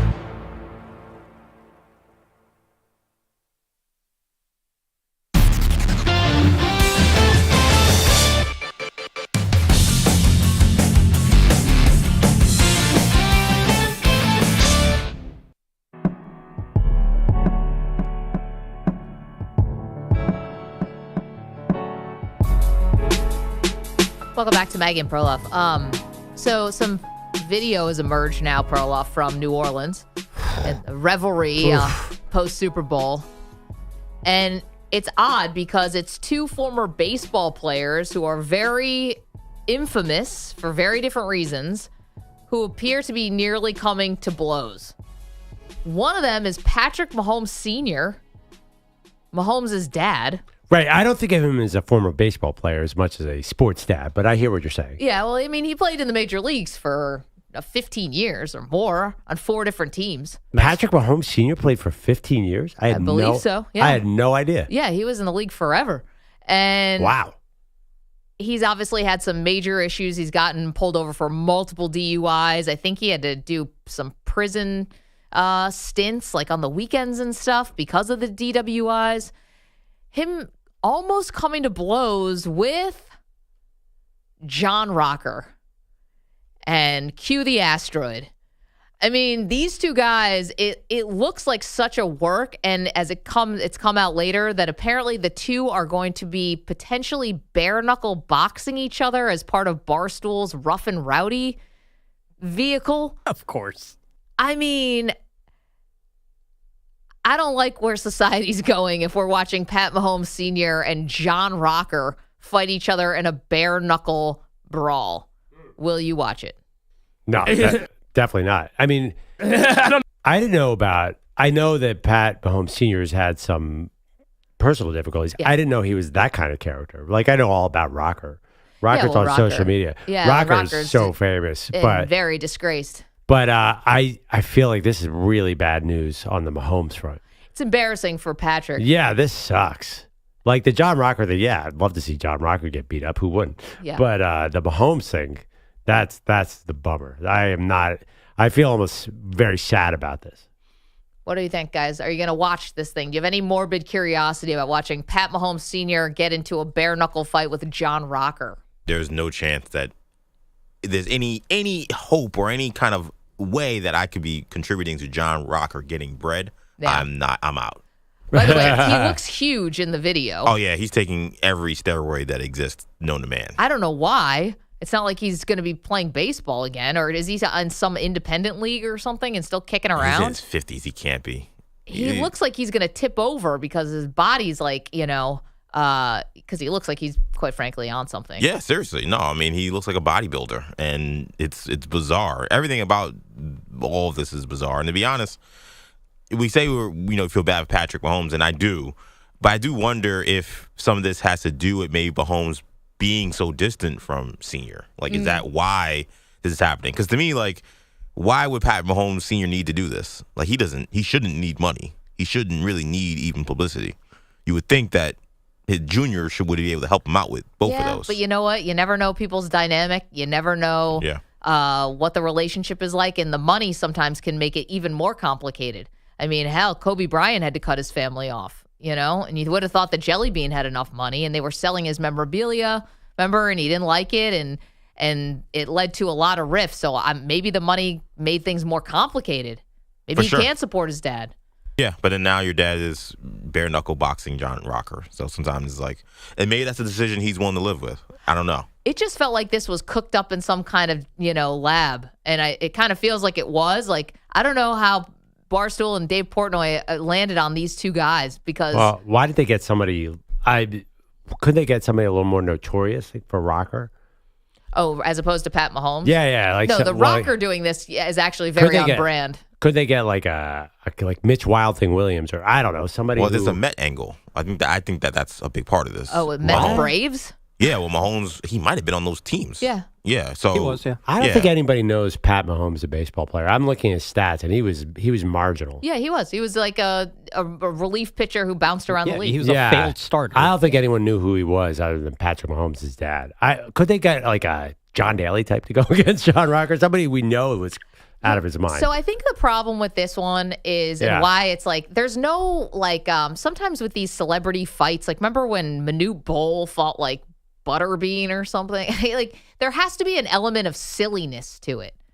in my opinion. Right. Like the rocker part, yeah. That's what I'm saying. Yeah, get a funny guy. Right. Like there has to be a twinkle in the eye. There has to be like, oh, this is silly. Almost like to Mike Tyson, Jake Paul in some ways. It was like, this is silly. Little twinkle in the eye. Little, this could some way be fun. Something about John Rocker, who there's nothing fun about John Rocker. He's just loathsome. And then for Mahomes Sr., it just feels like a pretty kind of pathetic at this point. And so I don't get the fun. I don't get the, oh, this could be so silly, or look at this spectacle. It seems like two middle-aged guys fighting. Yeah, I don't know what the deal is with this particular fight, and maybe it's shooting from the logo here a little bit, but I don't understand how this business of celebrity boxing is thriving so well. I don't know a lot of people who are clamoring. We all watch the Tyson Paul thing. Yeah, and I wanted to exclude Paul because he's become obviously a big business. Yeah. But these other celebrity fights that happen, and they happen like regularly now, they're happening. Like Le'Veon Bell is knocking people out in boxing rings and stuff. I don't know how they have the money to fund any of this. Like I feel like in 20 years we're gonna hear like, oh, there was going to be like a fire festival situation where we're going to find out, oh, they didn't actually have the money to do what they were doing or whatever. Something doesn't make sense. I don't see how Rocker. Yeah, I don't see how Rocker and Mahomes is a draw. I think we're probably in the minority of people who might find this thing kind of like a weird, ghoulish tune-in factor. Rocker's a big deal.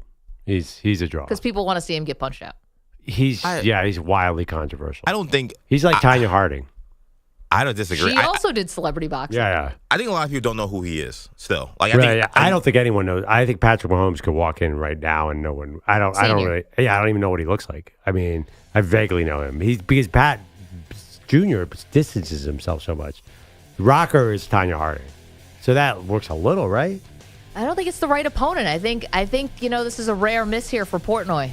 Oh, they'll be fine. Yes, something tells me Barstool's going to make it. Yeah, they're doing just fine. Thank you to EJ Stewart and to Manny Rodriguez, Andrew Bogusch, Andrew Kaplan. Thank you to the Weedos and the Coffee Drinkers. We'll see you guys tomorrow.